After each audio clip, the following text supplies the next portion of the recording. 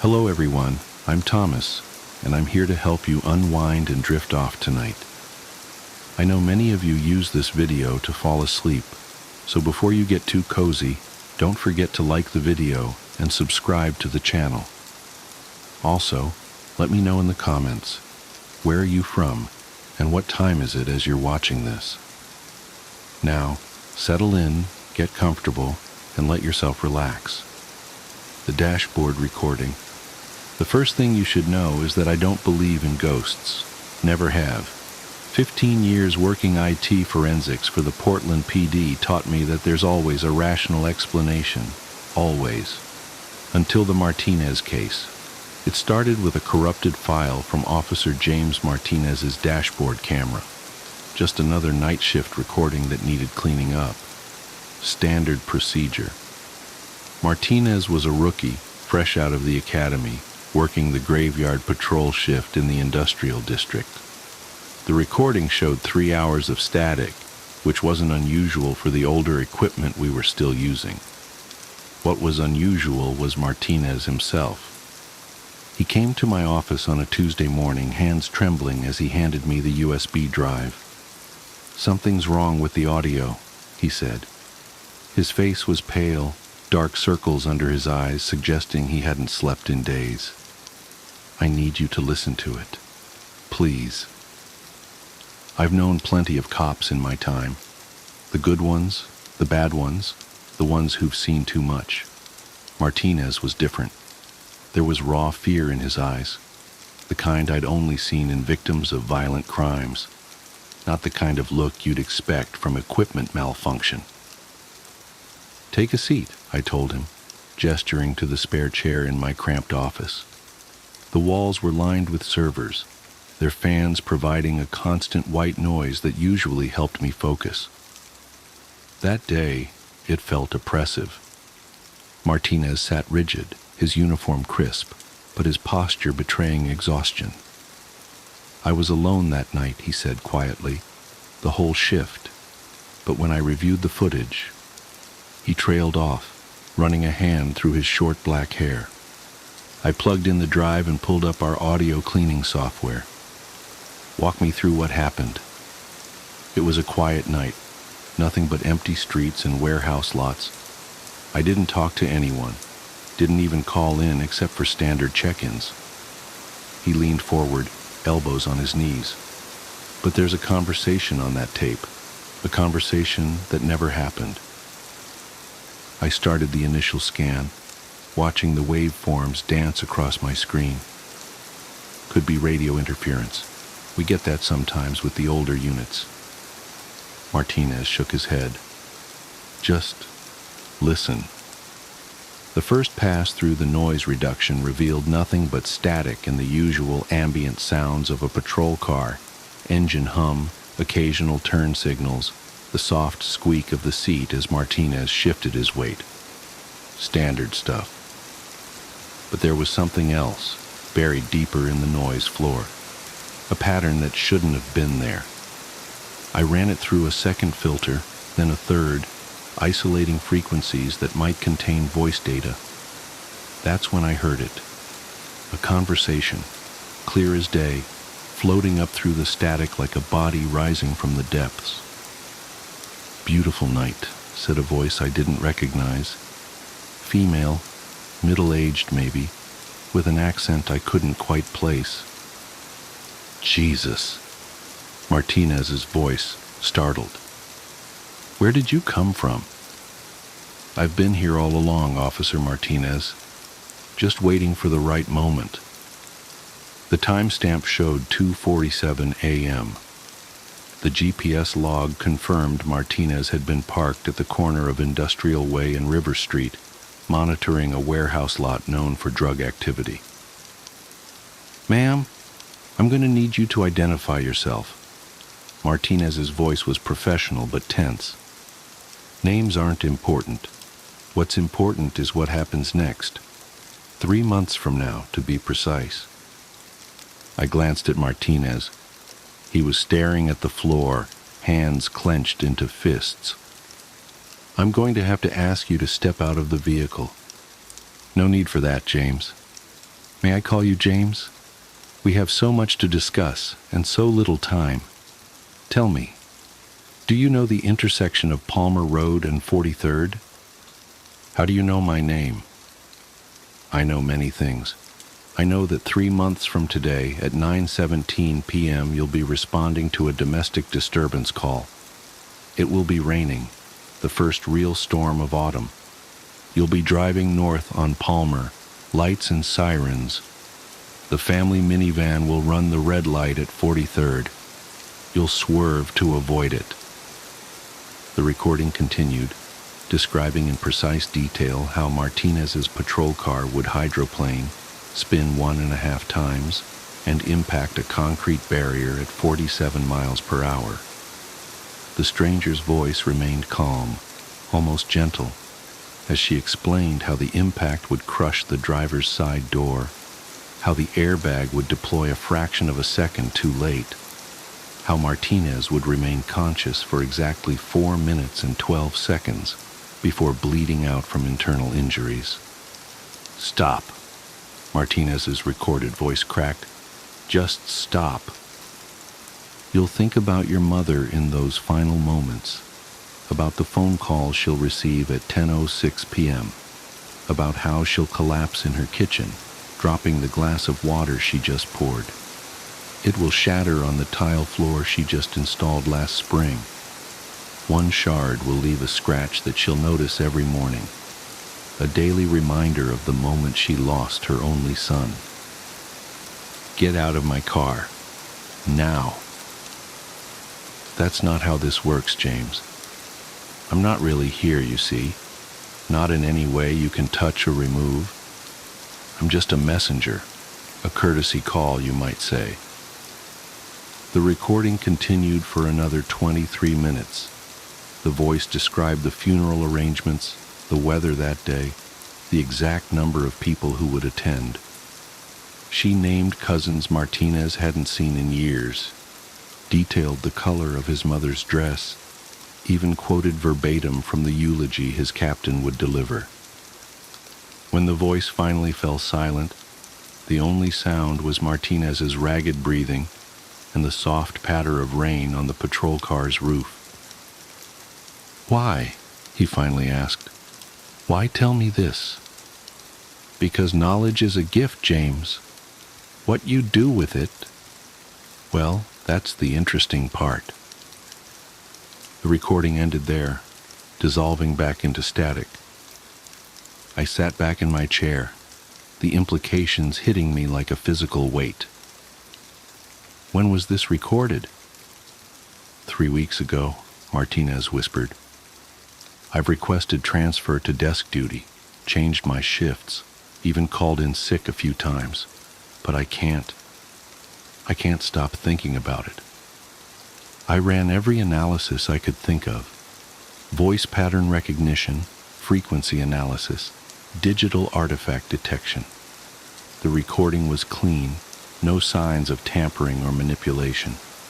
The conversation was as real as any I'd ever examined." "Have you told anyone else about this?"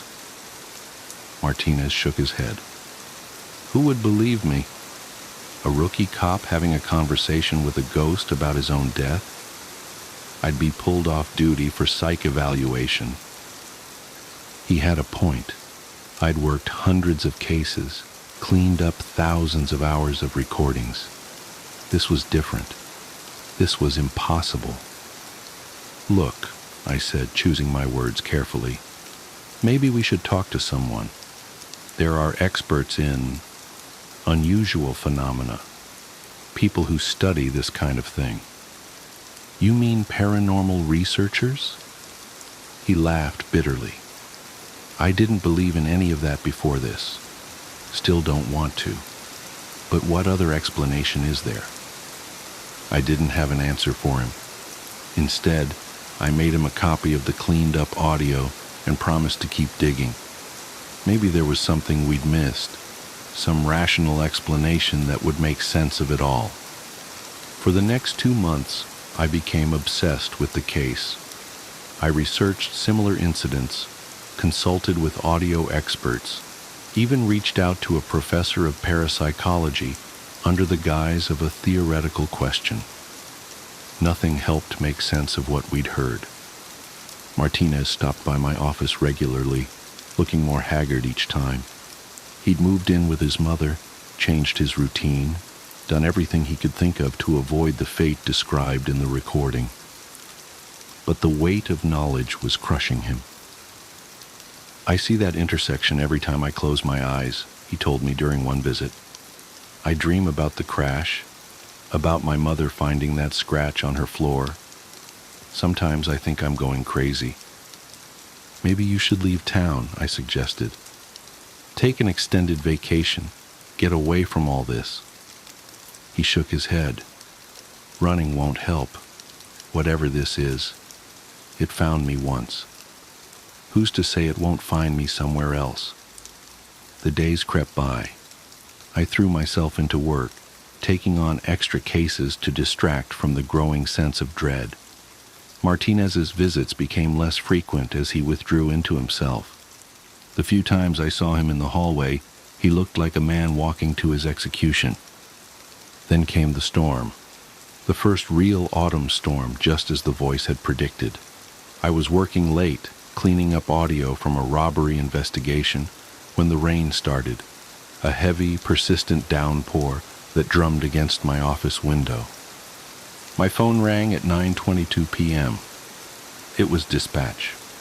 Officer James Martinez had been involved in a single-vehicle accident at the intersection of Palmer Road and 43rd Street while responding to a domestic disturbance call. Emergency services were on scene. No other vehicles were involved. I sat in my dark office listening to the rain for a long time after that call. Eventually, I pulled up the original recording and played it again, though I knew every word by heart. "Because knowledge is a gift, James. What you do with it, well, that's the interesting part." The official investigation ruled it an accident caused by poor visibility and wet road conditions. The family minivan mentioned in the recording was found to be a coincidence. It had run the red light moments before Martinez's arrival, leaving only tire tracks in the rain-slicked intersection as evidence of its presence. Everything happened exactly as described. The time of death, the mother's dropped glass, the scratch on her kitchen floor. Even the funeral matched the recording detail for detail, down to the color of the flowers and the exact words of the captain's eulogy.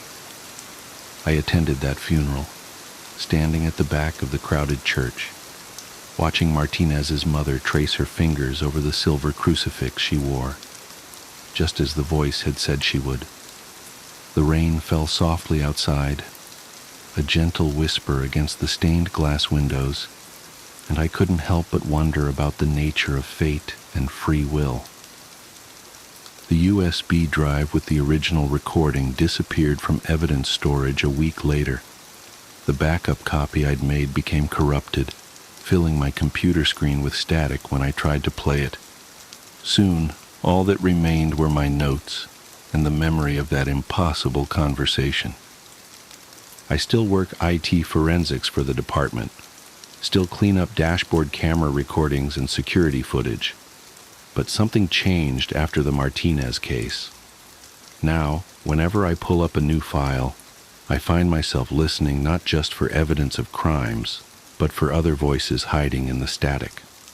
Voices that speak of things that haven't happened yet, but will. Because here's the thing about knowledge. Once you have it, you can't unknow it.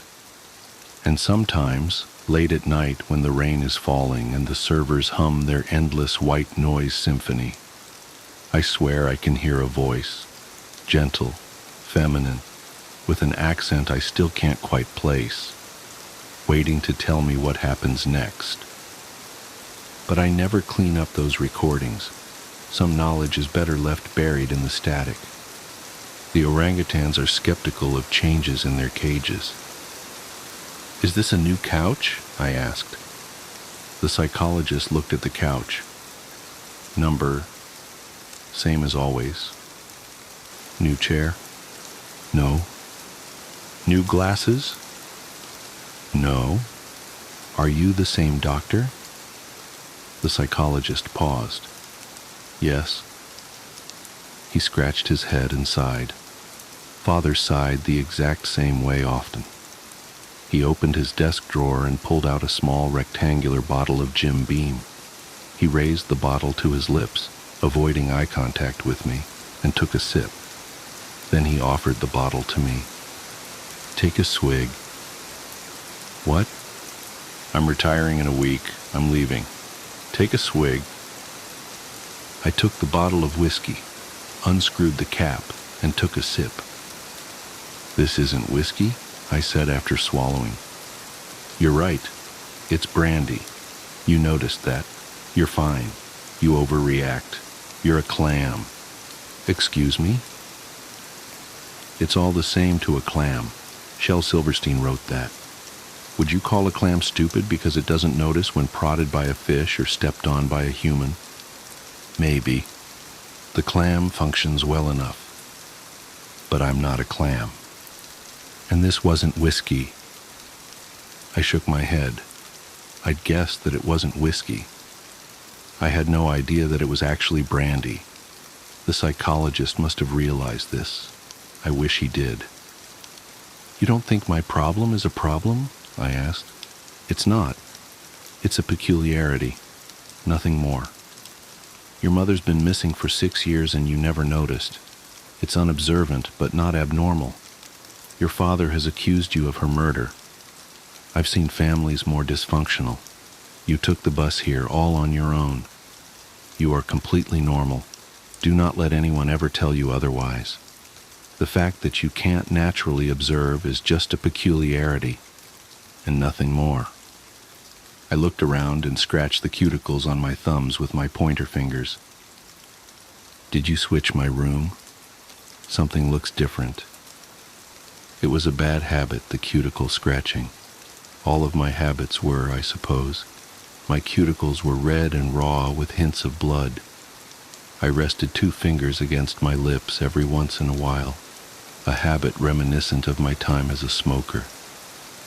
My fingers felt yellow, like the old glow from a night spent binge smoking until 4 in the morning, except my smoking had never been from going out with friends. No, I spent hours at night staring at a certain spot, the coffee shop by the bridge, the park with the lights on the trees, even my own home, wondering what looked different. Nothing felt different. That was the problem. Nothing ever felt different. Not only did we not switch your room, but every room here is exactly the same, said the orderly. So even if we had switched you to a new room, still nothing would look different. The orderly wore white.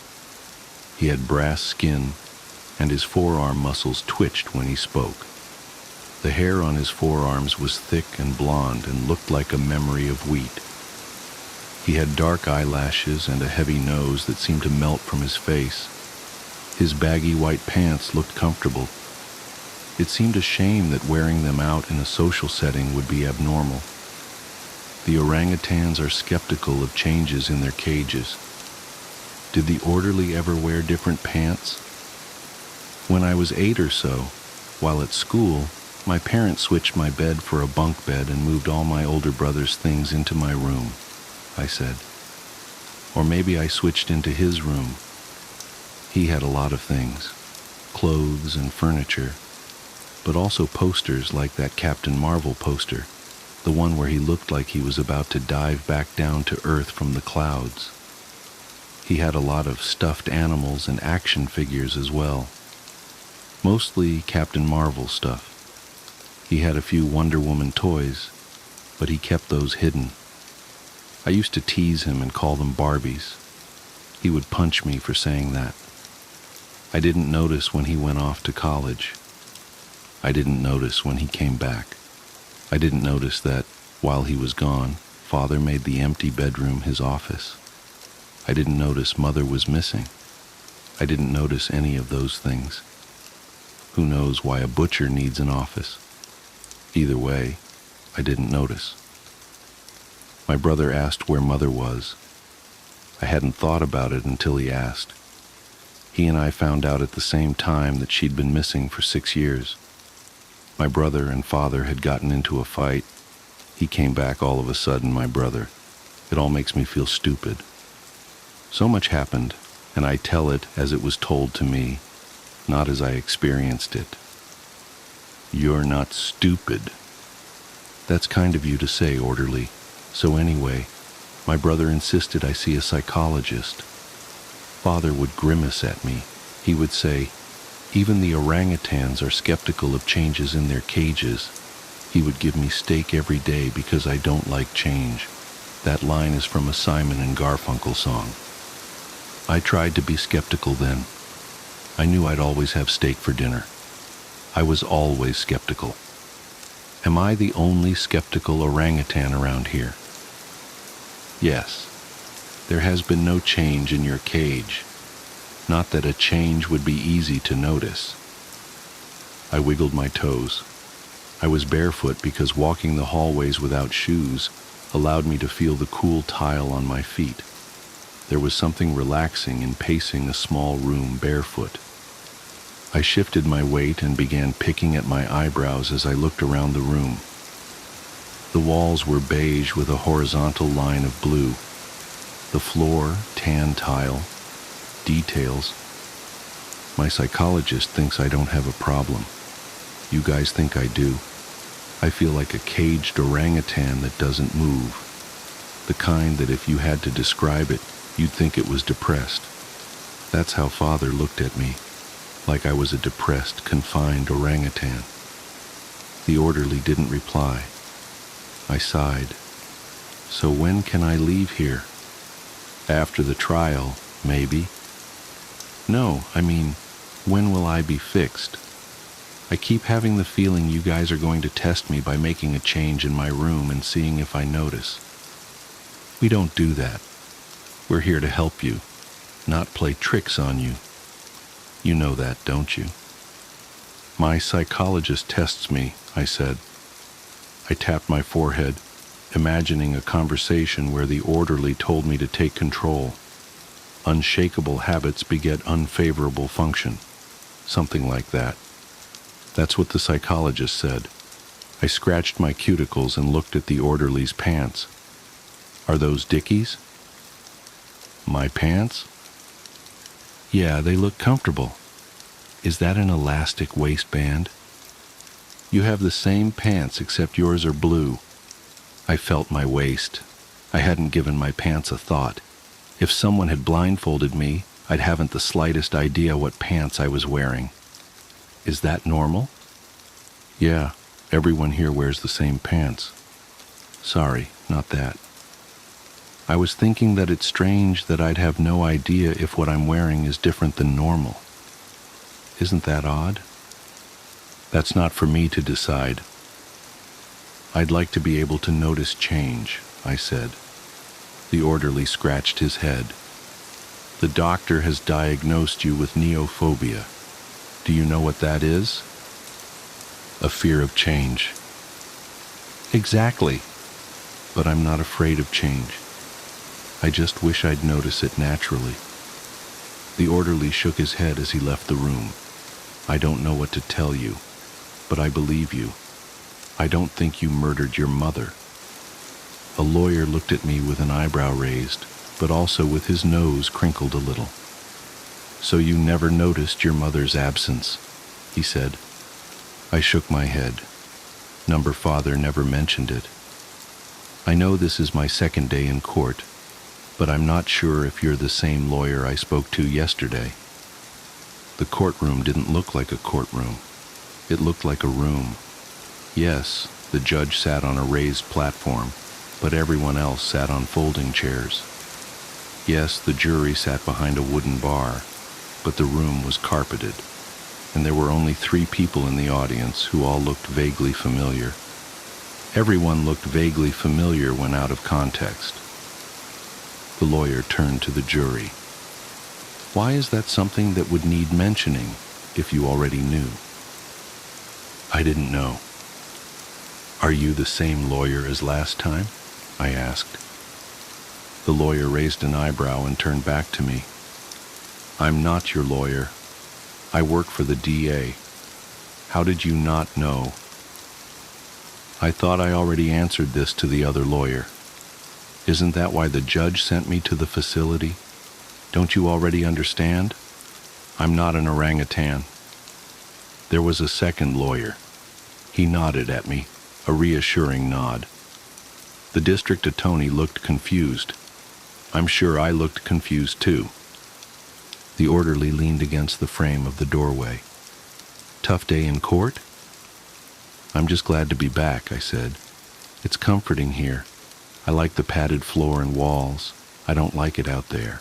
I can never shake the feeling that everyone's playing a big trick on me, moving things around and laughing because I don't notice.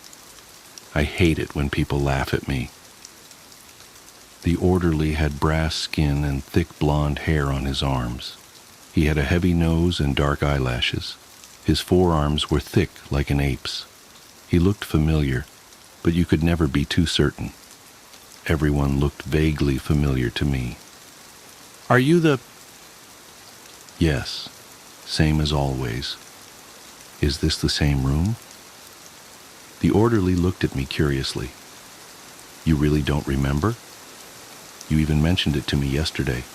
The tan walls with the blue horizontal stripe. Now today, padded walls." "So this is a different room," I said, wide-eyed. I began scratching my cuticles. I don't like being surprised by change. I don't have a fear of change. No one likes surprises. "Yes, this is a different room, so you don't hurt yourself. Your lawyer's request, actually, says bad news is coming." "None of you understand me. Father understands me. He gives me steak every day for dinner and for breakfast. I hate change because I don't notice it. But Father understood. He'd tell me all day that we'd be having steak. Then we'd have steak, and I knew nothing had changed. The orangutans have nothing of which to be skeptical. I knew I'd be having steak. I wouldn't have noticed if one day I didn't, but it was more comforting not having to worry about not noticing a change. Steak every day?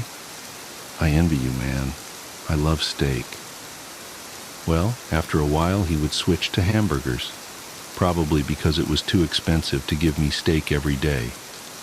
But then we'd go back to steak. We alternated. I didn't like the burgers as much, though. That's understandable. The burgers made me sick sometimes. I wouldn't notice that he'd switch to burgers. They made me sick sometimes with their crunch. That's why I started seeing the psychologist. "Why would you see a psychologist for a crunchy hamburger?" "Oh, not about that. Sorry. I mean, Mother missing for 6 years and I never noticed. That's what I was thinking. That's crazy. I love her. That's why I began seeing the psychologist, when I found out she'd been missing for 6 years and I never noticed. But now I'm here, in this psychiatric facility. Perhaps this is where I belong." I scratched my cuticles with my pointer fingers. Wherever I was, I'd always been there. Whomever I met, I'd always known. Whatever I ate, I'd always eaten. Whatever I'd think, I'd always thought. Not noticing change meant never getting excited, never pleasantly surprised, never owning, never having, just seeing, never observing. I recognized this, but unless I made a conscious effort to observe, everything passed by me unnoticed. "That's crazy," said the orderly, "but I'm certain you'll be out of here soon. You'll continue seeing your psychologist, and you'll slowly get better. You don't deserve to be here. That much is obvious. Imagine 2 boxes of chocolates, if you will. One is uncovered, one is covered. Both are yours. You would notice immediately if the uncovered had missing chocolate. Missing chocolates from the covered, however, could only be noticed once the cover was removed. This is how the butcher's son lives his life. Every uncovered box in his world is covered. While you or I would notice missing chocolates immediately by just glancing at the box, he wouldn't notice unless he actively wanted a piece of chocolate and it wasn't there. A favorite sofa, even if it were the only piece of furniture in his otherwise empty home, would only be noticed as missing once he intended to sit on it, and not a moment before. The rest of us would notice the second we set foot inside the home. And his father kept feeding him steak. He pointed out the front door of the courtroom, for some reason, instead of at me in the witness stand. I guess Father was here too, somewhere. I hadn't seen him since this case began. The DA stood. Objection. Moved to strike. The other lawyer turned to the judge. It's all about the evidence, Your Honor. The judge looked at both clients. Overruled. I want to see where this goes. Same couch? The psychologist looked at me like I'd covered myself in shit. He didn't reply to my question. He really did not like me. It was the exact same look Father always gave me. I'd been released from the psychiatric facility. I wasn't guilty. I did not murder Mother. Now both Father and Mother were missing. I just needed to see my psychologist. The orderly looked apologetic as I'd left. I'd taken the bus straight here. The psychologist always made himself available to me. He felt sorry for me too, I think. Yes, this is the same couch, the psychologist said, sighing. He took a swig from his bottle of Jim Beam. Do you understand what happened in court today? Pity was common. People always felt sorry for me because of my debilitating stupidity. The orangutans are skeptical of changes in their cages. They are especially skeptical of the clam. Yes, apparently Father is now the alleged murderer of my mother. I only get to see bits and pieces of the trial when I'm on the stand. But I'm not stupid. I could figure that much out. I still can't believe it. The psychologist stood from his chair and walked to the window. He stared at the parking lot down below. I watched him, wondering what I missed. That's why I hated change.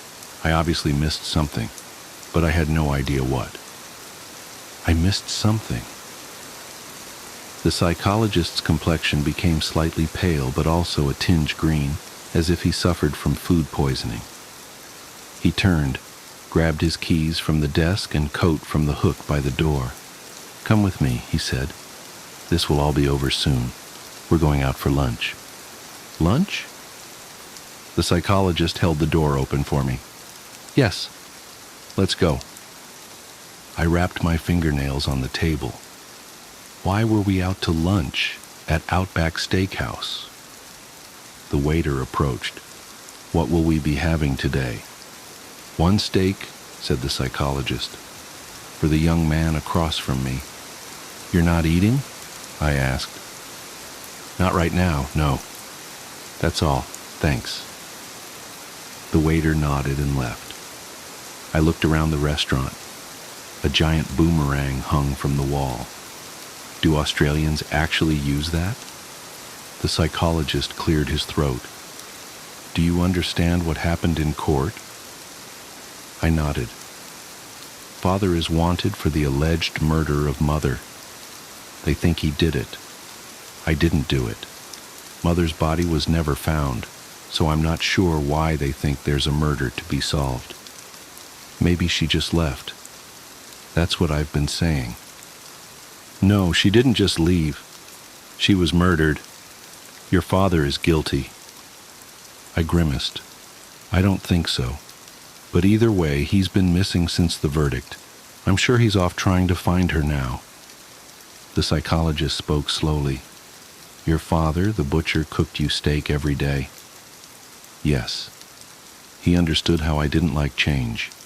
I don't notice it, and it makes me nervous and uncomfortable. He'd tell me we'd have steak, and that I'd always be having steak, and I always did. If he never repeated himself, then one day gave me fish or chicken or something, I'd never notice. I know it doesn't sound like a big deal, but I hate not realizing that something is different. I'm smart enough to realize how brain dead this all makes me. I wish so badly I could notice change, because then I'd be completely normal. But I can't, and I hate that so much. Most messed up people like me can't imagine what they're missing. I can. I can imagine it. I see normal and know I'll never be that. But I've accepted that, I guess. The waiter returned and placed the steak in front of me. "Is this definitely steak?" I asked. The waiter looked at the psychologist and then back at me with a slight grin. He thought I was joking. I wasn't. "It's definitely steak." "Okay." The psychologist frowned at me. "Try it." A strange bubbling grew in my stomach. I began to feel nauseous. I really did not want the steak. It didn't look good at all. It looked weird. I scratched my cuticles. "I'm not really hungry." "Eat the steak." "I really don't want it." I scratched my cuticles harder. The scabs made way for fresh blood. "I'm not going to ask again. Eat the steak now." I stared at the psychologist. He glared back at me. I really did not want the steak. "Now," he repeated. I begrudgingly stabbed the beef with my fork, cut off a chunk, and placed it in my mouth. "Notice anything?" he asked as I chewed. I felt nauseous, but forced it down. I placed the fork down and took a large sip of water. I did not want to be here, and I did not want to eat this steak. Of course not. "Nothing?" I shook my head. "Nothing." "Take another bite now. What you have there is a T-bone steak. That's an expensive cut, from the short loin and, if the butcher did it right, a tiny piece of the tenderloin. That's my favorite part of the T-bone steak." The psychologist pointed again. "Take another bite." I forced myself to pick up the fork, cut off another piece, and chew. "It doesn't taste different to you?" The nausea subsided. I chewed slower. I suppose I'm enjoying this taste more than I remember enjoying the taste of Father's steak. "So you notice a difference?" "I suppose I do. Yeah." "So I'll just tell you exactly what someone without your condition would notice. He would have immediately noticed that the steak he's eating now tastes far different from the steak his father fed him. He would have noticed it looked way different, smelled way different, and even felt way different. He would. Immediately. You never liked your father's steak." "That's true. But you like this steak?" I kept on eating. "Yeah, I guess I do." The psychologist pressed on, his hands clenched on the table, a weird grin on his face. "Your mother's body was never found. We can't even be sure that she was murdered." "I already told you she was murdered. You never had steak for dinner," the psychologist said. He looked excited. He was smiling. "Yes, I did. I had steak for dinner and for breakfast." The psychologist shook his head, smirking. "You didn't. You had steak before your mother died, but after she died, Father cooked steak every day. No. The psychologist's smile broadened by the second. He looked deranged now. "You never had steak for dinner because you wouldn't know the difference. The orangutans are skeptical of changes in their cages. The clams, well, it's all the same to the clam. Your father killed your mother. Your father killed a lot of people. You had meat for breakfast and dinner, but it wasn't beef. No, it was never beef. Your father had a room, your brother's old room. That room became your mother's. Your father prepared your every meal every day. but it was never steak. I dropped my fork. It clanged on the table. I dropped the knife too. It was hard to breathe now. I missed something. The psychologist began laughing hysterically. He grabbed his mustache and pulled. It came right off. He took off his glasses. I missed something big. It was hard to breathe. He was laughing so hard. "You still don't recognize me. You're so stupid. This disguise cost $2. He took a handkerchief out of his pocket and dabbed tears from his eyes. The handkerchief was stained heavily with blood. "You never had steak. For dinner you had your psychologist," he said, wagging the handkerchief. "And for breakfast, you had your mother. My sister discovered a universal language, but she hasn't spoken a word since 2003. My sister is a genius. When she was about 13, she made this device that honestly still blows my mind. I've spent my entire life studying physics, and I still don't know what she did, or how, which is probably for the best considering how this all played out. I don't know how she did it, but what I do know is, in the summer of 2003, the laws governing matter and atomic mass didn't seem to affect her anymore. She was invisible to the human eye, and she was speaking a universal language we've never been able to identify or reproduce. Before I get into this, though, have you ever seen Firefly? Allow me to quote, I am very smart. I went to the best medikid in Osiris, top 3% of my class, finished my internship in 8 months. Gifted is the term. So when I tell you that my little sister makes me look like an idiot child, I want you to understand my full meaning. This could have been written about me and my sisters. We come from a long line of gifted people. My father is a neurologist, my mother works for SpaceX, and my eldest sister is an artist whose work has been featured in galleries since she was 12. I'm a full-time research associate of high-energy density physics at a university I can't name without risking my career. And like Simon Tam from Firefly before me, I don't tell you all of this to flaunt our intelligence or to make us look special. I tell you this so you can fully understand what I mean when I say Neurali made us all look like idiot children. In 2003, I was about to turn 17. My interests weren't like most teen girls, so I won't bore you with the details of what I found more entertaining than TV, books, or the mall, but more often than not I was occupied with personal research projects. The first time Neurali made herself invisible, I was in the middle of a research rabbit hole. I was deep into some really heady academic articles when I heard Neurali pipe up behind me. They're wrong, you know. I groaned inwardly.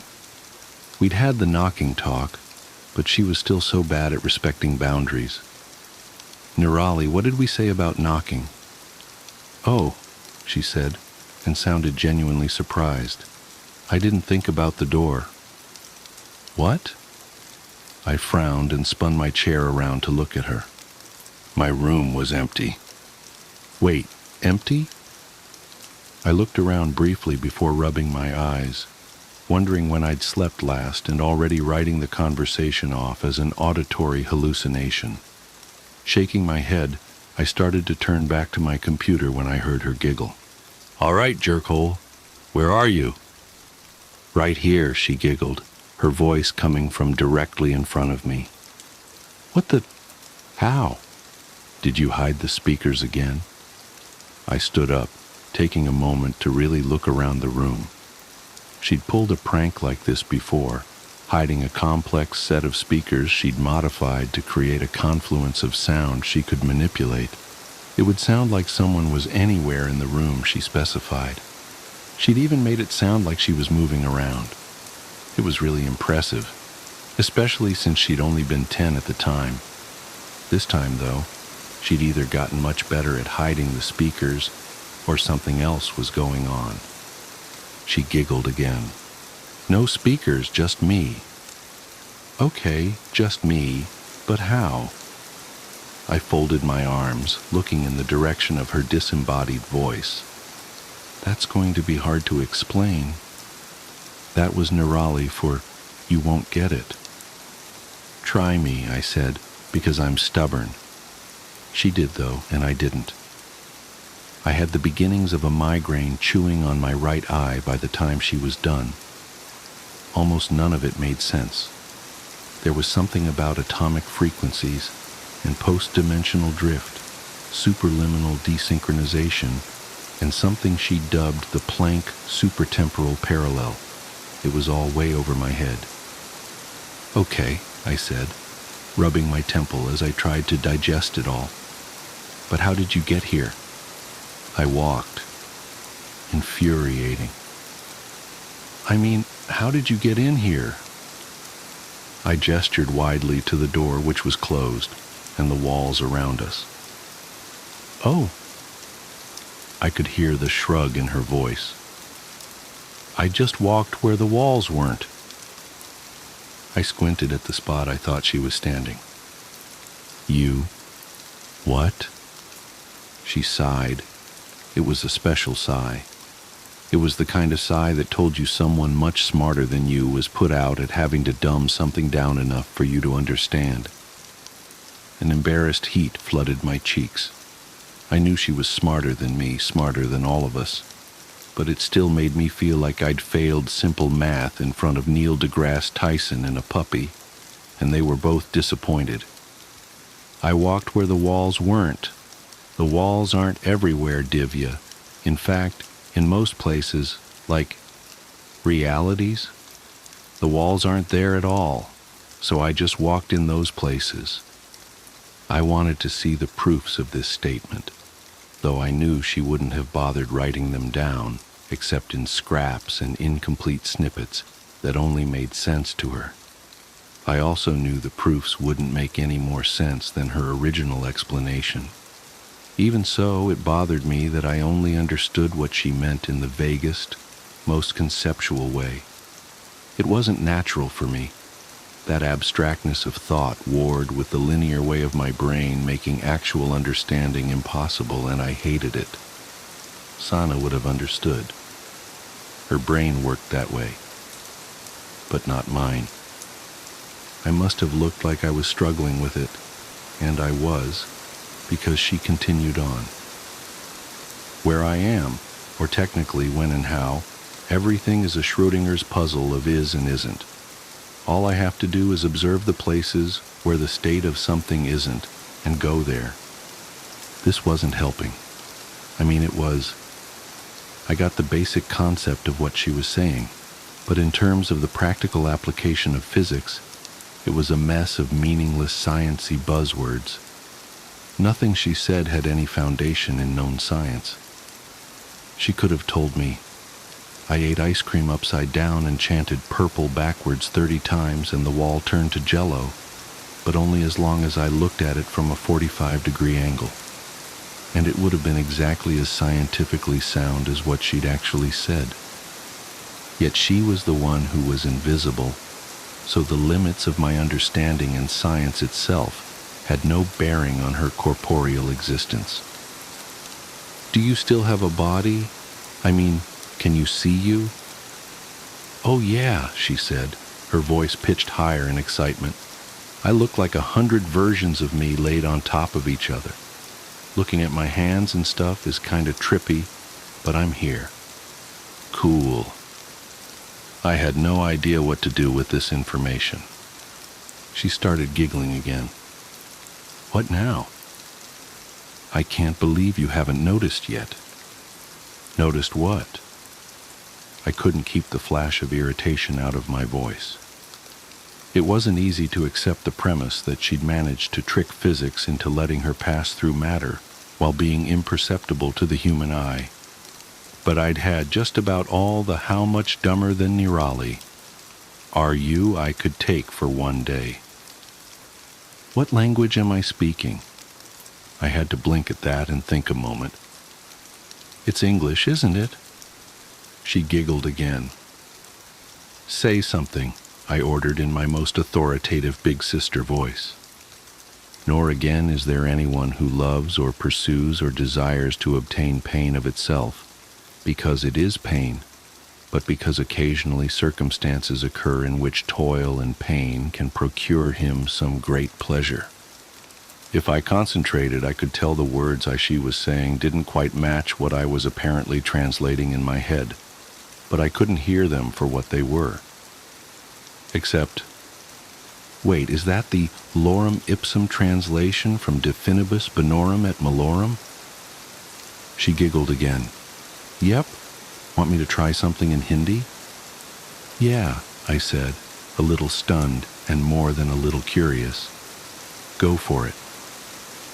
May he in whose lap shines forth the daughter of the mountain king, who carries the celestial stream on his head, on whose brow rests the crescent moon, whose throat holds poison, and whose breast is support of a huge serpent, and who is adorned by the ashes on his body, may that chief of gods, the Lord of all, the destroyer of the universe, the omnipresent Shiva, the moon-like Shankara, ever protect me. I frowned, torn between focusing on the words and trying to identify what she was quoting. I started mouthing some of the words as my mind ran back over them, and gawped a little as recognition settled in. Did you just quote the Ramcharitmanas Ayodhya Kand invocation? Another giggle. But how? That didn't sound like Hindi at all. Fascinating, she said. It didn't feel like Hindi when I said it, but I was thinking the Hindi words. What did it sound like to you? English, I guess. I mean, it didn't sound like anything, but I understood you in English. That's so cool. Can you actually hear something other than English? Kinda. I mean, almost. If I try, I can tell the sounds you're making don't match the meaning of the words I'm not hearing, but understanding. But the meaning overrides everything else, so I can't actually identify individual sounds or phrases. Do you think you could identify the physical linguistics if we went word by word? It may be the processing of complete phrases prevents the identification of individual phonemes. Maybe, I said, shrugging, still trapped in awe of this aspect of her discovery.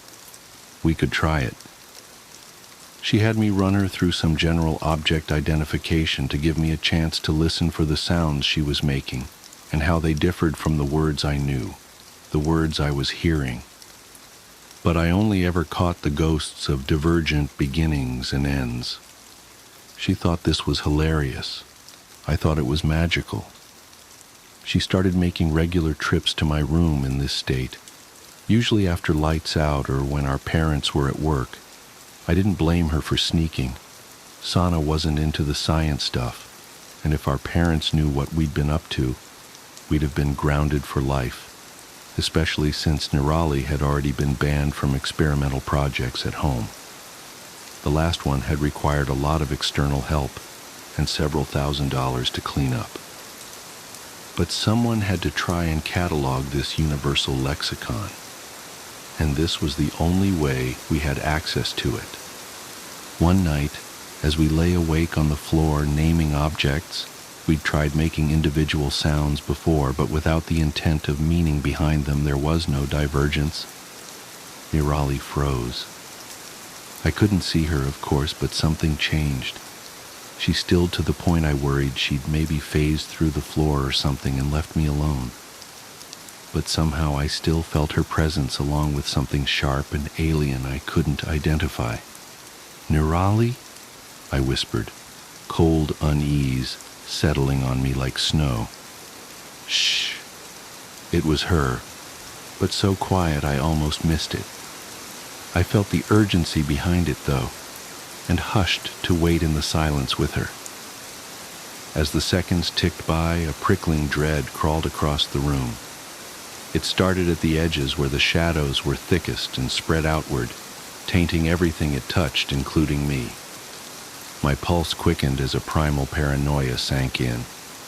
I knew it was just Nerali and me, but it felt like a predator was stalking the shadows, searching for us, and it was only our silence that kept it from pouncing. To keep the paranoia at bay, I focused on the warm red readout of the clock above my desk. The slowly changing numbers were soothing and hypnotic. They dulled the edges of my fear until, at some point between midnight and 2 a.m., I fell asleep. I only realized this when Nerali finally whispered my name, pulling me back to reality. Divya, wake up. I swam back to consciousness slowly, shaking off the half-formed discomfort of a dream I couldn't remember. It's gone now. What's gone? I rubbed the sleep still clogging my vision and blinked at the clock above my desk. So late. Had we really been laying on the floor for 2 hours? Nerali didn't answer. Not for a long time. Long enough that I thought maybe I'd dreamed her waking me up entirely. The shadow behind the walls, she whispered, cutting the silence away like cobwebs. There was a weight to her words I couldn't describe that tickled the primal centers of my brain again. An ancient urge calling to me, telling me to hide. What? I croaked, propping myself up on my elbows. But Nerali was gone. Not just quiet. There was a difference in the room when she left, and I could always sense it, even if she didn't say she was going. A few minutes later, she was at my bedroom door, actually knocking. The sound startled me, giving my heart a sudden workout with a spike of adrenaline. I snuck over to the door to let her in, too keenly aware of the night around me and jumping at shadows I suddenly worried couldn't be trusted. Without a word, she slipped past me and crawled into bed, hiding beneath the covers with her knees against the wall and her back to me. I took my cue as it was offered and crawled in behind her, offering myself as protection against the night. Sleep was slow in coming as my body flushed the survival instinct from its veins, but eventually it must have come as the next thing I knew, the sun was peeking through the windows, and Nerali was watching me sleep. Divya? Nerali said my name like she was testing it, as if she didn't expect to hear it again. Yeah? Nothing, she said, curling back under the covers before adding, thanks. It was a week before she came to me through the walls again. I think it's drawn to the language, she said, pulling me out of a dream about superfluid. What is? I yawned, oddly comfortable with the resumption of our nightly conversations. The shadow behind the walls. What is that? I don't know. Something big. Something old. Older than time, maybe. What's with the sauna talk? Older than time. I don't know, Divya. That's just what it feels like.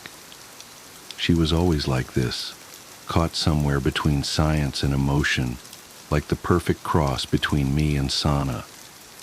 I think it allowed her to think abstractly enough to escape the box of the known to innovate, while remaining linear enough to build a new box to house her innovations. But sometimes it meant she didn't have the math to back it up. Sometimes it was just a feeling or the hint of a notion. But even then, Nerali's feelings were always spot on, even if it took science a few decades to prove it. All right, I said, accepting that answer. It was odd, I realized then, how a few weeks of exposure to what my mind told me was factually impossible opened me to the flexibility of the possible. I was surprised, too, when I noticed my first instinct wasn't to challenge her or demand proof, just because what she said was beyond my experience or immediate comprehension. Instead, I would nod and accept that what she said, what she experienced, was simply truth, and the limitations of my understanding couldn't change that. What does it want? I don't know. I don't think it talks. but I think it listens and understands. That's unsettling, I said, shifting under the covers. The superstitious child in me made sure my feet were hidden in the center of the bed because the shadows still couldn't be trusted. She hummed her agreement. It's not the only thing here, though. A chill surged through me, prompting my heart into a panicked gallop. What do you mean? I mean there are other things, big things, old things. Most of them can't see me, I think. I'm not really where they are, same as I'm not really where you are, but they can hear me, same as you. Are you safe? Nirali was silent. My stomach churned because I knew it meant something big and old and dangerous was near enough to pose a threat. After several minutes passed, she answered, Sometimes, only sometimes. I sat up, staring at the spot on the floor where she would have been seated. Only sometimes. Then why are we still doing this, Nirali? I wouldn't have agreed if I knew you were in danger. I know, she said quietly, but there's so much here. If I focus on a color, I can experience everything that color has ever been and ever will be. If I think about a time, I'm sitting in what used to be here, or sometimes what will be here, watching a blur of activity that won't happen for another 1,000 years. I've seen cities you can't even begin to imagine, made of glittering bone and glass, monolithic wonders to shame the gods. Last night I was standing in the center of a black hole, not a hologram or a simulation, but an actual black hole. Captured, contained, reproduced, harnessed, I don't know what, but it was here and so was I. And through the black hole I saw so many other universes, all laid out like mirrors into infinity. Nirali, I whispered, both awed and terrified. Had she been experiencing these things every night? All the hours we talked about nothing and nonsense? But there are also bigger things, she said, her voice dipping into darkness. Things that hide in the glint of starlight on glass. Things that follow me back from the future and wait for me in the past. They skip like stones on water, only touching the surface for a minute and never with their whole selves. But even that much is too much. It hurts to look at them. There are too many shapes at once, and all of them are hungry in ways I don't understand. Tears welled in my eyes as I listened to her. It hurt to accept these things as truth. I couldn't understand them or touch them or even experience them myself. But I had to accept they were real, because my sister was invisible. She could pass through matter at will and spoke a universal language to me every night.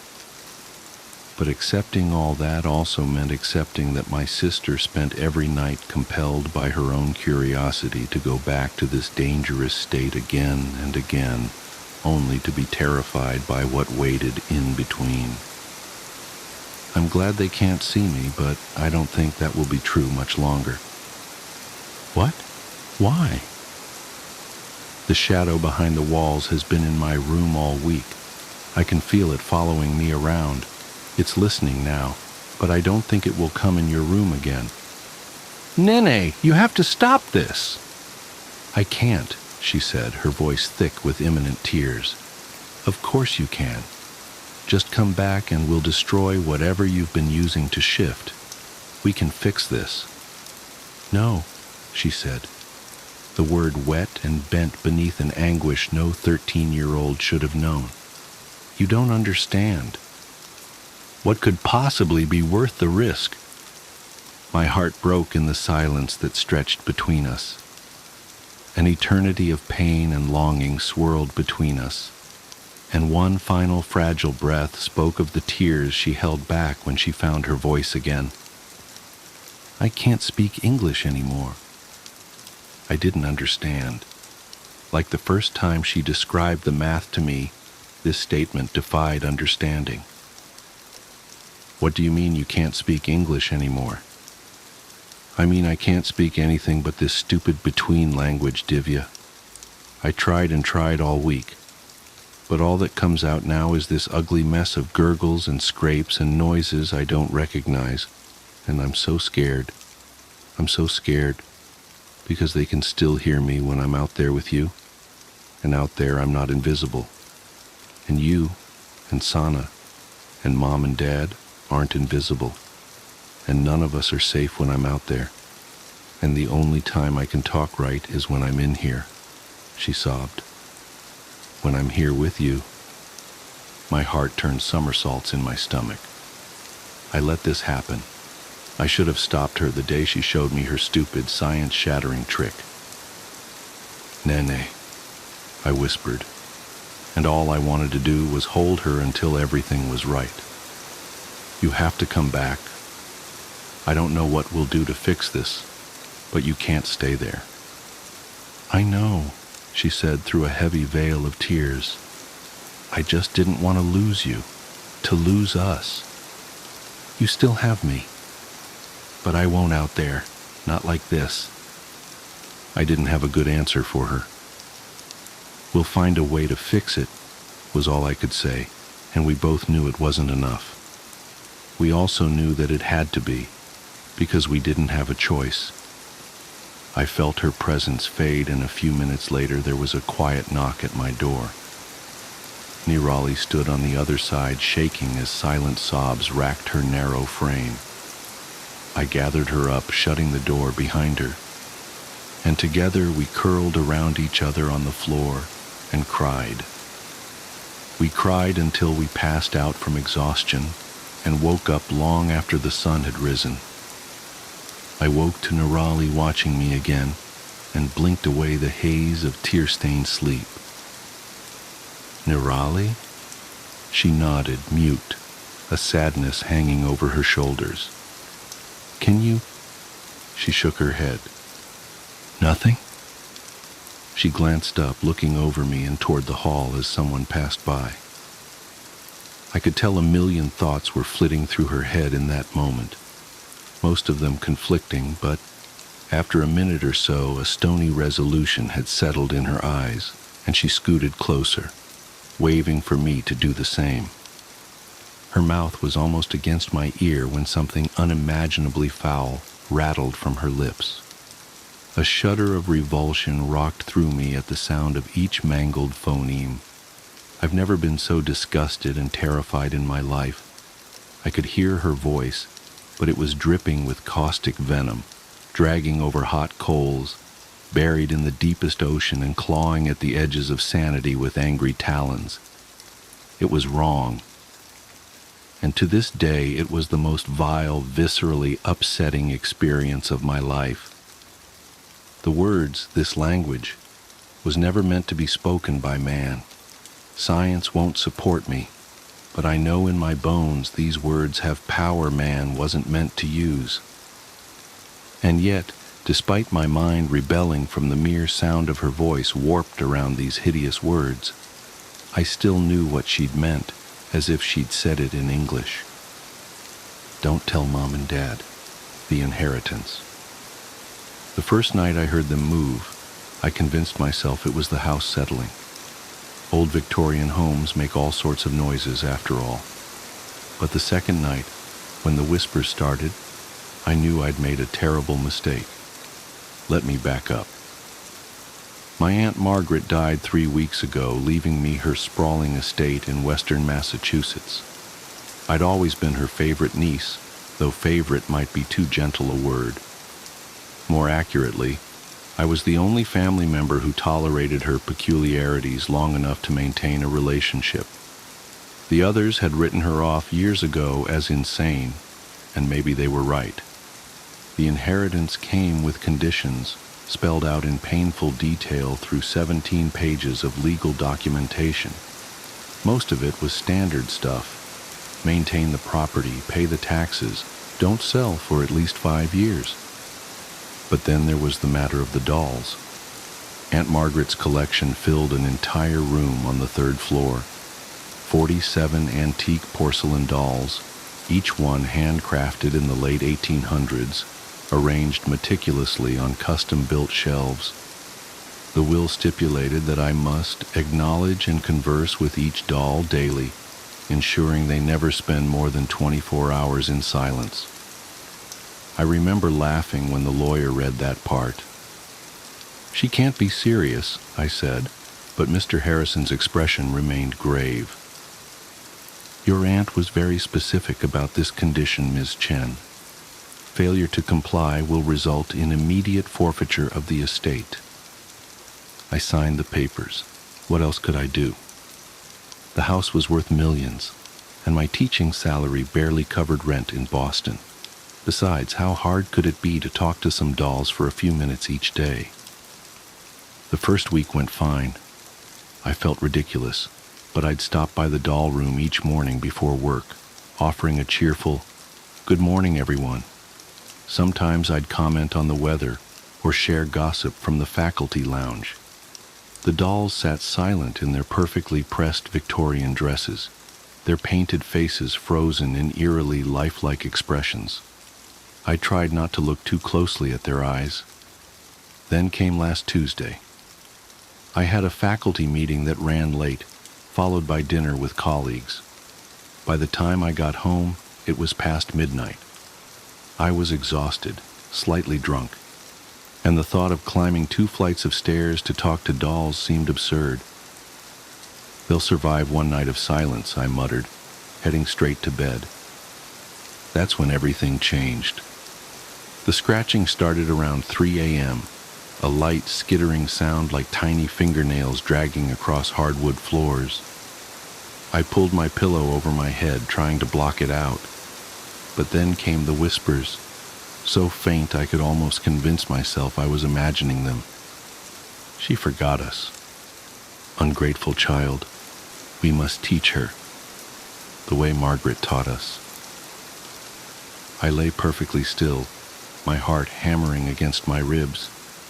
The voices seemed to be coming from the hallway, getting closer. I wanted to get up and lock my bedroom door, but terror had paralyzed me. All I could do was watch as my doorknob slowly began to turn. The door creaked open, revealing only darkness. Then, at ankle height, I saw them, tiny shadows moving across my floor, accompanied by the soft click of porcelain against wood. I squeezed my eyes shut, remembering how I used to hide from monsters as a child. But these weren't imaginary beasts under my bed. These were real, and they were getting closer. Something cold touched my hand, which had been dangling over the edge of the mattress. I yanked it back with a strangled scream, finally breaking free of my paralysis. I lunged for the bedside lamp, flooding the room with light. They froze in place, 12 of the dolls arranged in a semicircle around my bed. Their postures were identical to how they'd been displayed upstairs, but their heads were tilted at impossible angles, all staring directly at me. Their painted smiles seemed wider somehow, stretched into grotesque grins that cracked the porcelain of their cheeks. "We missed our conversation today, Elizabeth," said the largest doll, a Victorian beauty in a burgundy dress. Her lips didn't move, but I heard her voice clearly in my mind. It was like ice water trickling down my spine. Aunt Margaret never forgot, not once in 47 years. I scrambled backward until I hit the headboard. "I'm sorry," I stammered. "It won't happen again." "No," agreed another doll, this one a small boy in a sailor suit. "It won't." The lamp flickered and went out. What happened next exists in my memory as fragments, like a broken mirror reflecting nightmares. Cold, unyielding hands grabbing my ankles, the smell of ancient fabric and decay, porcelain fingers in my hair, dragging me from the bed, the sound of my own screams echoing through empty halls. I woke up in the doll room, propped in an antique chair with my arms and legs posed at unnatural angles. My joints ached as if I'd been holding the position for hours. Sunlight streamed through the window, illuminating dust motes that danced around the dolls, now all back in their proper places. Had it been a dream? The bruises on my ankles and the tiny scratches on my arms suggested otherwise. I stumbled to my feet, my muscles protesting every movement. "Good morning, everyone," I whispered, my voice shaking. "I hope you slept well." 47 painted faces stared back at me, their expressions unchanged. But now I noticed details I'd overlooked before, the slight variations in their poses, the way their hands seemed poised to reach, the hungry look in their glass eyes. That was 2 weeks ago. I haven't missed a day since, but something fundamental has changed. The dolls aren't content with simple greetings anymore. They demand stories, secrets, confessions. Sometimes they ask questions, their voices echoing in my head until I answer. They're particularly interested in my students. "Tell us about the children," they whisper when I try to sleep. "We miss having children visit. Margaret used to bring them before the accident." I've searched for information about my aunt's past, but the town records are suspiciously incomplete. The librarian, an elderly woman with cloudy eyes, just shook her head when I asked about accidents involving children. "Best not to dig up old graves, dear," she said, then covered her mouth as if she'd revealed too much. Last night I heard them discussing something new. They think I'm not ready yet, not properly prepared. They talked about the transition and becoming one of us. I caught a glimpse of myself in the mirror this morning and froze. My skin seemed paler, smoother, almost like... No, I'm being paranoid. But I can't deny that my joints have been getting stiffer, or that my movements sometimes feel mechanical, as if invisible strings were guiding my limbs. And yesterday, a student asked why I hadn't blinked during our entire conversation. I should run, pack a bag and leave this cursed house behind, but I know they'd follow me. They follow me everywhere now, their whispers a constant companion. Sometimes I see them from the corner of my eye, at school, at the grocery store, in my car, always watching, always smiling those cracked porcelain smiles.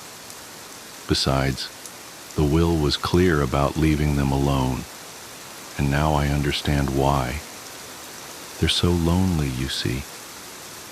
They just want someone to play with, forever. And they've chosen me.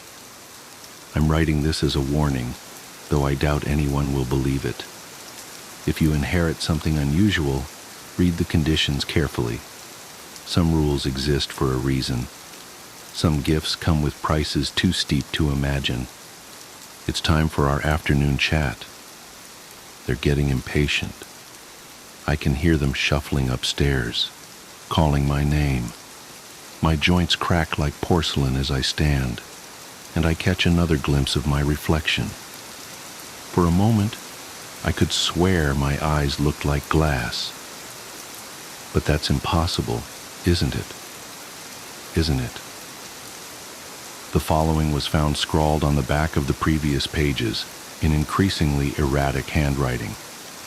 Day 23. The changes are accelerating. My skin feels different, harder, smoother. The hunger for food has been replaced by a different kind of hunger. I understand now why they wanted to know about the children. Day 24.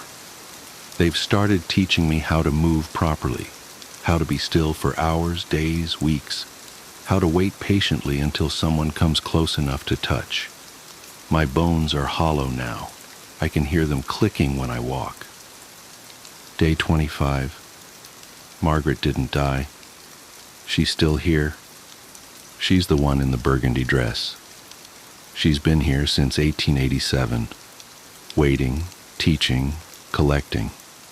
Soon I'll join them on the shelf, and we'll wait together for the next inheritor. Day 26. Can't write much longer. Fingers turning stiff. Hard to hold pen, but I need to finish this warning. Need to explain about the children, about why we need them, about the hunger that never stops, about the sound their screams make when they realize we're not just ordinary dolls, about how sweet their fear tastes as we... The handwriting becomes illegible here, deteriorating into scattered marks that look suspiciously like tiny footprints. Final note. If you're reading this, you've probably already inherited the house. And if you're reading this, it's already too late. We've been watching you since you arrived. You just haven't noticed us yet. Don't bother running. Don't bother screaming. Just remember to talk to us every day. And whatever you do, don't look too closely at your reflection. We wouldn't want you to see yourself changing too soon. Welcome to the family. The following newspaper clipping was found attached to the final page. Local teacher missing. Police baffled. Boston area elementary school teacher Elizabeth Chen, 29, was reported missing yesterday after failing to appear for work for the third consecutive day. Chen had recently inherited her aunt's estate in western Massachusetts and had been commuting to Boston for work. Police investigating the property found no signs of forced entry or struggle. The only unusual detail noted was that one of the aunt's antique dolls appeared to have been added to the collection recently. Detective James Morrison described it as remarkably lifelike, almost as if it had been modeled after a real person. The investigation is ongoing. Anyone with information about Ms. Chen's whereabouts is urged to contact local authorities. Why I didn't shower for 21 years. I have nightmares where I'm trapped in a shower. The drain is plugged, and the water won't stop pouring down on me. Water rises to my ankles, to my waist, and then over my head. The shower curtain turns to glass, and my screams turn to gargles. A dark figure presses its face against the glass on the other side, and it watches me. I plead, but it won't let me out. I swallow water and flail helplessly in my glass coffin. I wake up gagging. I know where the nightmare came from. I never have to dig deep. The incident is never far from my subconscious. Finding it is easy. Getting over it is not. It was the summer of my 12th birthday when the Hudsons moved in across the street. 3 people, one of them a really old woman. She was tiny, frail, skeletal almost. Thin white hair, faded blue flowery dress. Her head hung from her neck, and it wobbled as the man pushed her up a makeshift wheelchair ramp into the house. At the time, I couldn't figure out if she was alive or dead. A few minutes later, she appeared in an upstairs window, sitting in her wheelchair. She was directly facing my bedroom, and I cautiously peered out from behind my curtains. Her head was upright now, and she stared at me. Just stared, without moving her head an inch. I closed my drapes. For days, she sat at the window. She watched the cars putter down our suburban road and gazed at the neighborhood kids scurrying through their yards. I never saw anyone else in the room. Never saw her move from that wheelchair. At night, I'd nervously peek through the crack in my drapes. Her silhouette was still in that window, lights off, staring out into the darkness at my bedroom. I couldn't tell, but I knew she was watching me. The stories about her cropped up pretty quick amongst my friends in the neighborhood. That she was a witch, that she was just a doll, that she was actually dead. But I knew she wasn't dead. Sure, I never saw her move from that window, not once, and I never saw her head turn, but I felt her eyes move as they studied me. I could feel her watching me. All alone in my bedroom, in the middle of the night with my drapes firmly shut, I'd wake up and shudder. Her eyes were on me, I just knew it. I began sleeping on the floor. The lower I was, the better. Maybe she couldn't see me if I was on the floor. I told my parents that the old woman across the street was creeping me out. I pleaded with them to talk to the Hudsons and ask them to move her to a room without a window. They laughed and told me to let her live out her twilight years in peace. She was just watching the street, they said, and that probably made her feel happy and feel younger. "Are you just going to stick me in a windowless room when I'm an old lady?" My mom laughed. "Remind me to move in with your sister when I'm in a wheelchair." A week later, there was some commotion at the Hudsons. I watched from my bedroom window as the man ran out of the house and opened up the double doors of his van. He jogged inside, and he reappeared minutes later pushing the old woman in her wheelchair down the ramp. She looked frailer than before. She couldn't have weighed more than 70 pounds. Her head was flung to the side, resting on her right shoulder. Her body jostled in the wheelchair, but her eyes never left me, watched me the whole time. The man picked her up and placed her in the car. He folded the wheelchair and stuffed it in the trunk. He quickly hopped into the driver's seat. The younger woman pounced into the passenger seat, and the man put his foot to the pedal. The old woman's limp head still faced me. It bobbed up and down as the van reversed down the driveway. I studied her face. It was expressionless, emotionless. Her tongue slightly hung from the right side of her mouth. But her eyes were on mine, and they stayed on me. The van accelerated down the street, and it was gone. My parents heard the news that afternoon from other neighbors. The old woman's condition was getting worse, and the Hudsons had taken her to some sort of a home. She wouldn't be coming back. I went straight to my bedroom, and I looked across the street. I smiled. Her window was finally empty. The Hudsons didn't come back the next day. No van. That night, I looked out towards the old woman's window. There was no one there, no wheelchair, but the bedroom light was on.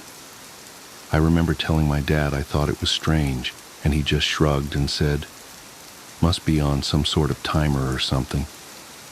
I woke up in the middle of the night and nervously peered out my bedroom window. That bedroom light was still on. It suddenly flicked off, and I ducked below my window frame. I slowly rose and looked out, expecting to see the silhouette of that tiny skeletal being. I watched for 10 minutes, pinching and straining my eyes. The lights quickly flickered on and then off again. I slept on the floor again, clutching my pillow close. I had a late baseball practice the next evening. When I got home, my house was empty. My parents were at my little sister's softball game. I headed to the shower to rinse off. About 3 minutes into my shower, I felt cold. The hot steam was escaping the bathroom somehow, which didn't make sense because I had shut the door. I wiped the shampoo from my eyes, turned my head, and I heard a strange noise that would haunt me in nightmares for years. The metal rings of the shower curtain being dragged across the shower rod. Someone was slowly opening the curtain. The shampoo stung my eyes, and through the stinging I saw a dark figure behind the curtain. Long, pale, bony fingers gripped the curtain as it slowly opened. I instinctively backed up in the shower, and the curtain opened completely. There stood the old woman. I must have only looked at her for 1, maybe 2 seconds, but at that moment, time stood still. All these years later, I can still draw you a vivid picture of the horrifying image in front of me. Disheveled white hair crazy in her eyes, bones jutting out from under her stretched skin, stark naked, blotchy skin, warts all over her body, skinny breasts hanging to her waist, hair where I didn't know people could grow hair. She smiled grotesquely, and I felt the shower tile against my back and the hot water pound my face. In her other hand, the old woman held a letter opener. "August," she mumbled. "August, August." August. I leaped past her, knocking her tiny body to the floor. I ran downstairs, naked and sopping wet. In my panic, I somehow remembered I was nude, and I yanked a pair of shorts out of the hamper in the laundry room, sending the hamper crashing to the floor. I hightailed it on foot down the street, eventually winding up at my friend's house. When the police arrived, they found the old woman, crumpled to a heap in the bathroom. The shower was still running. The policemen were all really nice to me, admiring me for my bravery. I told them what she said to me, August, and asked if they knew what she could have meant. It will be August in a few days, one of them shrugged, and you can never fully understand old and crazy, son. The Hudsons only came to our street once more to retrieve their stuff. The for sale sign was up in days. My mom told me they couldn't face the neighbors for what happened. Apparently they had taken the old woman, the man's mother, to a special home downstate. Somehow, some way, the woman managed to escape the home and caught a bus back to our town. It never quite made sense to me. She was so old, so frail, so helpless. She could barely move those weeks she lived in that house. How had she managed to travel hundreds of miles on her own? Anyway, you can imagine what this did to me. I didn't shower for 21 years. I took baths, which I suppose aren't that different. It's still a tub, and it involves hot, soapy water. But a shower, with its closed curtain, water peppering the tub floor and steam climbing the walls, you get lost inside your own head in the shower. Thoughts consume you, and it feels so utterly safe. For a few minutes, you are alone from the world. It's your own private, misty kingdom.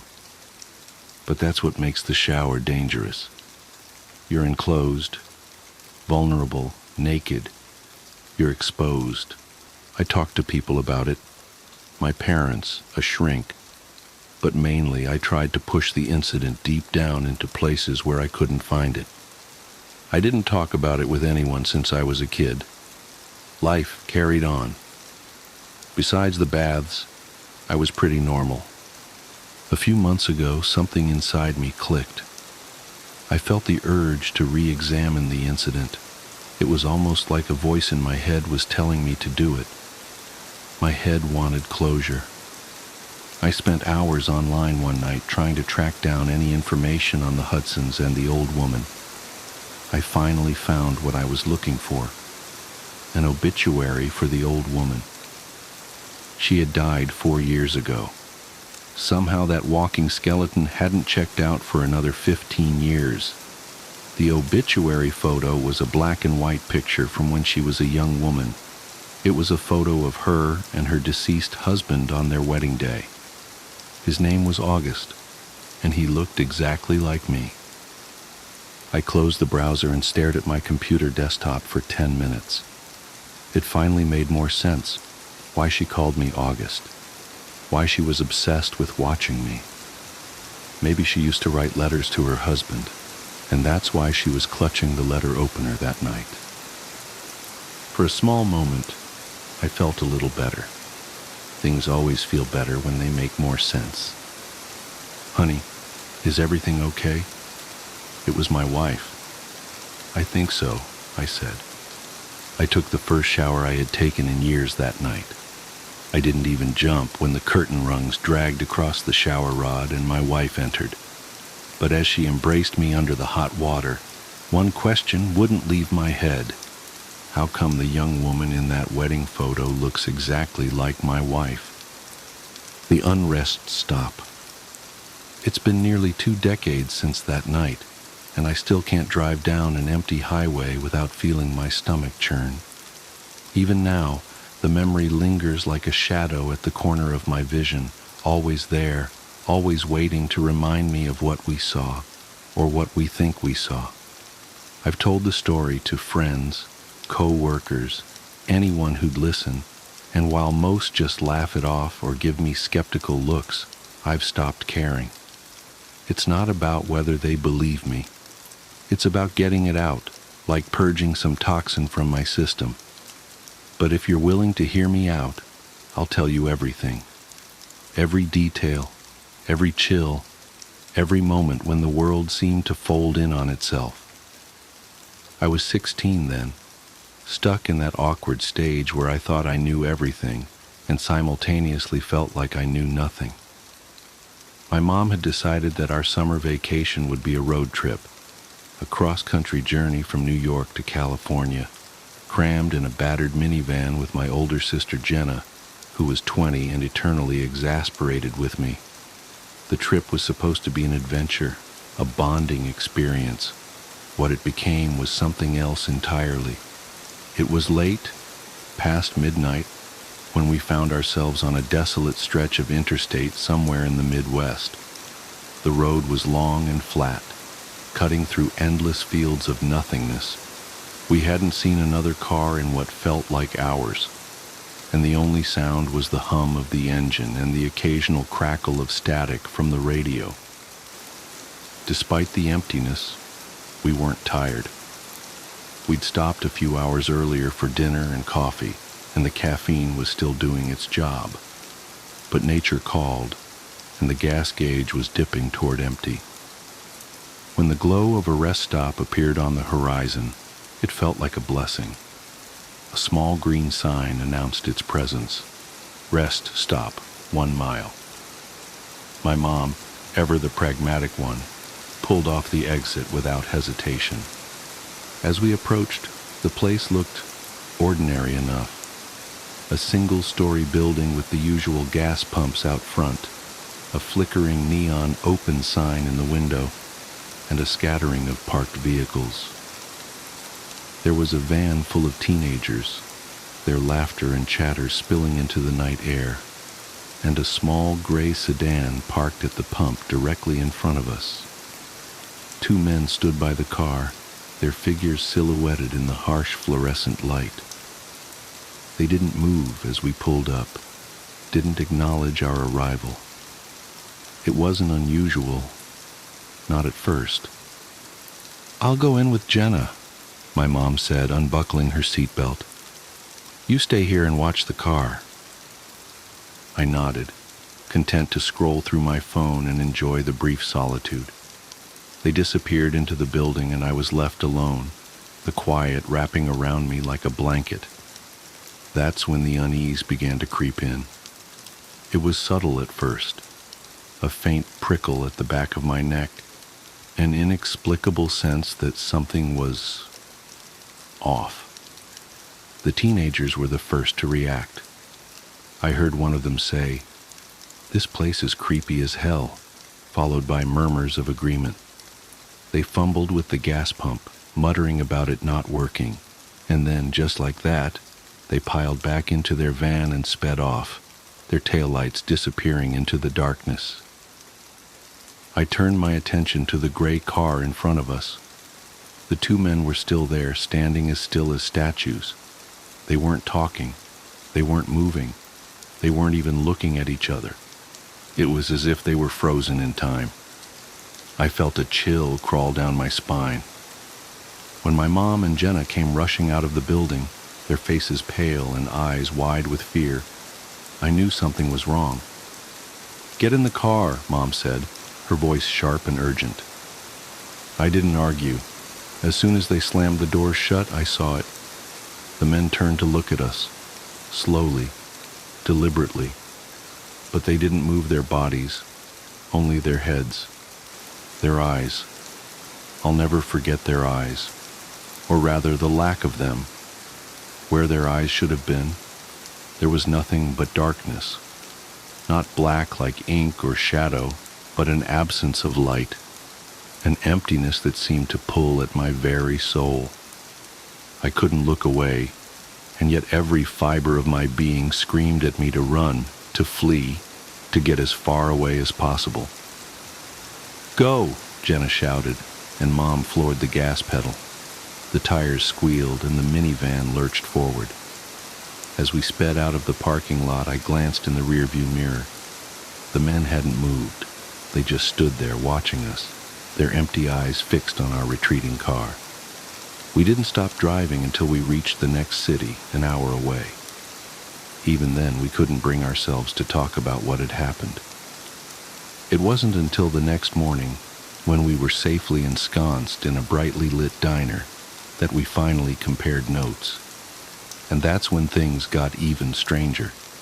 We tried to find the rest stop on a map, retracing our route and pinpointing the exact location where we'd pulled off. But it wasn't there. No matter how many times we searched, no matter how many locals we asked, there was no trace of it. It was as if the place had never existed. To this day, I don't know what we saw. Were the men even human? Was the rest stop some kind of liminal space, a tear in the fabric of reality?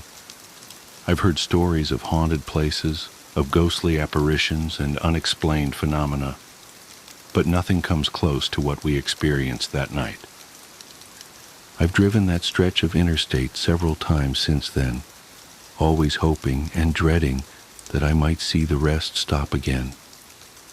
But it's gone, vanished without a trace. And yet, in the quiet moments, when the world feels just a little too still, I can't help but feel that it's still out there, waiting for its next visitors, the mirror call. There are things in this world that defy explanation. As a sheriff's deputy in rural Montana, I've seen my fair share of strange occurrences, unexplained lights in the mountains, livestock mutilations that made even veteran ranchers queasy, and the occasional missing person case that just didn't add up. But nothing, absolutely nothing, prepared me for what happened during my graveyard shift last October. It was just past 2 a.m. when the call came in. The night was unusually still, with a heavy blanket of fog hugging the ground and temperatures hovering just above freezing. I'd been parked on the side of Old Mill Road, catching up on paperwork and drinking coffee that had long since gone cold when dispatch crackled to life. Unit 47, we've got a 1091V at 1879 Stillwater Lane. Elderly female resident reporting a possible intruder. I keyed my radio. Copy that. En route. A 1091V meant a suspicious person or vehicle, but something in dispatch's tone made me uneasy. Susan, our night dispatcher for the past 15 years, usually maintained a matter-of-fact demeanor. Tonight, there was an edge to her voice I'd never heard before. Be advised, she added after a pause. Caller is unusually distressed. Claims someone is in her mirror. I frowned. Come again? Caller states there's someone in her bedroom mirror mimicking her movements, but with a delay. She's requesting immediate assistance. I threw the cruiser into drive, flipping on my lights, but leaving the siren off. Stillwater Lane was out in the sticks, a good 20 minutes from my location. The fog seemed to thicken as I drove, swallowing my headlights and creating the unsettling illusion that the road itself was disappearing beneath my tires. Can you give me any additional details? I asked, trying to piece together what I might be walking into. Elderly resident, possible confusion or dementia, maybe prescription medications. Caller identified herself as Margaret Aldrich, age 76. Lives alone since her husband passed last spring. No prior calls to this address. No history of mental health issues or substance abuse. She's remarkably lucid, deputy. Says she first noticed something was off about 3 hours ago when she got up to use the bathroom. Claims her reflections movements were delayed by maybe half a second. Says it's gotten progressively worse. I accelerated slightly, the cruiser's engine growling as we climbed into the foothills. Is she secure? Affirmative. She's locked herself in the bedroom. Says she's sitting completely still in front of her vanity mirror. Susan hesitated again. She says she's afraid to move. because her reflection isn't stopping when she does anymore. A chill that had nothing to do with the October air crept down my spine. I dealt with plenty of mental health calls over the years, but something about this one felt different. The specificity of the complaint, the caller's reported lucidity, Susan's obvious unease, it all added up to something that didn't quite fit the usual patterns. The fog parted briefly as I turned onto Stillwater Lane, revealing a nearly full moon hanging low and bloated in the sky. The street was a long dirt road, lined with ancient cottonwoods, their bare branches reaching toward each other like skeletal fingers. 1879 turned out to be the last house on the left, a well-maintained Victorian sitting alone on a small hill. A single light burned in an upstairs window. I radioed my arrival to dispatch and approached the front door, my boots crunching on frost-covered leaves. A security camera mounted above the entrance tracked my movement, its red LED blinking steadily. The porch light clicked on automatically as I climbed the steps. The door was locked, but Margaret had told dispatch where to find the spare key, under a fake rock next to the hydrangea bushes. Inside, the house was silent except for the soft tick of an antique grandfather clock in the foyer. The air smelled of lavender and furniture polish, with an underlying mustiness common to older homes. "Mrs. Aldrich?" I called out, one hand resting on my holstered weapon. "This is Deputy Hayes with the Sheriff's Department. I'm coming upstairs." No response. The staircase creaked under my weight, despite my attempts to move quietly. Family photos lined the wall. Margaret and who I assumed was her late husband in younger days, children, grandchildren, all smiling out from behind dusty glass. At the top of the stairs, only one door was closed. Warm light spilled out from underneath. I knocked softly. "Mrs. Aldrich? Are you all right?" "Please come in, Deputy." The voice was thin, but steady. I'm afraid to take my eyes off it. I turned the handle slowly, announcing my movements. "I'm opening the door now, ma'am." The bedroom was large but cluttered, dominated by a massive four-poster bed with heavy burgundy curtains. Margaret Aldrich sat ramrod straight on a small stool in front of an ornate vanity mirror, her silver hair pulled back in a neat bun, wearing a pale blue nightgown. She didn't turn to look at me. "Thank God you're here," she whispered. "Watch carefully. Don't make any sudden movements." I approached cautiously, scanning the room for any signs of an intruder. Nothing seemed out of place. The windows were locked, the curtains drawn. As I drew closer to Margaret, I could see her reflection in the mirror, an exact duplicate, down to the slight tremor in her clasped hands. "Ma'am, can you tell me what's been happening?" "It started small," she said, her eyes never leaving the mirror. So small I thought I was imagining it. Just the tiniest lag when I would move, like watching a video feed with poor reception. But it got worse. The delay kept growing. And now, she swallowed hard. Now it's not stopping when I do. I studied the mirror carefully. It looked antique, with an elaborate silver frame covered in twisting vines and what appeared to be faces worked into the metalwork. Margaret's reflection stared back, perfectly mimicking her position. "I don't see any," I started to say, but Margaret cut me off. "Wait, watch. I'm going to raise my right hand very slowly. Keep your eyes on the mirror." She lifted her hand with agonizing slowness. Her reflection did the same. Then Margaret stopped. Her reflection didn't. The hand in the mirror continued rising for exactly 3 seconds after Margaret had gone still. I felt the hair on the back of my neck stand up. I blinked hard, convinced I was seeing things. But when I opened my eyes, the reality was even worse.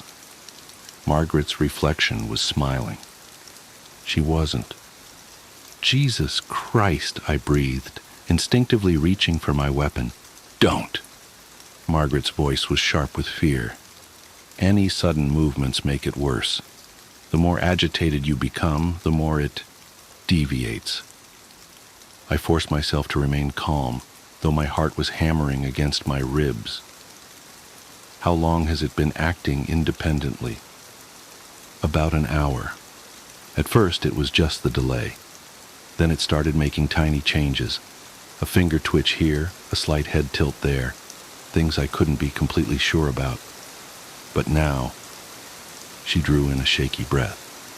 Now it's definitely doing things I'm not. And its face is wrong.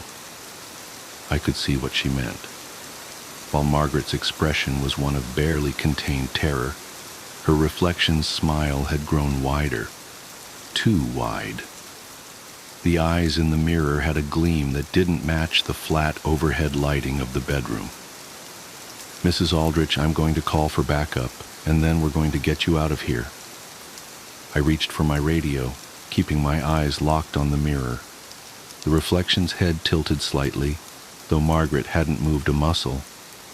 Its smile widened further, revealing too many teeth. Dispatch, this is Unit 47. I'm going to need additional units at 1879 Stillwater Lane, and maybe contact Father Morrison at St. Augustine's.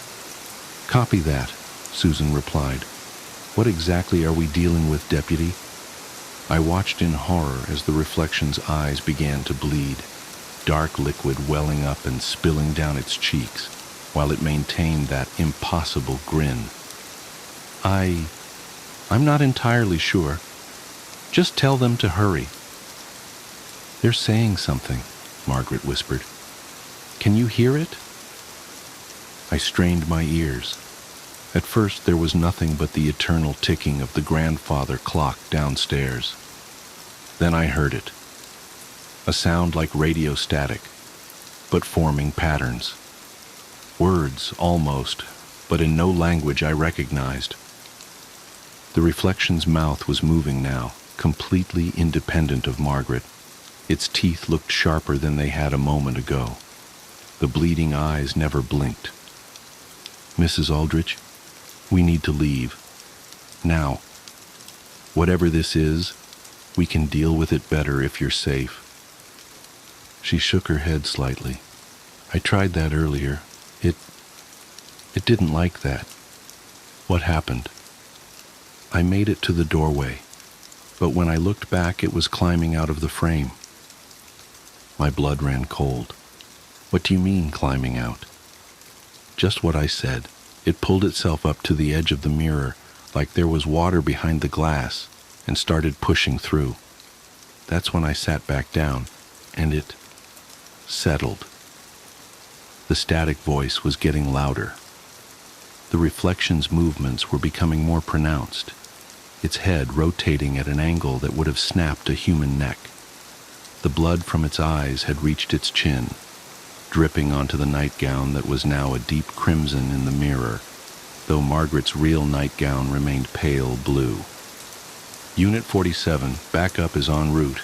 ETA 15 minutes. Father Morrison has been contacted. 15 minutes. We had to last 15 minutes with this thing. I tried to think rationally, to fall back on my training, but nothing in the academy had covered anything like this. The reflection was fully animated now, its movements jerky and unnatural, like a marionette being pulled by unseen strings. The mirror, I said suddenly. Where did it come from? Margaret's voice quavered. It was Herbert's, my husband's. Been in his family for generations. They brought it over from the old country sometime in the 1800s. He always said it was special, that it had properties. I thought he was just being superstitious. Did he ever mention anything specific? Any rules about using it or times when it acted strangely? He said never to look into it too long after midnight, and never to let it see you cry. I didn't understand what he meant. How can a mirror see anything? But now, the static suddenly resolved into words, horrible, guttural sounds that made my teeth ache and my vision blur. The reflection's face was barely human now, the skin rippling and bubbling like hot wax. Its hands were pressed against the glass from the other side, the fingers elongated and jointed in impossible ways. "Margaret," it said, in a voice like grinding glass. "Margaret, Margaret, Margaret." She began to tremble. It's never said my name before. The hands were pushing harder now, and I swear I could see the glass beginning to bulge outward. The frame was vibrating, the silver tarnishing before our eyes, those decorative faces in the metalwork beginning to contort in agony. "Backup's still 10 minutes out," I said, trying to keep my voice steady. "Mrs. Aldrich, I need you to listen to me very carefully. When I give the word, I want you to close your eyes and run for the door. Don't look back no matter what you hear. I'll be right behind you." "You don't understand," she whispered. "It's not just in this mirror anymore. Look." I followed her gaze to the windows. In the darkness beyond the glass, I could see our reflections. Both of them were standing, though we remained seated. Both of them were smiling that terrible smile. "Every reflective surface," Margaret continued. "It's spreading, like an infection." She was right. I could see distorted versions of us in the brass doorknob, the silver picture frames on the wall, even the face of my wristwatch. None of the reflections matched our positions anymore. All of them were moving, twitching, reaching. The static voice was coming from everywhere now, a deafening chorus of inhuman sounds. The temperature in the room had dropped so low I could see our breath, but the air felt thick and heavy, like trying to breathe underwater. "Margaret," the thing in the vanity mirror said again, its voice clearer now. "We've missed you. Herbert sends his regards." At the mention of her late husband's name, Margaret let out a small sob. Immediately, every reflection snapped its head toward her, their smiles growing impossibly wider. "You're crying," they said in unison. "He told you never to let us see you cry." The glass of the vanity mirror began to crack, spiderweb patterns spreading from where the thing's hands pressed against it. Dark liquid began to seep through the fissures, but it wasn't reflecting anything in the room. It was coming from whatever was on the other side. "Unit 47, update your status," Susan's voice crackled from my radio. Before I could respond, every reflection spoke at once. "Unit 47, update your status." The sound was like a physical blow. Margaret screamed, breaking her paralysis at last. She lurched to her feet, and all hell broke loose. The vanity mirror shattered explosively, sending shards of glass flying across the room. But instead of falling, the pieces hung suspended in the air, each one containing a different version of the thing's face, all of them laughing. Dark liquid poured from the empty frame like a waterfall, but it flowed upward, defying gravity, forming shapes that hurt my eyes to look at. "Run!" I shouted, grabbing Margaret's arm and yanking her toward the door. Every reflective surface we passed erupted with movement, hands reaching out, faces pressing against the glass, that horrible laughter echoing from everywhere at once. We made it to the hallway, but the photos on the wall had changed. Every smiling family portrait now showed the same twisted figure, multiplied dozens of times, all of them tracking our movement. The glass of each frame began to crack. Margaret stumbled on the stairs, and I barely caught her before she fell. Behind us, I heard the sound of breaking glass, followed by the wet slapping of something moving across the floor. I didn't look back. We hit the ground floor running. The grandfather clock in the foyer struck midnight, though my watch showed 3:27 a.m. With each chime, another mirror or window would shatter, adding more fragments to the swirling vortex of glass and darkness that was pursuing us. The thing's laughter had become deafening, drowning out everything except the sound of our own panicked breathing. We burst out the front door just as red and blue lights appeared at the end of the driveway. Backup had arrived, but as I looked at the cruiser's windshield, I could see the thing's reflection waiting inside, waving at us with those long, wrong fingers. "Stay in the vehicles," I shouted into my radio. "Don't look at any reflective surfaces." The cavalry had arrived in the form of 3 deputies and Father Morrison, the latter still wearing his pajamas under his coat. They took in our terrified expressions, then looked past us to the house. Every window was now illuminated from within by an otherworldly light that seemed to absorb darkness rather than dispel it. Father Morrison stepped forward, clutching his Bible and rosary. "How long has it been manifesting?" "About 4 hours," Margaret managed to gasp out. "It started in Herbert's mirror, but now it's everywhere. It wants something." "Yes," the priest said grimly. "It always does." He explained quickly that he'd encountered something similar before, though never this powerful. The mirror, it seemed, was a gateway of sorts, not just a reflection of our world, but a window into something else, something that had been watching us through every mirror, every pane of glass, every still pool of water, since the beginning of time.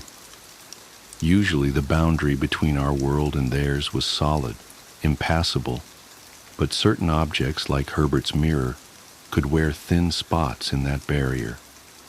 And if you looked too long into such places, especially during the hours when the boundary was naturally weaker, like midnight, they started looking back. And if they saw you cry, it meant you were vulnerable. A crack in your armor that matched the crack in reality, giving them purchase, a way to begin pushing through. What followed was the longest night of my life. Father Morrison performed an exorcism that shook the foundations of reality itself. Standing on Margaret's front lawn, he began reciting prayers in Latin, his voice growing stronger with each word, despite the otherworldly screams that erupted from every reflective surface around us. The thing didn't go quietly.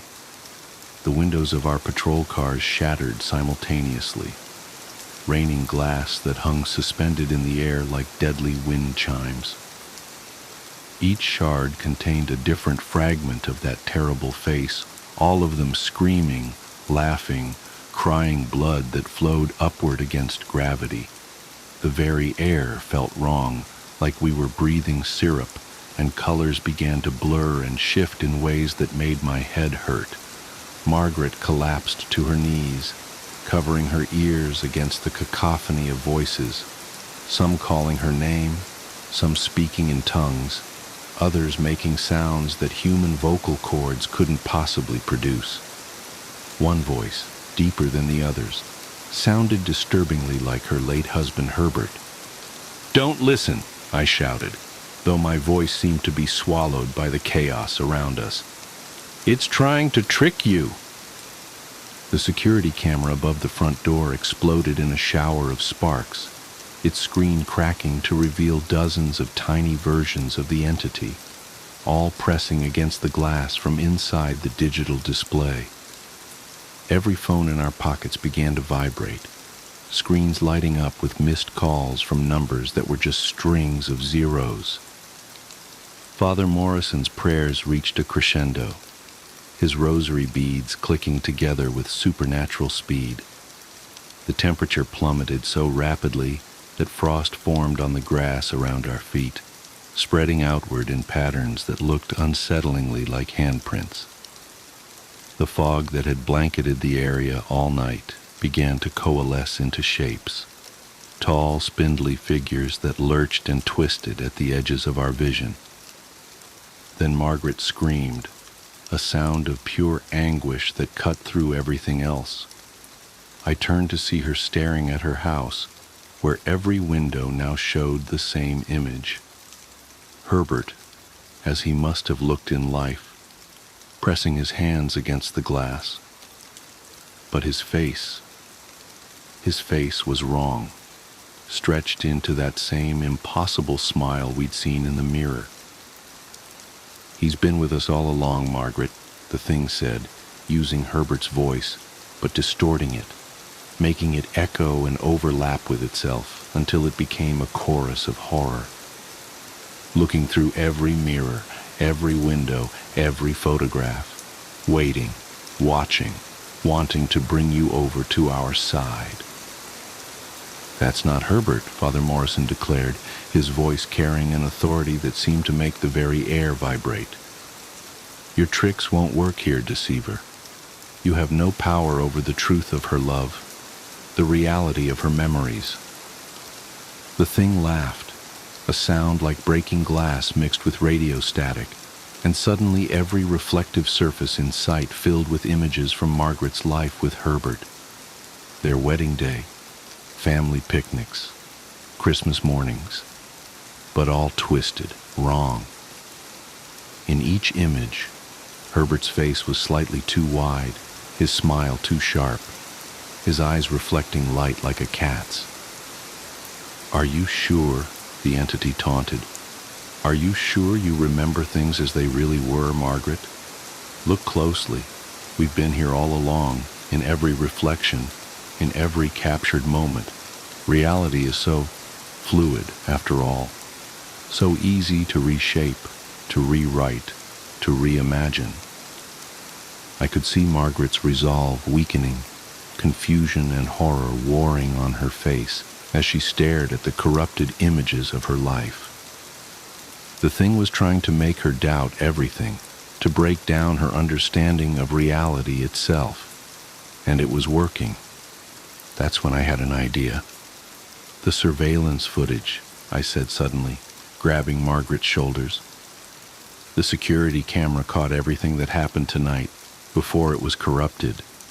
Real footage, digital recordings that show the truth." Father Morrison caught on immediately. "Yes, physical proof of the division between reality and reflection. Evidence that cannot be twisted or denied." The thing's laughter faltered for the first time. In every broken window, every shard of glass, its faces flickered like bad television reception. "Show us," Margaret demanded, her voice finding new strength. "Show us the footage from when the deputy arrived. Show us what really happened." I pulled out my phone, ignoring the screen that now showed an endless tunnel of laughing mouths, and accessed the house's security system through our department's emergency protocols. The footage was there, uncorrupted, showing exactly what had happened. Margaret sitting still while her reflection continued to move, proving beyond any doubt that the entity was separate from reality, that it had no claim on her memories or her life. The effect was immediate and dramatic. Every twisted image of Herbert vanished, replaced by the thing's true form, or at least what little of it our minds could comprehend. It was like looking at a tear in the fabric of reality, a wound in the world that leaked darkness and chaos. Father Morrison seized the moment, his prayers reaching a fever pitch. The rosary in his hands began to glow with a soft, warm light that seemed to push back the unnatural shadows. The suspended glass shards started to vibrate, each one emitting a high-pitched tone that combined into a deafening shriek.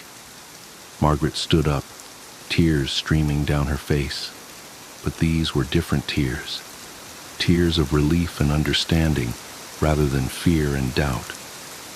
"You never had him," she said firmly. You never had any of us. You're nothing but a reflection, a distortion, a lie." The thing screamed in 1,000 voices, its form becoming more fractured and unstable with each passing second. The glass shards began to fall, no longer under its control. The darkness pouring from the windows started to retreat, sucked back into whatever dimensional rift it had emerged from. In the vanity mirror upstairs, the origin point of this nightmare, there was a sound like a vacuum seal being broken. A final, massive surge of dark energy erupted from the house, and then silence. The fog dissipated, the frost melted. The broken glass lay inert on the ground, reflecting nothing but the normal, natural world. Father Morrison collapsed to his knees, exhausted but triumphant. The other deputies, who had maintained a perimeter throughout the ordeal, finally lowered their weapons. Margaret's house stood quiet and still, its windows now showing only the peaceful darkness of a normal October night. We had won, but victory brought more questions than answers. The cleanup and documentation took hours. Every mirror in the house was carefully removed and wrapped in consecrated cloth. The security footage was downloaded and secured as evidence, though I doubt it will ever see the light of day in any official capacity. Margaret agreed to stay with her daughter while a team of specialists from the diocese examined her home. Father Morrison explained that the entity would be weakened for a long time, unable to manifest so powerfully again in this area. But he warned us to be careful around mirrors, especially in those dark hours between midnight and dawn. "They're always watching," he said. "Usually they can't do more than watch, but sometimes, in the right conditions, with the right gateway." He didn't need to finish the thought. I submitted my official report the next morning, carefully worded to emphasize the mental health aspects of the call while omitting the more inexplicable elements. But Susan, my dispatcher, knew. She'd heard everything over the radio, including the sounds that no human throat could make. Margaret sold the house a month later, after the church had thoroughly cleansed it. She moved to Arizona to be closer to her family, somewhere bright and dry and modern, with few shadows for things to hide in. She emails me sometimes, keeping me updated on her life. She's doing well, all things considered, though she mentions that she's replaced all the mirrors in her new home with brushed steel. I've changed too. I keep my mirror time to a minimum these days. No more long glances while shaving or fixing my uniform. I've angled my rearview mirrors slightly off-center, just enough to see the traffic behind me, but never catching my own reflection. And I've started taking my coffee breaks somewhere other than Old Mill Road. The fog there seems darker now somehow, more purposeful. But the hardest part is knowing what I know now. That there's something else out there, watching us through every reflection, waiting for a chance to break through.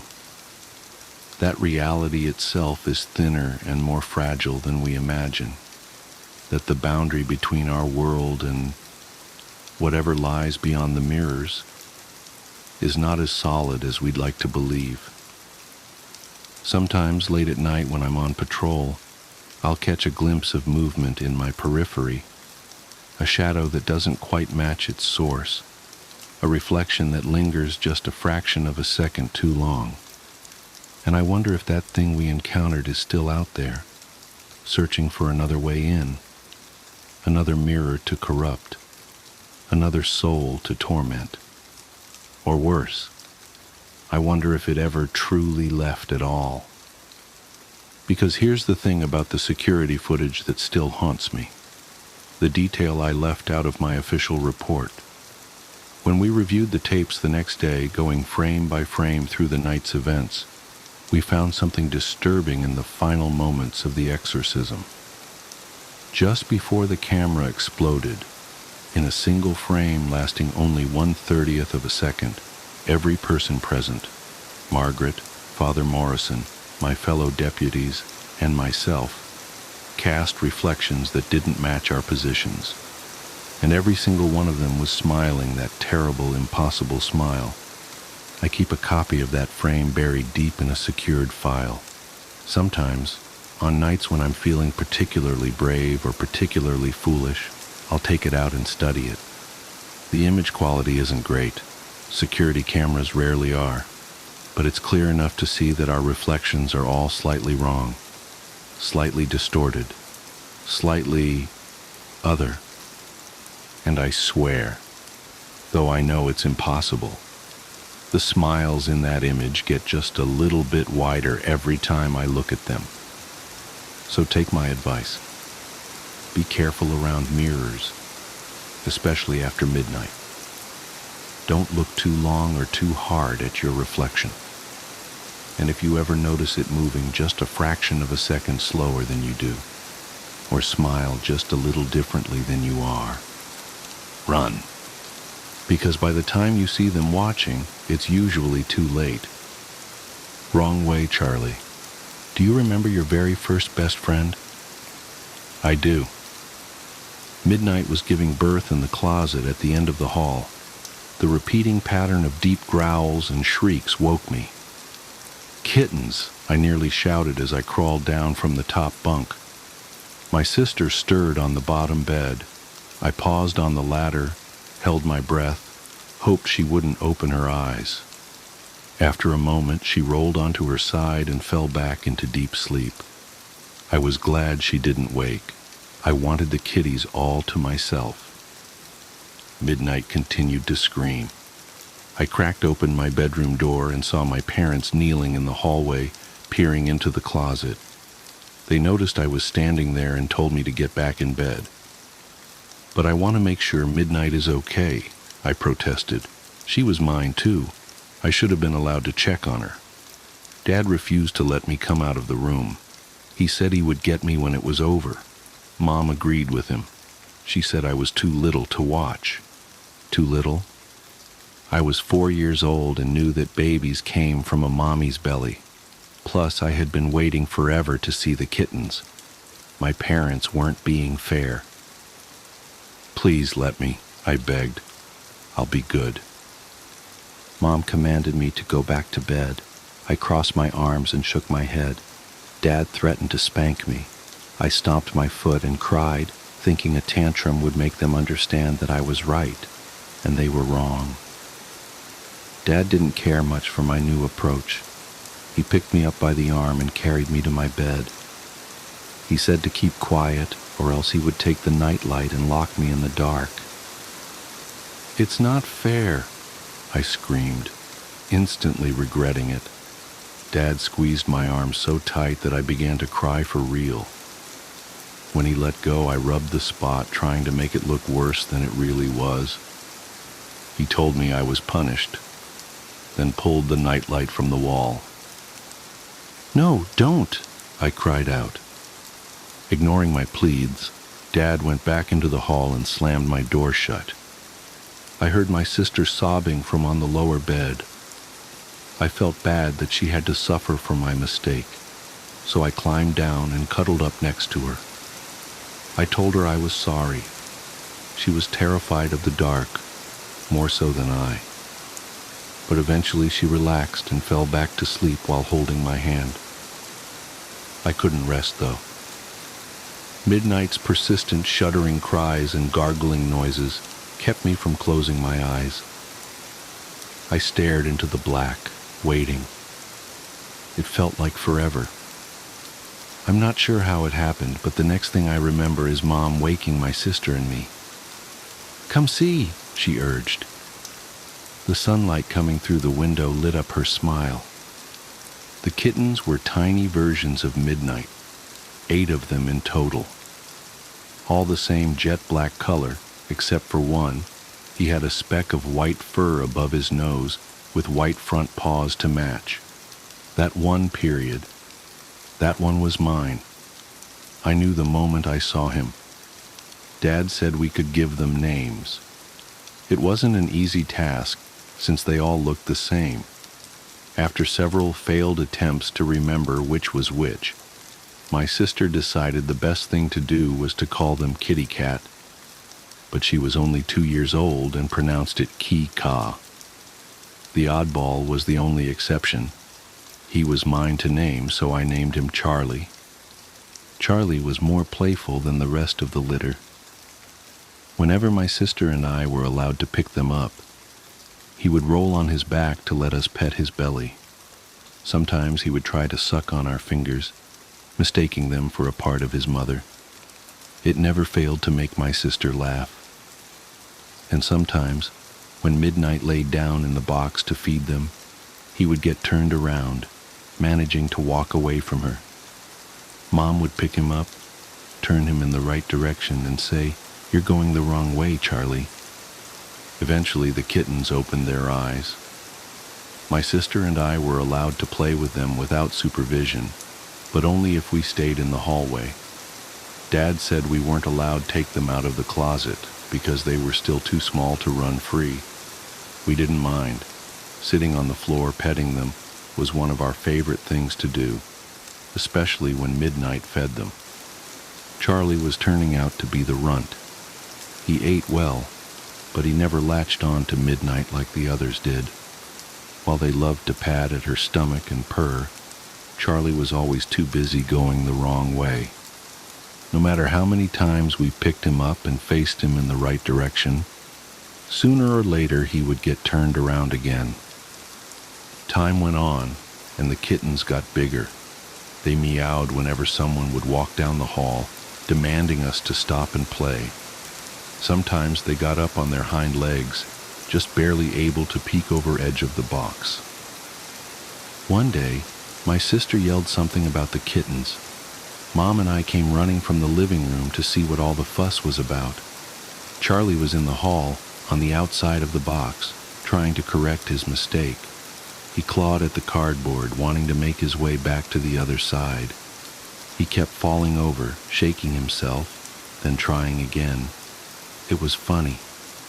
Feeling sorry for him, Mom picked him up, gave him a kiss, and sat him next to his brothers and sisters. "You went the wrong way, Charlie," she said. That was the first time Charlie broke out of jail, but not the last. He would make it over the edge, and either Midnight or Mom would grab him by the scuff of the neck, then toss him back into the box. It happened again and again. The whole family had to help keep him where he belonged. After a while, everyone got tired of dealing with his shenanigans. We officially changed his name to Wrong Way Charlie and let him have free reign of the hallway. Even Midnight stopped caring. All the other kittens were content to stay in the box, but Charlie came and went as he pleased. He never went far, though. Sometimes he would sneak a peek into my bedroom or into the bathroom, but that was the extent of his exploration. It was easy to forget that he was only a few weeks old and too frightened to venture into any of the rooms. The box and hallway was the only world that he knew, the only place he felt safe. A few days later, I woke to the sound of Grandma's voice coming from the living room. She was talking to my sister about making her a new dress. No one told me Grandma was coming over, I thought. Excited to see her, to see if she brought me a present, I jumped out of bed and ran down the hallway. I feel this soft crunch under my foot. What was that? I turned around to see what I had stepped on. Then I screamed. Wrong way. Charlie crawled toward me.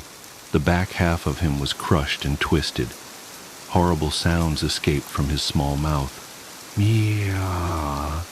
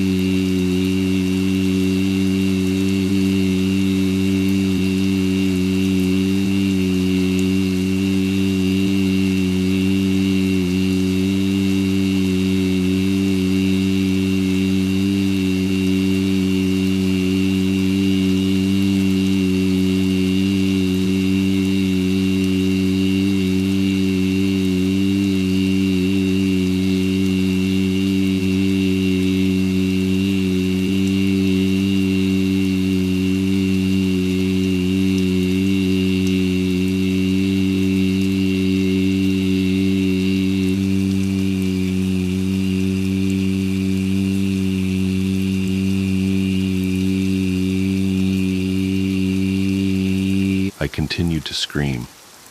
Charlie was still trying to crawl toward me while making that resounding, awful sputter. His body trembled, and his little head twitched incessantly. Mom came running down the hall, my sister right behind her. Blood was everywhere, a trail of gore soaking into the carpet. All I heard was screaming, screaming, screaming, screaming. It echoed down the hallway and throughout the years. Midnight leaped out of the closet and ran toward me. Wide-eyed, she hissed and swatted, then lapped at the blood flowing from Charlie's gaping mouth. Grandma grabbed a hold of me, held me close. My sister pressed her face into Grandma's side so she wouldn't have to see. Mom and Charlie were still screaming, still making those appalling noises. I couldn't tell them apart.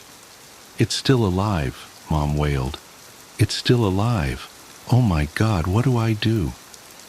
Though Grandma tried to protect me, I couldn't look away. Charlie was crying in agony. The look on his little face said, "Why is this happening to me? What have I done? Make it stop.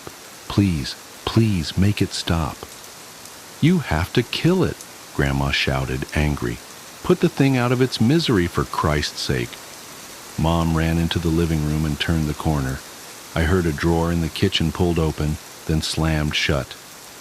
She came running back, hammer in hand.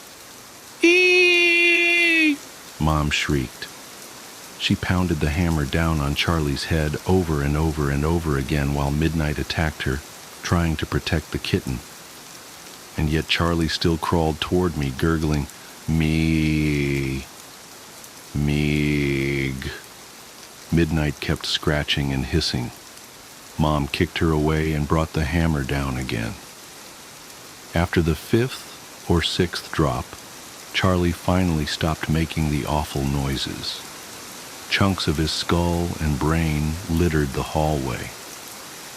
It was hours later before I calmed down enough to understand what had happened. Mom told me that it was okay. Dad said it wasn't my fault. They said these things as they cleaned up the mess that used to be Charlie. But it wasn't okay, and it was my fault. My kitten got hurt because of me. If I hadn't been running, my Charlie would be alive. I killed him. Plus, plus, plus, plus.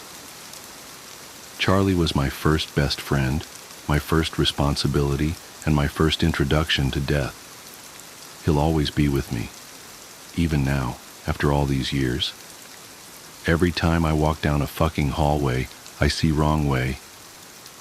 Charlie's mangled little body crawling toward me, the haunted doll. The doll's eyes haunted me before I even knew its story. They were glassy, unsettling, and seemed to follow me as I browsed the tables of trinkets and antiques at the garage sale. I'm no stranger to collecting oddities, items with history, pieces that seem to whisper tales of a bygone era. This doll, however, was different. It was exquisite, its porcelain face delicately painted, its dress made of faded lace, and its hair curled in a way that hinted at meticulous craftsmanship. Yet there was something unnerving about it that I couldn't place. When I asked the seller how much she wanted for it, her eyes widened. She stammered out a price so low that I couldn't help but feel suspicious. I need it gone," she murmured almost too quietly to hear. For someone who seemed desperate, she hesitated for a long moment before handing it over, her fingers trembling slightly as they brushed mine. That night, I set the doll on the shelf in my study. It was a prominent spot, surrounded by other antiques, but it felt like the doll demanded to be there, almost as if it had chosen its place among my collection. I worked late that evening, sorting through papers for an upcoming project. The faint ticking of a nearby clock was the only sound until my phone rang. I glanced at the screen. No caller ID. Hesitating, I answered. Nothing. Just static. Then faintly, as if from a great distance, a sound like laughter, childlike, high-pitched, and fleeting. I hung up, shook off the unease creeping up my spine, and returned to my work. The rest of the night passed uneventfully, but I couldn't shake the memory of that sound. The next few days were uneventful, or at least I convinced myself they were. The lights in my study flickered every so often, but it was an old house, prone to quirks and electrical issues. The doll's presence, however, felt heavier. It wasn't just its physical weight. It seemed to occupy space in a way that was impossible to ignore. Every time I entered the room, my eyes were drawn to it, its gaze almost magnetic. One morning I woke to find it had moved. At first I thought I was mistaken. It had been on the shelf the night before, but now it sat at the foot of my bed. Its lifeless glass eyes stared directly into mine, and one porcelain hand was extended, its finger pointed accusingly at my chest. My breath hitched and my heart raced. I tried to rationalize it. Maybe I had moved it and forgotten. Maybe someone else had, though I lived alone. I placed it back on the shelf that morning, determined to put the incident out of my mind. Still, I couldn't help but notice the growing sense of dread that seemed to radiate from the doll. It was as if the air around it had grown colder, heavier, more oppressive. The breaking point came 3 nights later. I was jolted awake by the unmistakable sound of laughter. It was faint but clear, echoing through the otherwise silent house. My bedroom door creaked open on its own, and I swear I saw a shadow dart across the hallway. Trembling, I grabbed a flashlight and crept downstairs to the study. The doll wasn't on the shelf. I found it sitting on my desk, its head tilted slightly as if it were studying me. Its expression seemed almost mocking now, its delicate features twisted into something sinister. My instincts screamed at me to destroy it, but I hesitated. I couldn't bring myself to act. Instead, I grabbed a blanket from the couch and spent the night huddled in the living room, unable to close my eyes. The next morning, I took the doll to the local church. The priest was a kind man, someone I had spoken to a few times before, and I hoped he could offer a solution. As I explained the events, his expression grew grim. When I placed the doll on the table before him, he refused to touch it. "This isn't something we can help with," he said, his voice low and steady. "You need to get rid of it." "What do you mean?" I asked, panic rising. "Burn it? Throw it away?" He shook his head. "It's not that simple. Be careful how you proceed." Desperate, I decided to bury the doll in my backyard. I dug a deep hole beneath the gnarled oak tree at the edge of the property, placed the doll inside, and covered it with soil. For a moment I felt relief, as if I had finally rid myself of the strange and terrible presence that had invaded my life. That night, I slept peacefully for the first time in days. But it didn't last. The faint laughter returned, drifting through the house in the early hours of the morning. It was accompanied by the sound of small, deliberate footsteps. When I investigated, I found nothing out of place, yet I couldn't shake the feeling that I was being watched. A week later, I noticed a patch of earth beneath the oak tree that seemed disturbed, as if something had clawed its way out. I refused to go near it, convinced that acknowledging it would give whatever malevolent force inhabited the doll more power. Since then, my nights have been plagued by nightmares, visions of the doll standing at the foot of my bed, its hand pointing at me, its glassy eyes filled with malice. Sometimes I wake to find faint scratches on my arms, marks that weren't there when I went to sleep. I've tried everything, burning sage, consulting psychics, even moving the bed away from the window. Nothing works. The doll's presence is relentless. its influence seeping into every corner of my life. I've become paranoid, jumpy, and reclusive. Friends and family have noticed the change, but how can I explain it to them without sounding insane? I'm writing this now as a warning to anyone who might come across an object that feels wrong. Trust your instincts. Don't let curiosity or the allure of a bargain blind you to the danger. Some things are better left alone, their histories buried and forgotten. The laughter is louder tonight, and the shadows seem to move on their own. I know it's only a matter of time before the doll returns. Maybe it never really left. All I can do now is wait and hope that my story serves as a cautionary tale. If you hear faint laughter in the night, or feel a chill that has no explanation, don't ignore it. It might already be too late for me, but maybe it isn't for you. The echo chamber. I should have known something was wrong when the echoes started talking back. My job as a sound engineer at Whispering Pines recording studio was simple enough. Maintain the equipment, assist with recording sessions, and ensure the acoustics remained perfect in our prized echo chamber.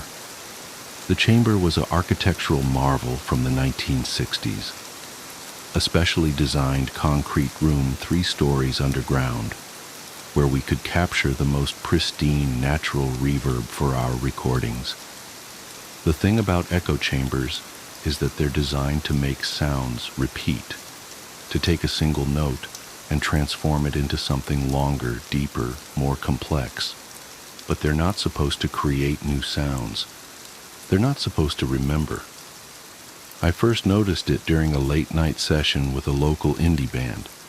We were recording backing vocals, sending them through the chamber for that otherworldly echo effect, when I heard something odd in my headphones. Between the vocalist's phrases, in that split second of silence, there was something else. A whisper so faint I almost missed it. I adjusted the levels, thinking it must be some kind of technical glitch or ambient noise bleeding through. But when I isolated the chamber feed and played it back, there it was again. A voice, barely audible, speaking words I couldn't quite make out. Did anyone else hear that?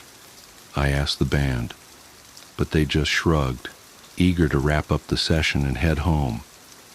I made a mental note to check the equipment in the morning and tried to put it out of my mind. That night, alone in my apartment, I couldn't sleep. Something about that whisper kept nagging at me. I'd been working with sound for 15 years, and I'd never heard anything quite like it. It wasn't an artifact of the recording process or environmental noise. It had seemed deliberate. The next day I arrived early to run some tests. I set up a simple recording, just me speaking a few words into a microphone, fed through the chamber. Testing 1, 2, 3. Simple enough. When I played it back, my blood ran cold. Between testing and 1, clear as day. Help us. I nearly knocked over my chair, scrambling to check the waveform on my computer screen. There it was, a distinct spike of audio between my words, exactly where I'd heard the voice. This wasn't my imagination. This was real. Over the next week, I became obsessed. I spent every spare moment running tests, recording different sounds through the chamber, analyzing the results. The voices became clearer, more frequent. Sometimes they were whispers, sometimes crying, sometimes just breathing, but they were always there, hiding in the spaces between other sounds. I started researching the history of Whispering Pines. The studio had been built in 1964 on the site of an old industrial complex. Before that, the land had belonged to a psychiatric hospital that closed under mysterious circumstances in the 1940s. The more I dug, the more unsettling details I uncovered.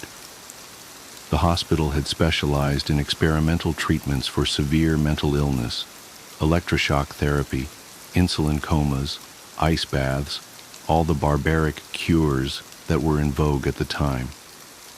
But there were rumors of other experiments, unofficial ones, conducted in the basement levels. Patients who were checked in, but never checked out. Screams in the night that the staff were told to ignore. When the hospital finally closed, dozens of patients were simply unaccounted for. Their records disappeared. Their families were told they had been transferred, and eventually they were forgotten. The buildings were demolished, new ones were built, and life went on. But what if they weren't all gone? What if something of them remained, trapped in that underground space where our echo chamber now stood? The thought kept me awake at night, staring at my ceiling, remembering all the times I'd been alone in that room, feeling like someone was watching me from the shadows. I knew I should tell someone, but who would believe me? The studio owner would think I was having a mental breakdown. The other engineers would laugh it off. I needed proof, undeniable evidence that something impossible was happening in that room. So I set up an experiment. I cleared my schedule for an entire night and set up multiple recording devices in the chamber. High-end microphones, digital recorders, even an old analog tape machine. I wanted to capture whatever was happening from every possible angle. At midnight, I started recording. The plan was simple: complete silence for hours, broken only by a single spoken word every 30 minutes. I would give the voices plenty of space to manifest, plenty of quiet in which to speak. The first few hours were uneventful. My periodic words, Mark at 12:30, Mark at 1 cow, Mark at 1:30, echoed normally through the chamber and faded to silence. But as the night wore on, things began to change. It started subtly. The silence between my marks began to feel different, heavier somehow. The air in the chamber grew thick and cold, despite the climate control system. And then, at exactly 3:17 a.m., everything changed. My mark at 3 was still echoing faintly when I heard it, a sound like dozens of whispers overlapping, growing louder and clearer with each repetition. I could make out words now, fragments of phrases. Still here. They left us. In the walls. Help us. The voices were coming from everywhere and nowhere, bouncing off the walls in impossible patterns. The temperature dropped so rapidly I could see my breath. My recording equipment began to malfunction, meters spiking into the red despite the fact that the room should have been silent. And then I saw them. In the dim red light of the recording equipment, shadows began to peel themselves from the walls. Human shapes, distorted and wrong, flowing like smoke, but moving with purpose. They filled the room, surrounding me, their whispers growing to a deafening roar. I couldn't move, couldn't scream, could only watch as they pressed closer, their features becoming clearer, hollow eyes, gaping mouths, faces twisted in eternal anguish. These were the forgotten ones, the lost patients, trapped between worlds in this acoustically perfect prison. One of them reached for me with hands that were more suggestion than substance. I felt an icy touch on my skin, and suddenly my mind was flooded with images. Sterile halls, restraints, pain, screaming, darkness, endless darkness. I don't remember running, don't remember climbing the stairs or driving home. I came to my senses sitting in my shower, fully clothed, hot water beating down on me as I shook uncontrollably. The next day, I called in sick. I couldn't face that room again, not after what I'd seen. but I knew I had to review the recordings. Had to know if I'd captured any evidence of what happened, or if I was simply losing my mind. Most of the equipment had malfunctioned. The digital recorders showed corrupted files, the cameras had shut down, the meters were fried. But the old analog tape machine, built like a tank in the 1970s, had kept running through everything. With trembling hands, I began to digitize the tape. For the first few hours, everything was normal, just my periodic mark and the expected echoes. But at 3:17 a.m., something changed. The tape captured hundreds of voices, layered and distorted, speaking in unison. We are the echoes that never fade, the ones they tried to silence. We are trapped in these walls, in this perfect acoustic prison, repeating and repeating and repeating. Join us, stay with us, become part of the endless echo. I destroyed the tape immediately after transferring it, threw it in my fireplace and watched it melt, along with my letter of resignation from Whispering Pines. Some sounds aren't meant to be recorded. Some echoes should be allowed to fade. But here's the thing about echoes. Once you create them, they never really go away. They just get softer and softer until you can't hear them anymore. But they're still there, bouncing between molecules of air, too faint for human ears to detect. I've tried to move on, found a new job at a different studio across the country, but sometimes in the dead of night, I still hear them. In the space between heartbeats, in the pause between breaths, I hear those whispers, and I know they're still there, in that perfect room 3 stories underground, waiting for someone else to listen. The new sound engineer at Whispering Pines is young, eager, ambitious. Last week she called me asking about some odd sounds she'd been hearing in the echo chamber. Some weird artifacts showing up in her recordings around 3:17 a.m. I told her it was probably just equipment interference, told her not to worry about it, told her everything was fine. But I know what's happening. The echoes are starting again. The cycle continues, and somewhere in that acoustically perfect room, the forgotten ones are still whispering, still waiting, still hoping that someone will finally hear their story and set them free. I should have known something was wrong when the echoes started talking back, but by then, it was already too late. It's always too late. Because here's the real horror of it all. I'm not sure I ever really left that room.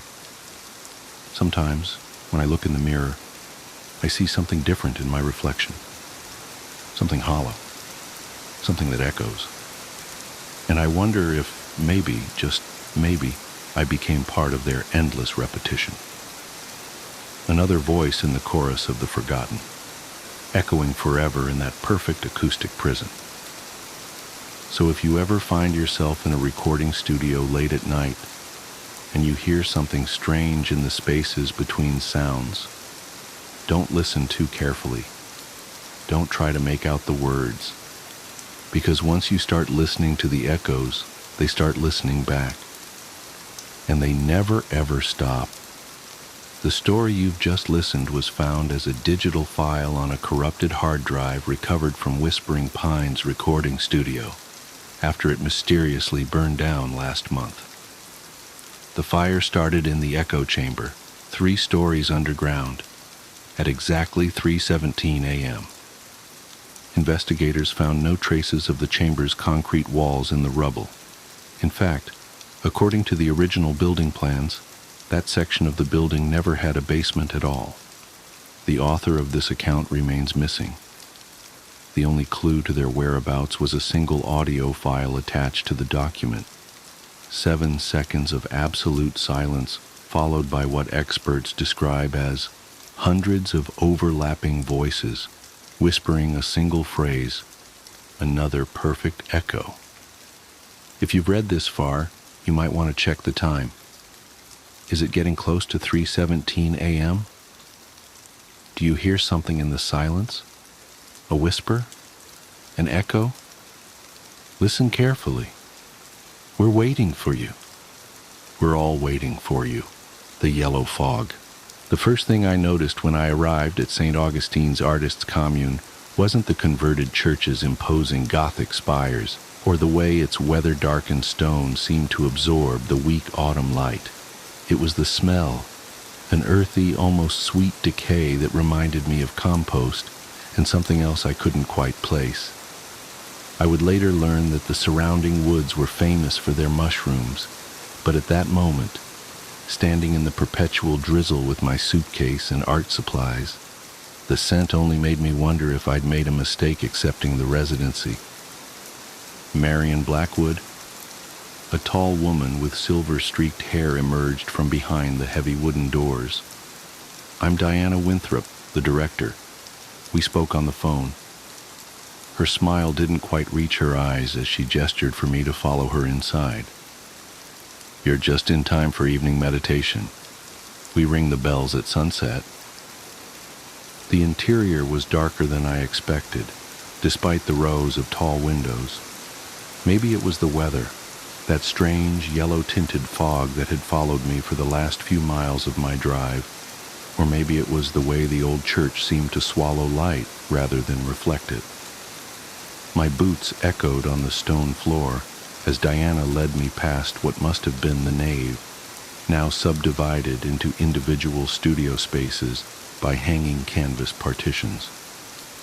Your studio is in the north transept, Diana said, her voice carrying that particular New England crispness that made everything sound like a gentle criticism. You'll find all the basic supplies, though I see you've brought your own. She glanced at my wrapped canvases with what might have been disapproval. I clutched my favorite brushes closer to my chest. Handmade sable that had cost 3 months' rent but were worth every penny for the way they seemed to anticipate my movements, extending my intent directly onto the canvas. I prefer to use my own tools, I said, trying to keep my voice steady. There was something about Diana that made me feel like I was back in art school, defending my thesis to a particularly unimpressed committee. Of course, she replied, though her tone suggested otherwise. We find that true artists can create with anything, but comfort is important for beginners. Before I could protest that I was hardly a beginner, I had a moderately successful gallery show just last year, a sound cut through the air that made my spine stiffen. It wasn't quite a bell, though that's what Diana had called it. It was deeper, more resonant, like someone had struck a massive tuning fork. The vibration seemed to travel through the stone floor and up into my bones. Ah, right on time, Diana said, checking her watch. 4:45. We keep to a strict schedule here. You'll learn to appreciate the routine. She turned to me with that same not-quite smile. Would you like to settle in first, or join us for meditation? My head was starting to ache, either from the drive or that strange bell tone that seemed to linger in the air. I think I'll unpack, I said. It was a long trip. As you wish. Was that disappointment in her voice? The others will be eager to meet you at dinner. We've heard so much about your unique perspective on sacred geometry. I watched her walk away, her footsteps impossibly quiet on the stone floor, and tried to remember if I'd mentioned sacred geometry in my application. I didn't think I had. My work dealt primarily with organic forms, particularly mushrooms and their mycelial networks. I'd been fascinated by their hidden connections ever since I'd found that fairy ring in my parents' backyard as a child. My assigned studio space was smaller than I'd expected, but the north-facing windows would provide good light, assuming the sun ever broke through the fog. Someone had already set up an easel and a basic set of supplies, student-grade acrylics, synthetic brushes, the kind of materials I hadn't used since undergraduate studies. But it was the canvas that drew my attention. A large square piece, already primed and stretched, positioned precisely in the center of the easel. I stepped closer, frowning. The surface wasn't completely white. In the dim light, I could make out faint lines, geometric patterns that seemed to shift when I tried to focus on them. They reminded me of the growth patterns of certain fungi, the way they spread underground in perfect mathematics. "Oh, don't mind that." The voice behind me made me jump. A young man stood in the doorway, pale and thin with dark circles under his eyes that looked almost like bruises. "Sometimes the old works bleed through. I'm James, by the way. Studio next door." "Marion," I said, trying to calm my racing heart. "What do you mean, bleed through?" James shrugged, a jerky movement that reminded me of a puppet on strings. "This place has history. Art has memory. You'll see." He glanced over his shoulder, then leaned in closer. His breath smelled of earth and copper. "Just don't try to paint over them. It doesn't work. Trust me."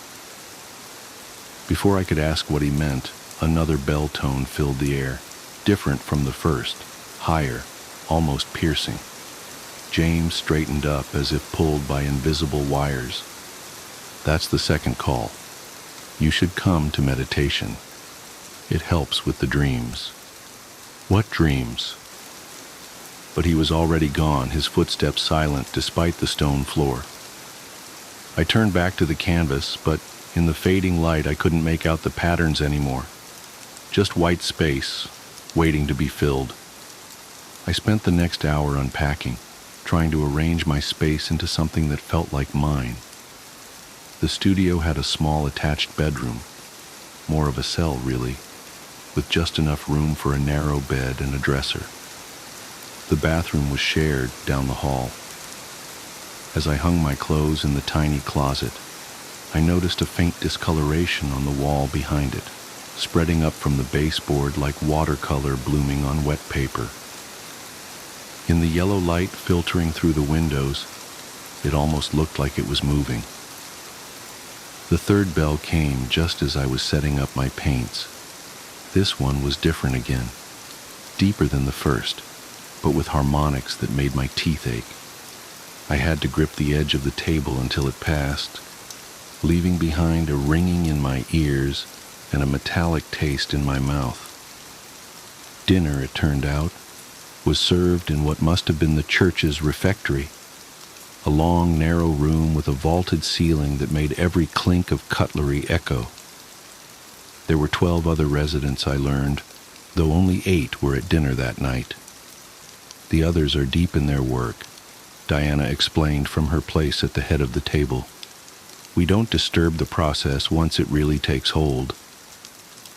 The food was simple but strange, mushroom soup that tasted both familiar and wrong somehow, and bread that had an odd yellow tinge to it.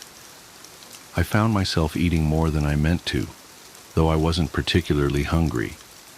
There was something compelling about the flavor, something that made me want to analyze it, break it down to its components. "It's the local fungi," said the woman next to me. Sarah, I thought her name was, though everyone had been introduced too quickly for me to keep track. "They have unique properties, perfect for artistic inspiration." She smiled, and I noticed a faint yellow stain at the corner of her mouth. "Diana forages them herself." I looked down at my bowl, suddenly less hungry. I didn't know mushrooms could be that color naturally. "Oh, nothing about them is natural," James said from across the table. "That's what makes them." He cut off abruptly as Diana cleared her throat. "Perhaps we should discuss your work, Marion," Diana said smoothly. "We're all very interested in your process." The way she said process made it sound like an accusation. I took a sip of water, trying to wash away the lingering taste of the soup. I work primarily with organic forms, I began, falling into my usual artist statement. I'm interested in the hidden connections between things, the networks that exist just below the surface. Yes, yes, Diana interrupted. But what are you really looking for? The question caught me off guard. I'm not sure what you mean. Nobody comes to St. Augustine's by accident, Sarah said, her voice soft but intense. We're all searching for something, the truth beneath the truth, the pattern behind the pattern. I'm just here to work, I said. But even as I said it, I knew it wasn't entirely true. There was something else, something that had drawn me to this place when I saw the residency listing. Something about the way the application had seemed to read my thoughts before I had them. Of course you are, Diana said, that not quite smile again. And work you shall, starting tomorrow. The morning bell rings at sunrise. That night I dreamed of mushrooms. They pushed up through the floorboards of my small room, pale and pulsing with their own inner light. In the dream, I watched them grow, fascinated by their geometric perfection. They formed patterns, circles, spirals, complex fractals that seemed to contain infinite depth. I wanted to paint them, to capture their impossible mathematics, but when I reached for my brushes, they squirmed in my hand like living things. I woke to the first bell of morning, my sheets damp with sweat despite the chill in the room. The dream clung to me like cobwebs, and for a moment I could have sworn I saw faint circles on the floor, glowing in the pre-dawn light. But when I blinked, they were gone. The fog was thicker than ever, pressing against the windows like something alive. Its yellow tint seemed stronger in the morning light, giving everything a jaundiced, sickly cast. I dressed quickly, shivering. The heat didn't seem to work properly in this part of the building, and made my way to the bathroom. The mirrors were all covered with cloth. When I tried to pull one down, I found it had been nailed in place. We find reflections. Distracting, said a voice behind me. I turned to see an older man I didn't remember from dinner. His eyes were the same yellow as the fog. Best to focus inward here. That's where the truth lies. I nodded as if this made perfect sense and hurried back to my studio. The canvas was waiting for me, those faint geometric patterns more visible in the morning light. They seemed to pulse slightly, like a heartbeat, though I told myself it must be a trick of the light. I set up my paints, laying out my brushes with careful precision. They were my touchstone, my connection to the real world of galleries and critics and normal artistic concerns. I picked up my favorite, the finest sable for detail work, and turned to the canvas. The patterns were gone. The surface was pristine white, as if newly primed. But when I moved my head slightly, I could see them again, just at the edge of my vision, like after images from staring at the sun.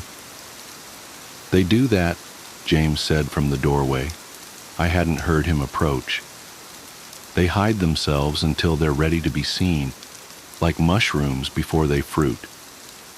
There's nothing there, I said firmly, more to convince myself than him. It's just a blank canvas. He made that puppet jerk shrug again. If you say so. But you might want to try working with them instead of fighting them. It's easier that way. Less painful. Before I could ask what he meant, the second bell rang. This time the sound seemed to have color, a deep, pulsing yellow that matched the fog. I closed my eyes, but I could still see it behind my eyelids, forming those same geometric patterns I'd seen on the canvas. Time for morning meditation, James said. His voice sounded distant, as if coming through water. You should come. It helps with the adjustment. I wanted to refuse, to stay in my studio and start working on something normal, a still life maybe, or some preliminary sketches. But my feet were already moving, following James down the corridor to what had once been the church's main sanctuary.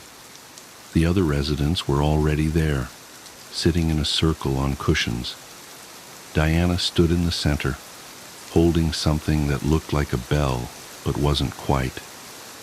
In the yellow light filtering through the windows, its surface seemed to ripple and flow. "Ah, Marian," she said, "I'm glad you decided to join us. Please sit. We were just about to begin today's visualization." I sat between James and Sarah, trying to ignore the way the floor seemed to pulse beneath me. Diana struck the not-quite bell, and the sound filled the space like liquid light. I felt it in my bones, in my teeth, behind my eyes. "Close your eyes," Diana instructed, "and look for the patterns.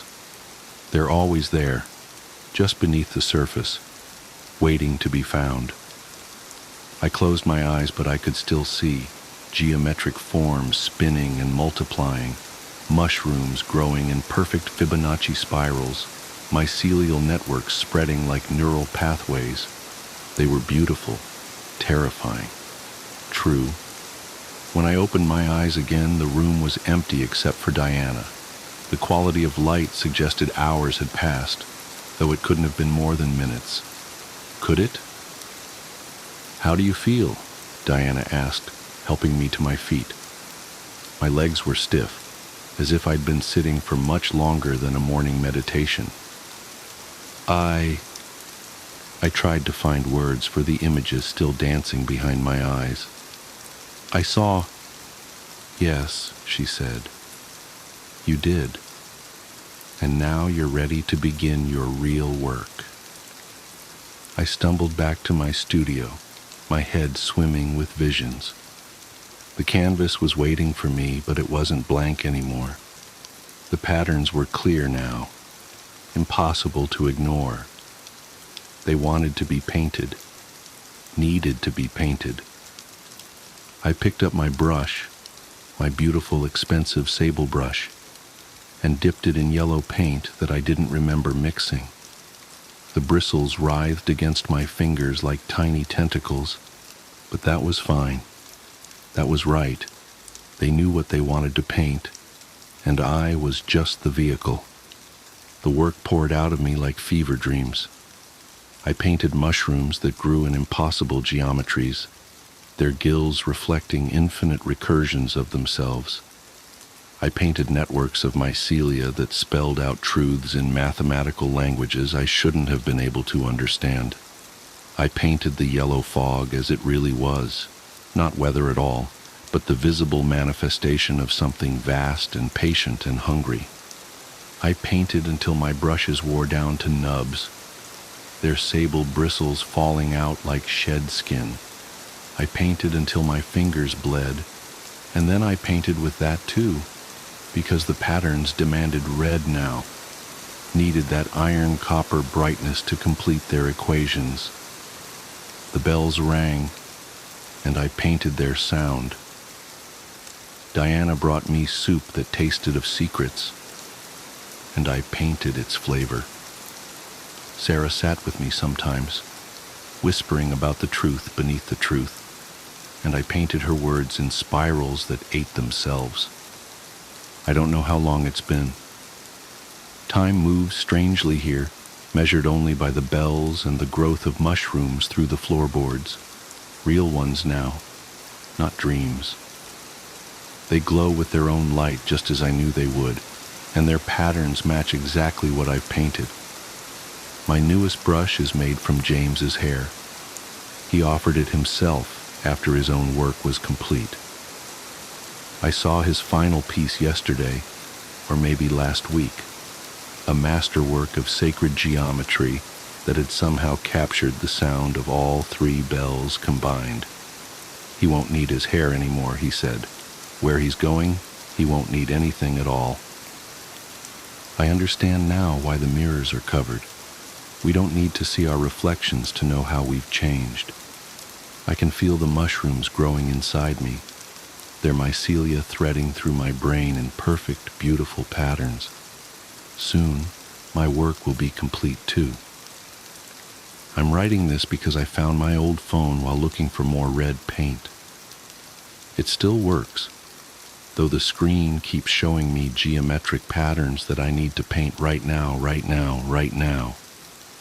But I wanted to record this first, to explain to whoever finds it why I had to accept the residency, why I had to paint the truth, why we all did. The third bell is ringing. The yellow fog is very thick now, and the mushrooms are so beautiful, geometry made flesh, mathematics made real. Diana says I'm almost ready. One last painting, she says. One final pattern to complete the sequence. I can see it now, growing behind my eyes. It's so perfect, so true. I just need a little more red paint. The Archivist's Burden. The first photograph appeared on my desk on a Tuesday morning in October. I remember the exact moment because I had just finished cataloging a collection of Civil War letters, my specialty as head archivist at the Whitmore Historical Society. The photograph shouldn't have been remarkable. A black and white portrait of a young woman circa 1940s, her eyes downcast and hands folded primly in her lap. But something about it made my skin crawl. I've spent 20 years handling historical artifacts, learning to read the stories they tell beyond their physical presence. This photograph felt wrong. Not damaged or fraudulent. I've encountered plenty of those. But wrong in a way that defied professional explanation. The woman's pose was too still, her shadow too dark against the backdrop, and her hands.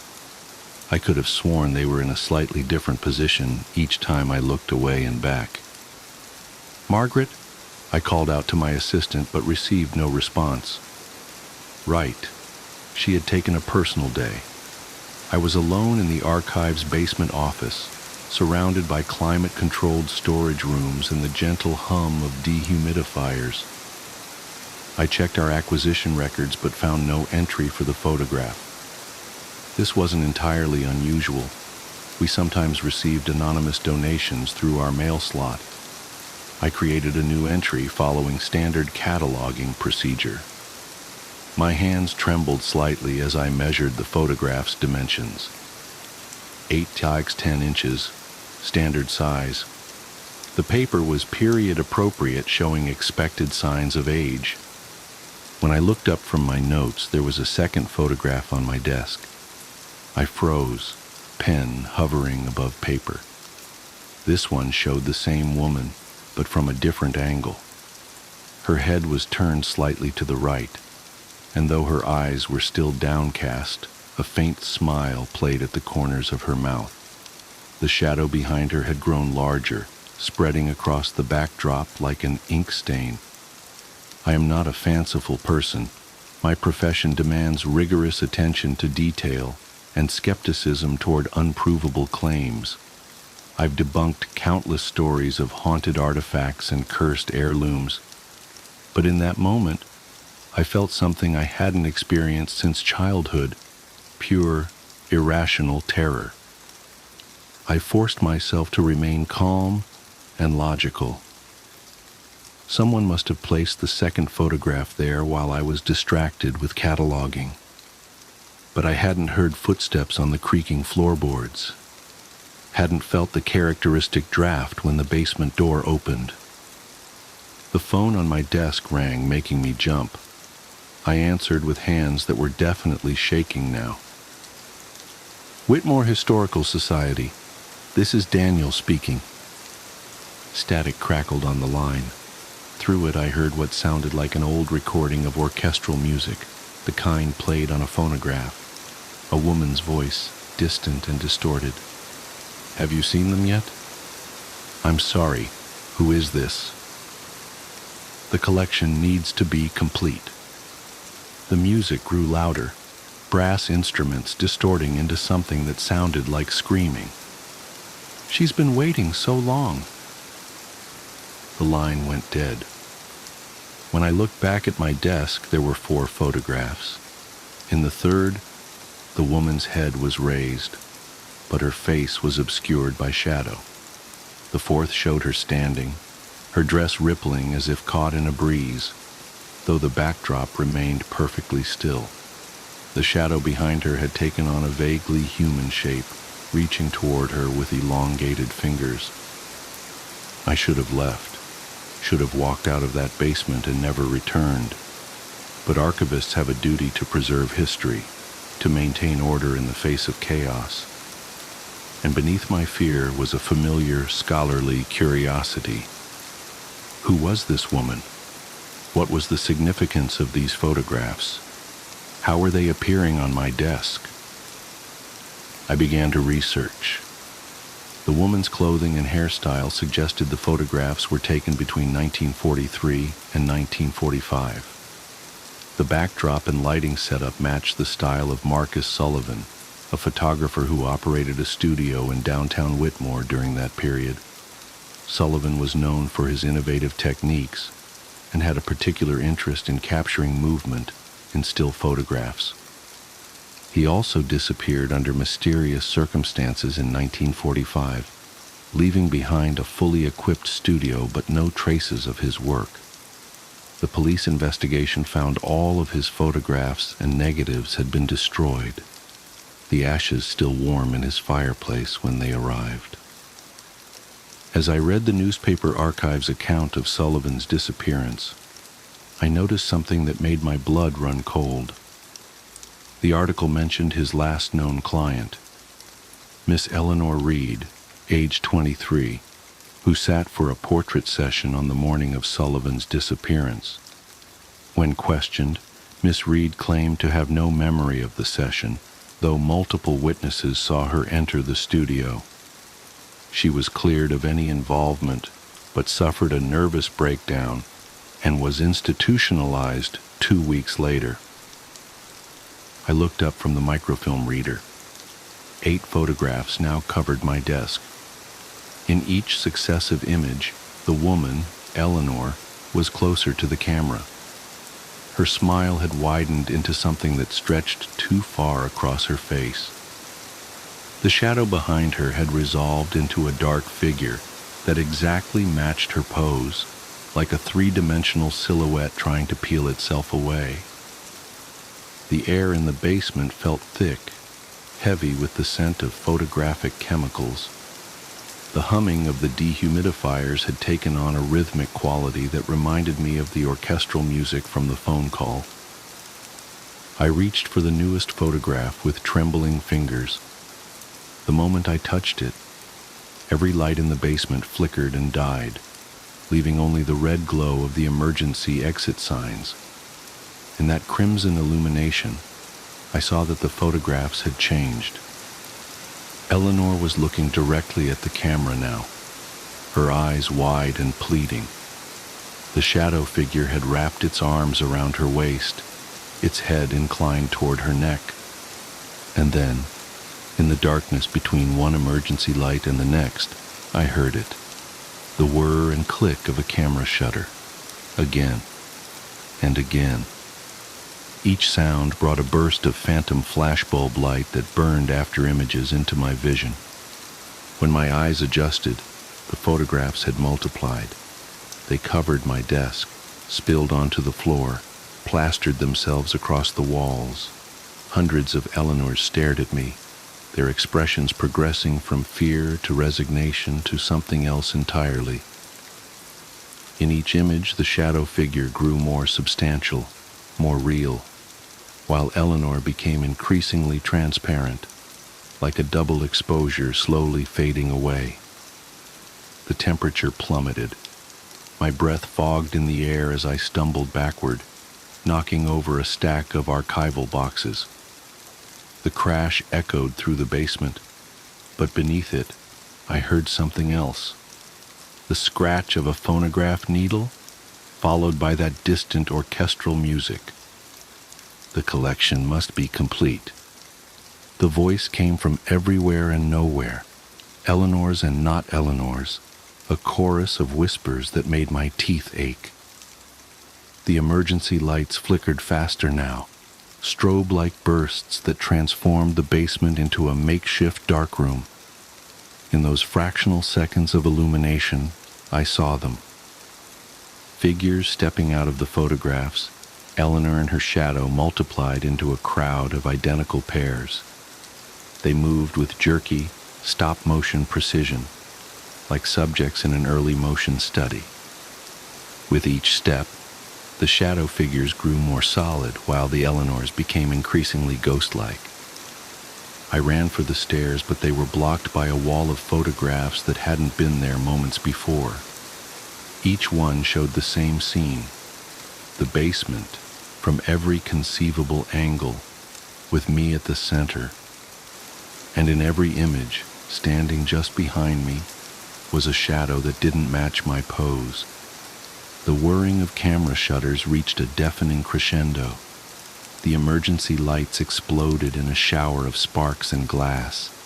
In the total darkness that followed, I felt something cold brush against the back of my neck, like fingers made of photographic negative. "Your turn," Eleanor's voice whispered, her breath like chemical fixer against my ear. "The artist needs new subjects." The last thing I saw before the flashbulb went off was my own shadow, standing 3 feet away, smiling back at me. They found me the next morning when Margaret came into work. I was sitting at my desk, apparently cataloging a collection of photographs that didn't exist. The doctors called it a psychotic break brought on by prolonged isolation and archival gases. They said I was lucky. Most of the other victims of the Whitmore photography incident didn't survive their encounters. I've been in this institution for 3 months now. The medication helps with the tremors, but nothing can erase what I saw, what I became. Sometimes, when I look in the mirror, my reflection moves a fraction of a second too late. My shadow falls in impossible directions, no matter where the light source is, and the photographs keep appearing.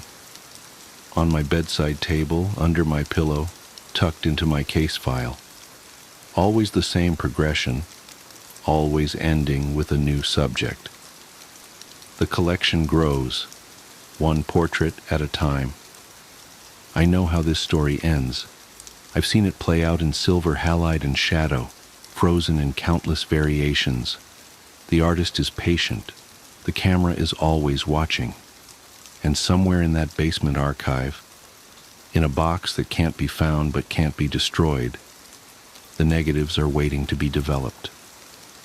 Here's the truth I've learned too late. Some histories shouldn't be preserved. Some stories are meant to fade away, like old photographs left in sunlight. But art is permanent, and shadows never truly disappear. They just find new subjects to cast them. I have to go now. The orderly is here with my medication, but his shadow is walking in the wrong direction. And I swear I can hear very faintly the sound of orchestral music playing on an antique phonograph. Click. The morning commute. I've been trying to write this down for 3 days now. My hands still shake when I think about it, but I need to document what happened while the details are fresh. Maybe someone can make sense of it, because I sure can't. I keep checking news sites and local forums, but there's nothing. Just the usual traffic reports and weather updates. It started last Wednesday. Nothing special about that morning. Just another dreary February commute. I remember being annoyed because my travel mug was leaking slightly, leaving little brown rings on my center console. The heat was blasting to fight off the 28-degree chill, making that plasticky new car smell more noticeable than usual in my recently leased Civic. I always take the back roads to avoid I-95 traffic. There's this stretch of Route 27 that winds through the woods for about 4 miles before connecting to the industrial park where I work. Usually I zone out on autopilot there, just following the gentle curves while my mind wanders to the day ahead. But something felt off that morning, even before anything actually happened. The first thing I noticed was the radio. I always listen to NPR during my morning drive. Helps me feel somewhat informed about the world. But around 7:45 a.m., right as I was entering that wooded stretch, the signal started cutting out. Not unusual for that area, but this was different. Between bursts of static, I could swear I heard what sounded like backward speech. Not garbled nonsense, but actual words being played in reverse. I tried changing stations, but they were all doing it. I switched the radio off, deciding to drive in silence rather than deal with the unsettling noise. That's when I noticed how quiet everything was. No wind in the trees, no birds. Even my engine seemed muffled, like someone had thrown a heavy blanket over the car. The morning fog was thicker than usual, too, clinging to the road in a way that made the yellow lines look like they were floating. I checked my phone. No signal, which wasn't completely unusual for that stretch, but the time display caught my eye. 7:47 a.m. I distinctly remember because I had just checked it 2 minutes earlier when the radio started acting up. Still 7:47 a.m. I watched for another 30 seconds or so. Still 7:47 a.m. The seconds weren't moving. My rational brain kicked in. Obviously, the phone's frozen. Force restart it later. But my skin was starting to prickle. That animal instinct that tells you something's wrong before your conscious mind can process why. I pressed the accelerator a little harder, wanting to get through the woods and back to civilization. That's when I saw the first one. At first, I thought it was just a trick of the fog, a darker patch that seemed to be moving wrong. You know how fog usually drifts with the wind? This patch was moving perpendicular to the rest, like it was cutting through it. As I got closer, it resolved into what looked like a person walking alongside the road. Nothing inherently scary about that, except they were walking backwards, perfect fluid backward steps, like a video being rewound. And they were wearing what looked like business casual clothes, slacks, button-up shirt, but the fabric was wrong.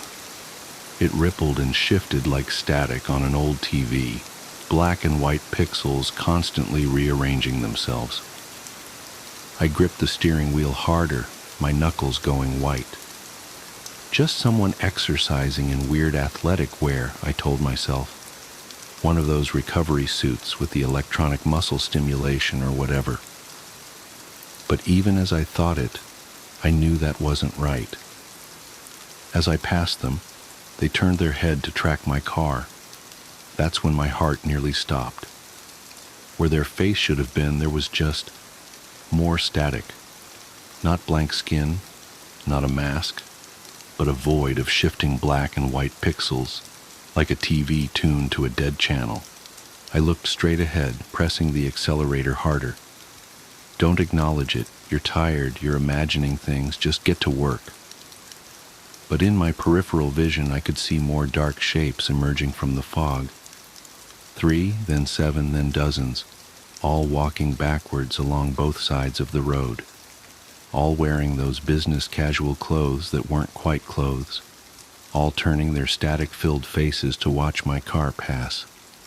The air in the car felt thick, like trying to breathe underwater. My ears popped like I was changing altitude, and the engine noise became even more distant.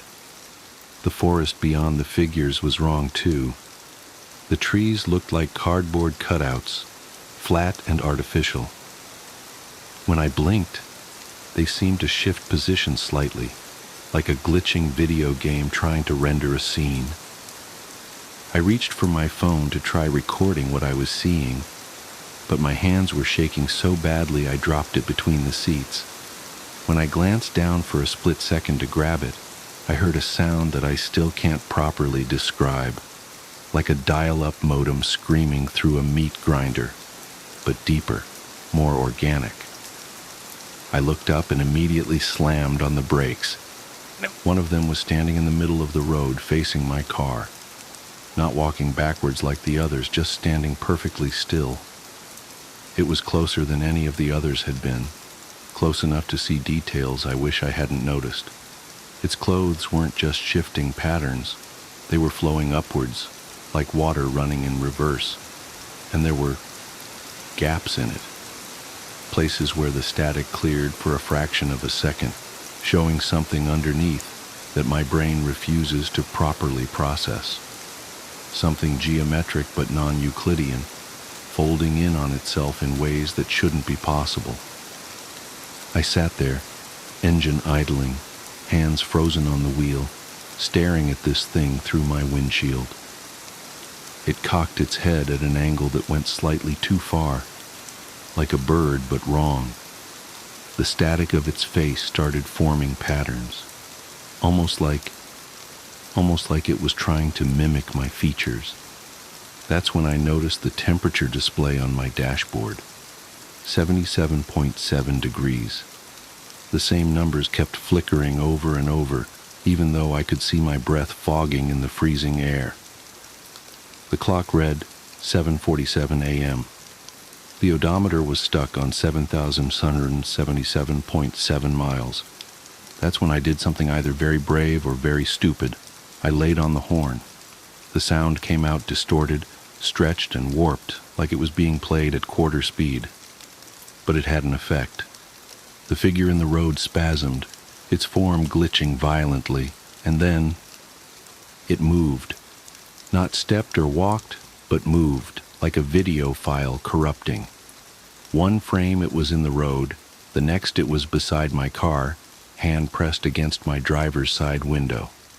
The static of its face pressed close to the glass, forming and reforming into almost recognizable patterns. Was it trying to communicate? Trying to get in? I didn't wait to find out. I slammed the accelerator and swerved around where it had been standing. My tires found purchase on the wet asphalt and I shot forward, engine finally roaring at its proper volume. In my rearview mirror, I could see all of them turning to watch me go. Their movements jerky and wrong, like stop-motion animation at too few frames per second. The fog began to thin. My phone suddenly chimed with a dozen delayed notifications. The radio burst back to life mid-sentence, some story about local council elections. The clock jumped to 8:15 a.m. The temperature reading settled back to a realistic 29 degrees. Everything was normal again. I pulled into the first gas station I saw, hands trembling so badly I could barely put the car in park. The morning commuters filling their tanks and buying coffee gave me odd looks. I must have seemed crazy, sitting there hyperventilating in my car. When I finally got my breathing under control, I checked my phone. The photos I tried to take were corrupted, just blocky digital artifacts and strange patterns. But I did find something else. In my podcast app's recently played history, there was an entry from 7:47 a.m. It's just 30 seconds of what sounds like white noise, but if you play it backwards and adjust the speed, it almost sounds like words. I uploaded it to my computer and ran it through some audio software, but I still can't make out what it's saying. I called out sick that day, drove home taking the interstate, even though it added 40 minutes to my journey. I've been taking that route ever since, even though it means leaving an hour earlier and sitting in traffic. Better than the alternative. But here's the thing that really keeps me up at night. I decided to do some research into that stretch of Route 27. Found some old forum posts and local news articles. Over the past decade, there have been an unusually high number of single-car accidents there, always between 7:45 and 7:50 a.m. The police reports all read similarly. Driver lost control of vehicle. No obvious cause determined. Driver claimed mechanical malfunction, but no evidence found. And the victims? All commuters, all wearing business casual.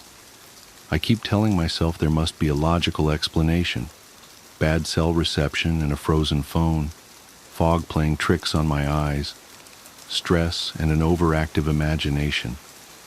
But yesterday, I was reviewing some old work emails and I noticed something that made my blood run cold. Every email I've ever sent between 7:45 and 7:50 a.m. is corrupted. The text is replaced with strings of sevens and static characters. The timestamps are all stuck at 7:47 a.m. I have to drive to my sister's wedding next week. It's a 6-hour trip and I've mapped 3 different routes. They all intersect with Route 27 at some point.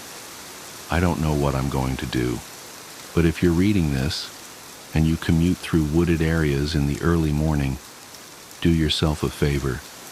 Check your clock when the fog rolls in, and if it ever gets stuck at 7:47 a.m., don't stop driving.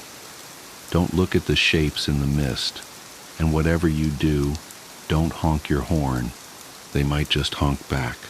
Has your husband been standing still? The woman at the door said her husband was inside my home. She was agitated and ran her fingers through her unwashed hair. You have the wrong address. It's just me, I said, then lied. And my boyfriend is here. No, please, just listen to me, she said, placing a hand on the door frame and leaning in toward me. I said I couldn't help her.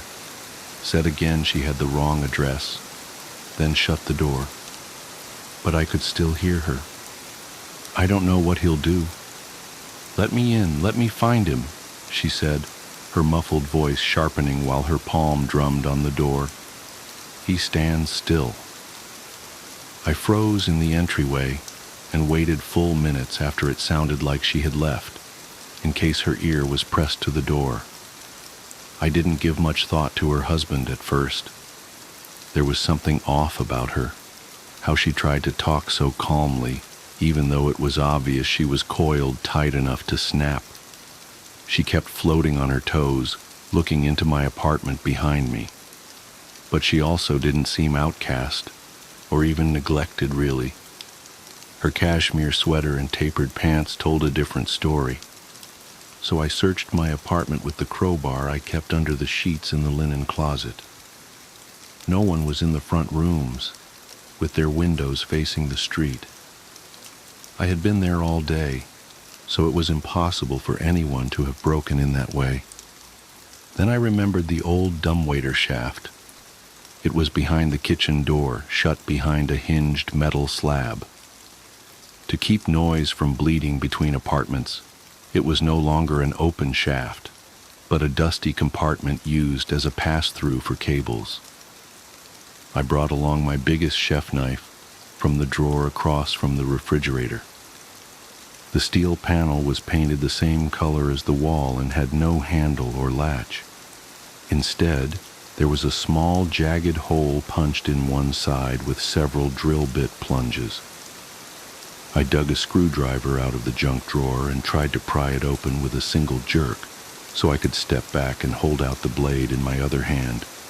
Instead, it swung open with a painfully slow creak, and I dropped the knife, scaring myself even more when it clattered at my feet. Without thinking, I bent down to pick it up. Kneeling on the floor, I imagined a pale hand reaching out into my hair and skull. But when I stood up and looked inside, there was nothing there, just the dark. It was empty. When I left the kitchen and crossed by the front door again, I saw that the woman had shoved a piece of paper in my door, like a takeout menu. It was a torn envelope, like something pulled crumpled from the trash, and had written on it the words, "Listen, please." Then I heard her whisper from low down on the door, even below where I had kneeled to pull at the scrap of paper. The first time my husband was around the corner from our French doors, in the hollow where my desk meets the printer cabinet. He must have been there all morning. He was standing straight up, like a sunflower, but I didn't see him until I got up from the desk and bumped my ankle. When I looked up suddenly, he was there, staring at nothing. The second time he was behind an all-glass display case in our entryway, pinched between a pane and the wall just inside the front door. The whispering stopped and I realized I was barely breathing. I was still kneeling and my knees were beginning to get sore. "Are you still there?" the whispered voice asked. I didn't answer. He's gotten really skinny and goes through tubes of high SPF sunscreen whenever he is called out to a site, so now he's white as an electric socket. He can suppress his presence and take away your intuitive sense that another person is nearby. He's practicing. He's getting better. He knows where your eyes land and the spaces they slide over. "Go away," I screamed, before retreating to the farthest corner of my apartment away from the front door. It took me a while to calm down, with some TV and all the lights on. I didn't pay attention to the show, but told myself that the woman at the door had a mental illness and a persecution complex, and she wanted to pull me into her delusion. I crept to the window and peered into the park across the street from my house. It was small and mostly mown, with a picnic pavilion and a swing set. But right across from me was a shock of forest, rising up curling and unwanted. The sun was still up, but low enough for this thicket to be dark in its own shadows. I looked for her there, expecting I don't know what. 2 red eyes?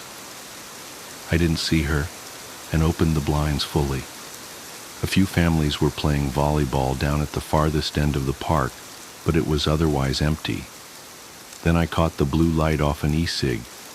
It was her, seated in a shadowed beach chair, with her legs stacked casually in front of her. I could barely see her face, but it looked as if she was staring into my windows. I debated whether to go out to confront her, but when I turned around, I saw her husband. I didn't scream. My throat snapped shut on my breath. Through the kitchen doorway across the room, I could see my dishwasher and him standing next to it, one leg against the fridge. He wasn't standing straight, but bent forward at a right angle, his back aligned with the marble countertop. One arm was held pinned against his thigh, the other down, then the wrist up, with fingers out in odd angles. His face pointed forward, aligned atop his body like a bullet on a shell casing, with his eyes aimed to one side of me and far away. He wore an expression of rapture on a pale face. His lips were glittering red. He didn't move or react and showed no signs of being detected. But I still expected those eyes to swivel and land on me. Didn't feel I could move or look away until it did. I forced myself to clap, then to wave my arms, but there was no reaction. "You," I said. "Sir," I added, "you need to leave." He didn't react, and it wasn't just as if he was ignoring me. There wasn't a tremor or breath. He stayed so still it was as if the whole world had frozen. I called 911, of course. The operator urged me to get out of the house as quickly as possible. I stayed on the line with the operator, but there was nothing left to say. My only way out was past him. Acid filled my stomach. There was no way I could cross that room. I considered tossing something at him, or attacking him, but there was nothing more dangerous than a TV remote nearby. The operator said something about officers on the way, and my phone slipped from my hand in my rush to bring it back to my ear. My eyes never dropped from the husband, who didn't flinch when my phone crunched on impact, then clattered across the floor and under the couch. I lowered myself to my hands and knees and considered crawling over and reaching under until I realized it would put him out of sight. It was better to escape. Maybe I could crawl by him without touching him and he'll stay frozen. Or would he just grab me when I got close? I didn't have a choice. At the threshold between hardwood and tile, I looked down at my hands on the floor, and when I looked up, he was gone. But it was only for an instant, because suddenly I could see him again just in front of me. He hadn't moved. My eyes had let him go and struggled to find him again, like he wasn't where I had expected, or if I had somehow forgotten him. The arms holding me up shook so violently that I pitched forward, landing on the side of my face with a smack. I landed right at his feet, but didn't touch him. Pushing back on the heels of my hands, I rolled backwards and slammed into the cabinet behind me, hard enough that I heard the fiberboard crack inside the door. I could crawl by him now, but first watched him for any sign of movement. He was in a khaki t-shirt that didn't quite match the wood cabinetry or stand out from the white refrigerator at his back, nor were his dark pants much of a match for the brushed chrome of the dishwasher, though I could see he had a sliver of something shimmery silver, like a lanyard loop, hanging out from his pocket. I don't know how he could have disappeared from my sight, but he didn't seem to notice me. I strained to keep an eye on him over my shoulders as I crawled past, until I couldn't move slowly any longer. I scrambled to my feet, tumbling into a standing position, then into a headlong run, where I couldn't tell my heartbeats from the pounding of feet on the floor. After struggling with the lock, I finally squeezed through my front door and shut it behind me without looking back. The police came, searched my apartment, found no one. I tried to explain that he might still be there, that they just hadn't seen him. But they wouldn't come back in with me. They wouldn't search the park either. They were annoyed I wouldn't go back inside, but eventually left. I didn't have my phone and didn't know where to go, so I wandered out of my building in a daze. It was dark out now, but the night air felt good. I saw a car double parked, but didn't pay it any attention until the woman pushed open the passenger side door from the driver's seat and waved me over. I'd be embarrassed to describe the horrible things I said to her, but she was calm and composed. She knew how to handle her husband standing still, and was nothing like the woman who first confronted me on my doorstep. I don't want to give her real name, so I'll call her Flora. "I'll teach you to see him," was the first thing Flora told me once I was able to listen. I didn't want to see him or to go anywhere with this person, but I didn't know what else to do. She drove me far outside of the city until I could see stars over a sprawling suburbia. Somewhere nearer the highway, where duplex condos faded into industrial parks, she turned into a multi-acre construction site. It was all blonde dirt, scraped and marked by bulldozer treads. At the center was a cinder block frame that might one day grow into a big box store.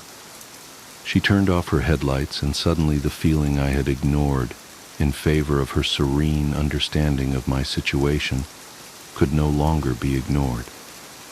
I was struck dumb with fear, my sore muscles protesting at being called back to alert. Had I met a couple working together? But she kept talking reasonably, kept her instructions simple, and I found no moment to protest. Instead, I followed her, even let her take me by the hand and pull me in a circuitous path out into the center of the standing blocks. She laid out a picnic blanket and urged me to lay on my back next to her with a friendly pat. Inside, I was screaming.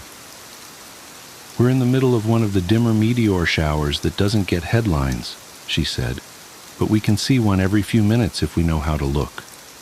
Men who stand still," she told me, "can't be searched out like a bird among branches or a face in the crowd. That is a search for specificity.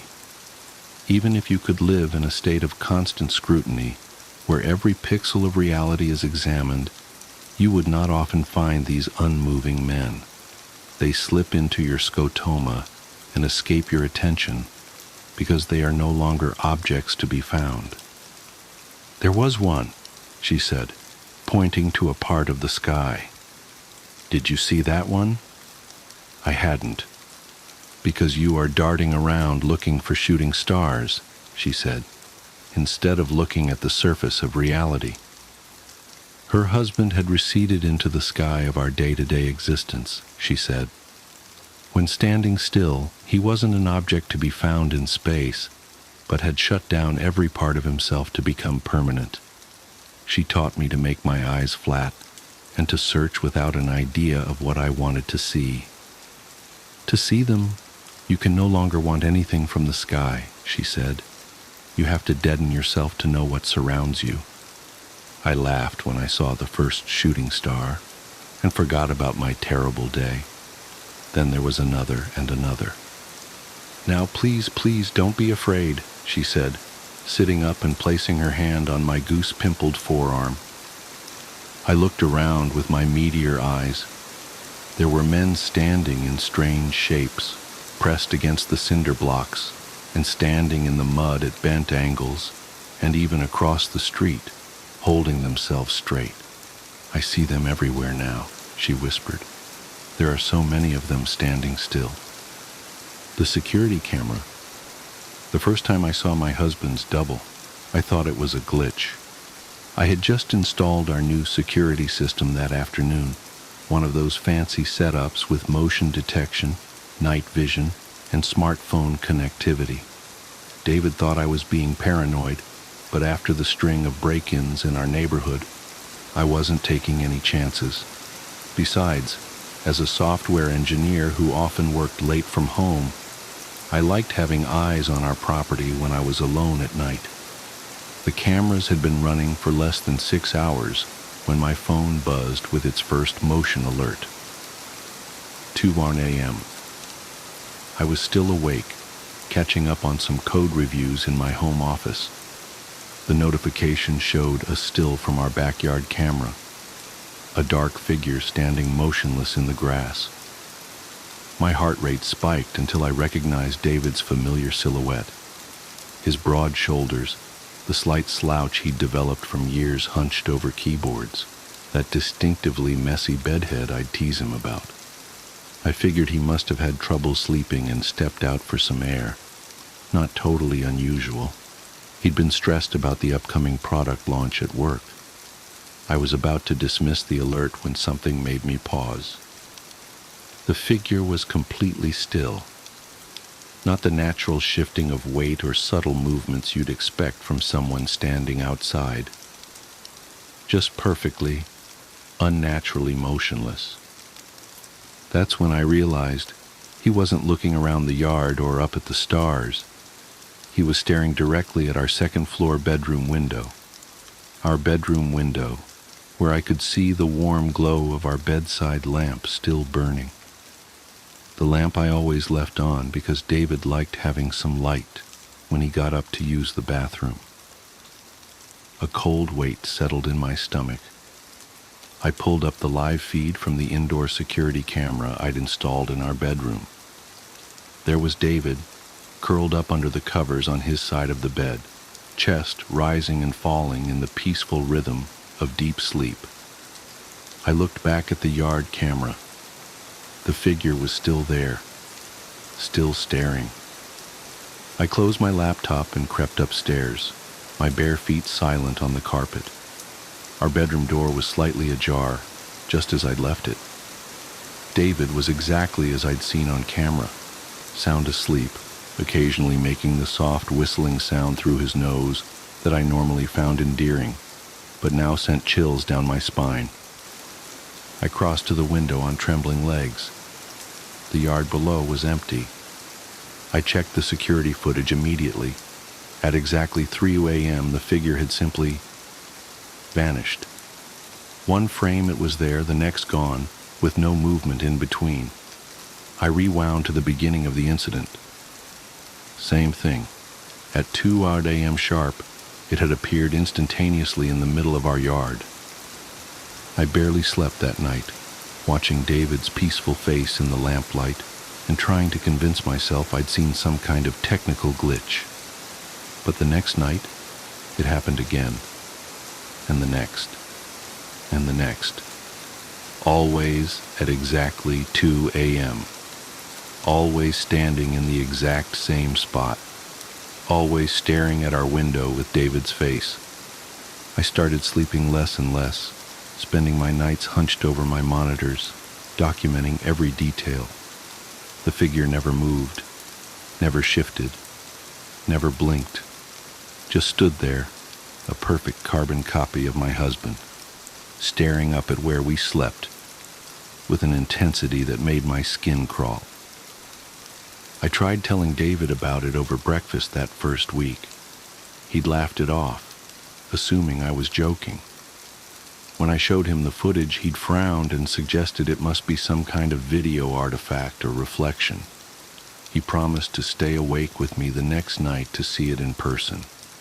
But when 2 a.m. came, he was sound asleep despite his promises. No amount of shaking would wake him.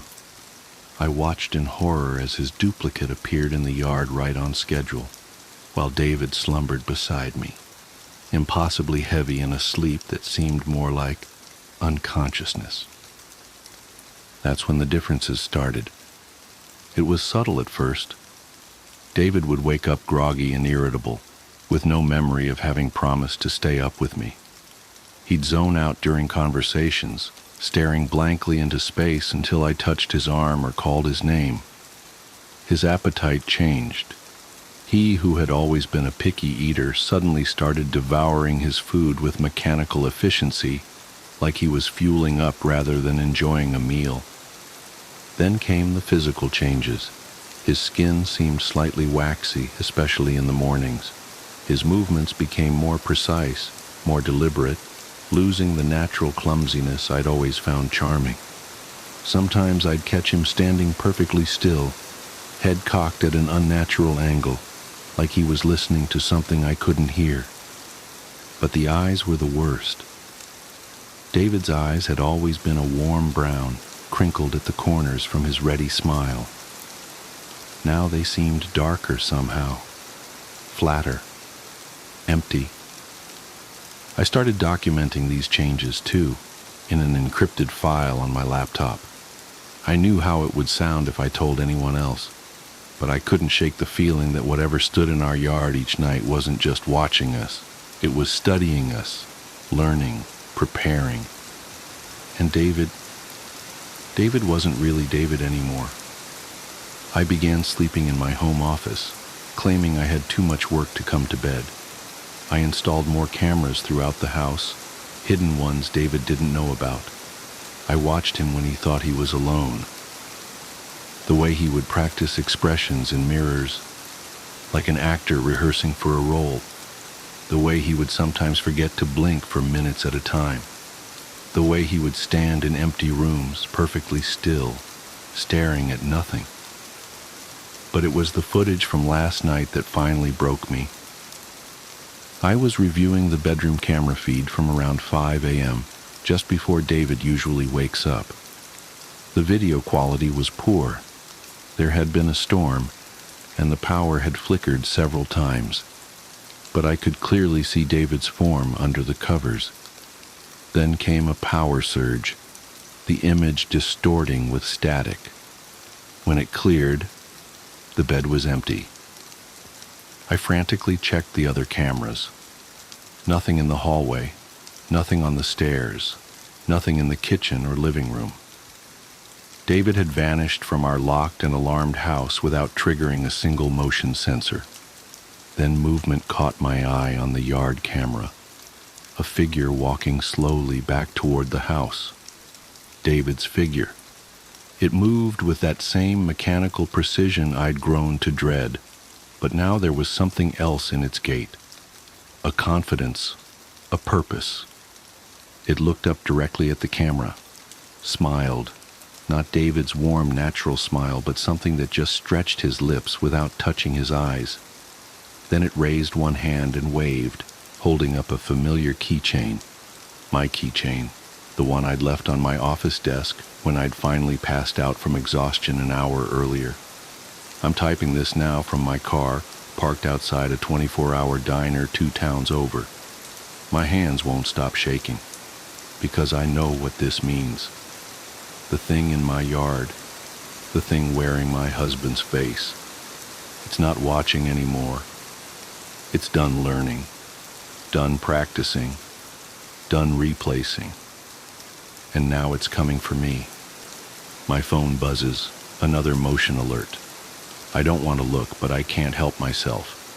It's footage from one of my hidden cameras inside the house, my office. There's a figure standing in the doorway. It's wearing David's face, but the movement is all wrong as it turns its head to stare directly into the camera. Its smile is impossibly wide now, stretching far beyond what a human mouth should be capable of. In its hand is my laptop, the one I'd left behind in my panic to escape, the one containing all my documentation, all my evidence. As I watch, it waves at the camera with that horrible smile. Then it does something worse. It speaks. "Coming home soon, honey? Don't worry. I'll wait up for you. After all..." The thing wearing my husband's face leans closer to the camera, its features distorting slightly, like melting wax.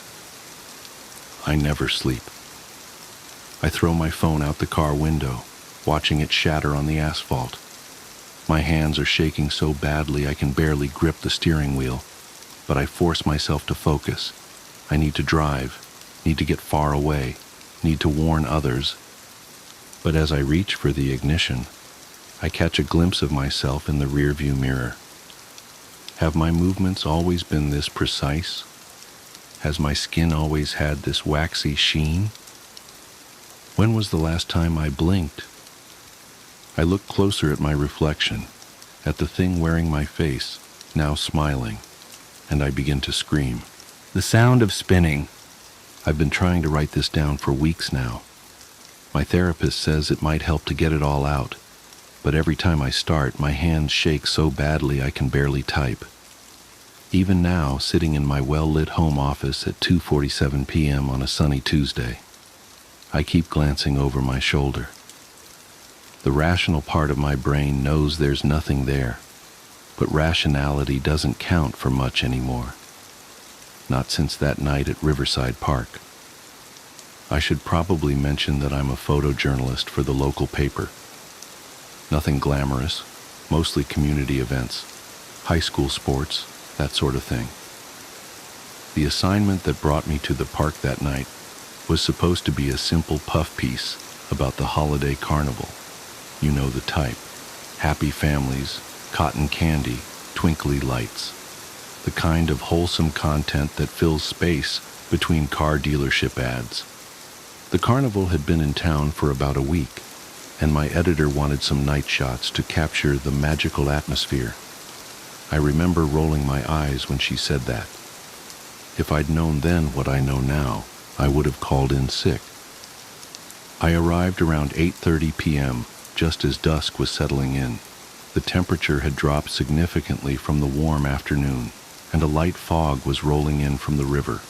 Not unusual for October in our area, but it gave everything a sort of dreamy quality that I actually thought would make for good photos.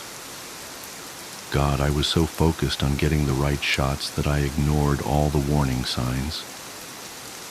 The first thing that struck me as odd was the music. Carnival music is always a bit eerie, but something about it seemed off, like it was playing at the wrong speed or maybe echoing when it shouldn't have been.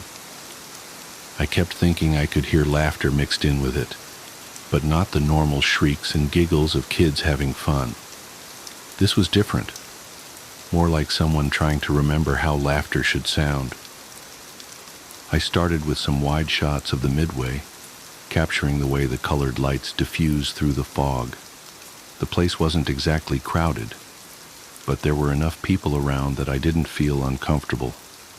Not yet, anyway. I remember checking my phone, 8:47 p.m., and calculating how many more shots I needed before I could call it a night. That's when I noticed the carousel. It was set back from the other rides, partially obscured by the fog. Standard carnival carousel, or at least that's what I thought at first. Painted horses moving up and down, mirrors and gold trim, all that classic stuff.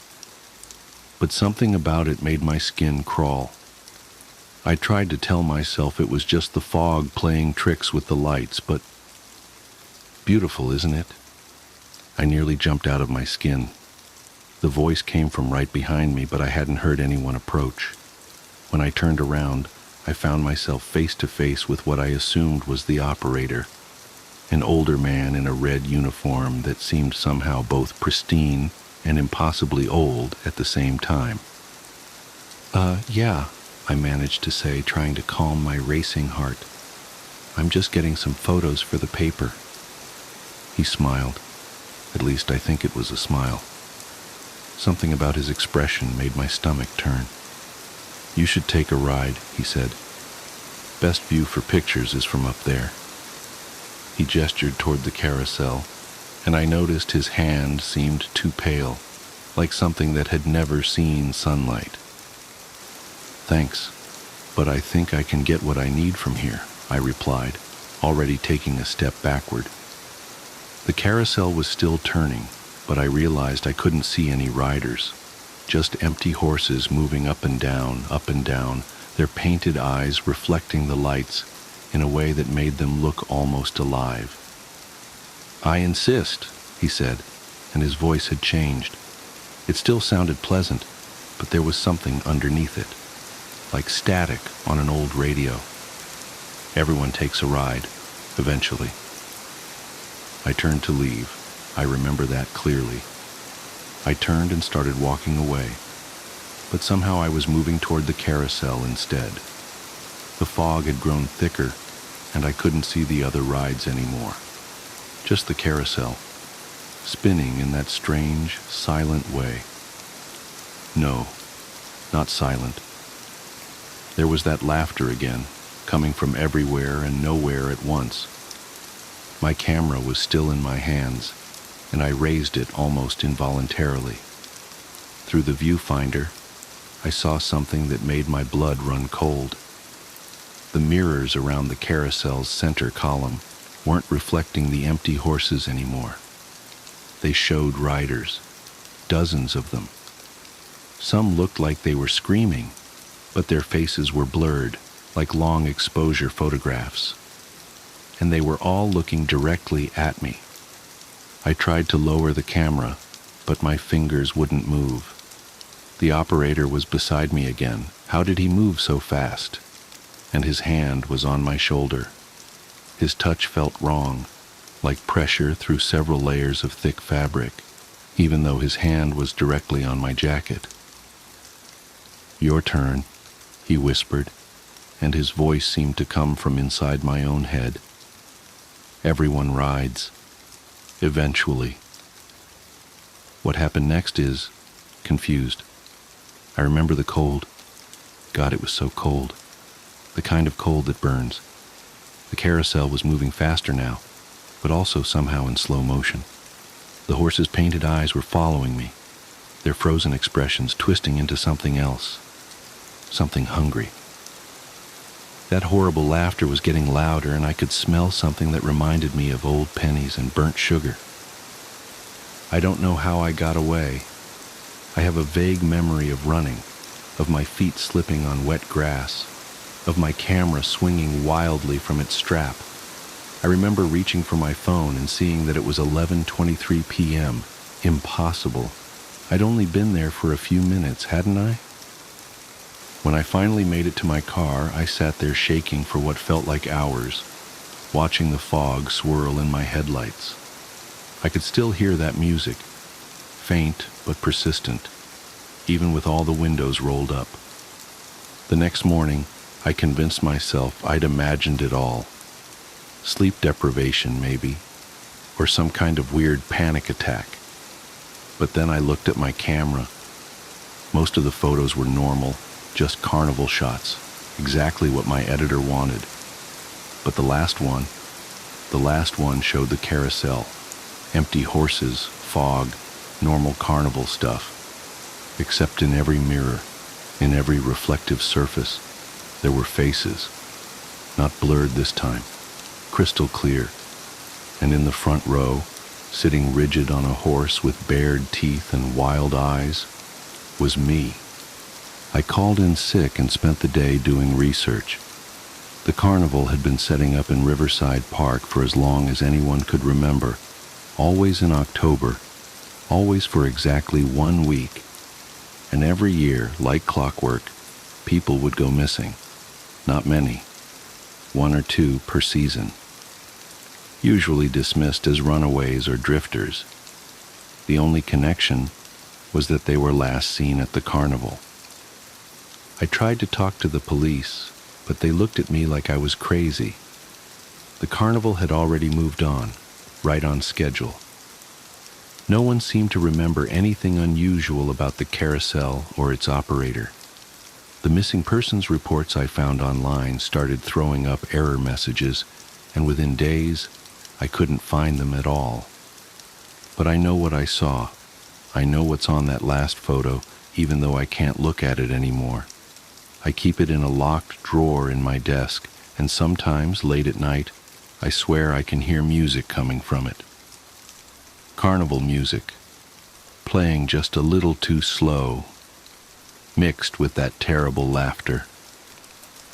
The carnival will be back next October. It always comes back. And sometimes, when the fog rolls in from the river, I catch myself wondering about those faces in the mirrors. Were they all like me? People who got away? Or were they the ones who didn't?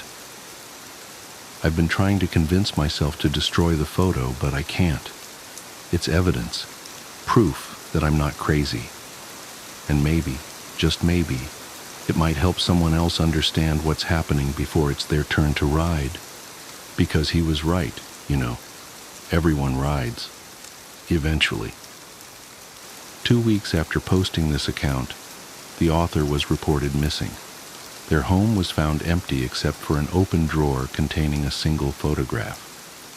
The photo, according to police reports, showed only an empty carnival carousel in heavy fog. I stumbled upon a dead language. As part of my doctorate, I was hired as a lab assistant working with pediatric treatment. We were working on a paper measuring the exposure effect of a potential contaminant, while my colleagues were working on the measured effects on adults and the elderly. My team would work with children. The potential disruption to developing adolescents was deemed important enough to have a separate set of experiments and measurements. The study garnered unilateral attention and funding of not only 1, but 4 different pharmaceutical companies, Hatchet PH being the main contributor. I was hired pretty late in the process. I wasn't even sure what the contaminant was, as it was just designated as the contaminant. Apparently it was something that resided just under the topsoil in a large residential area.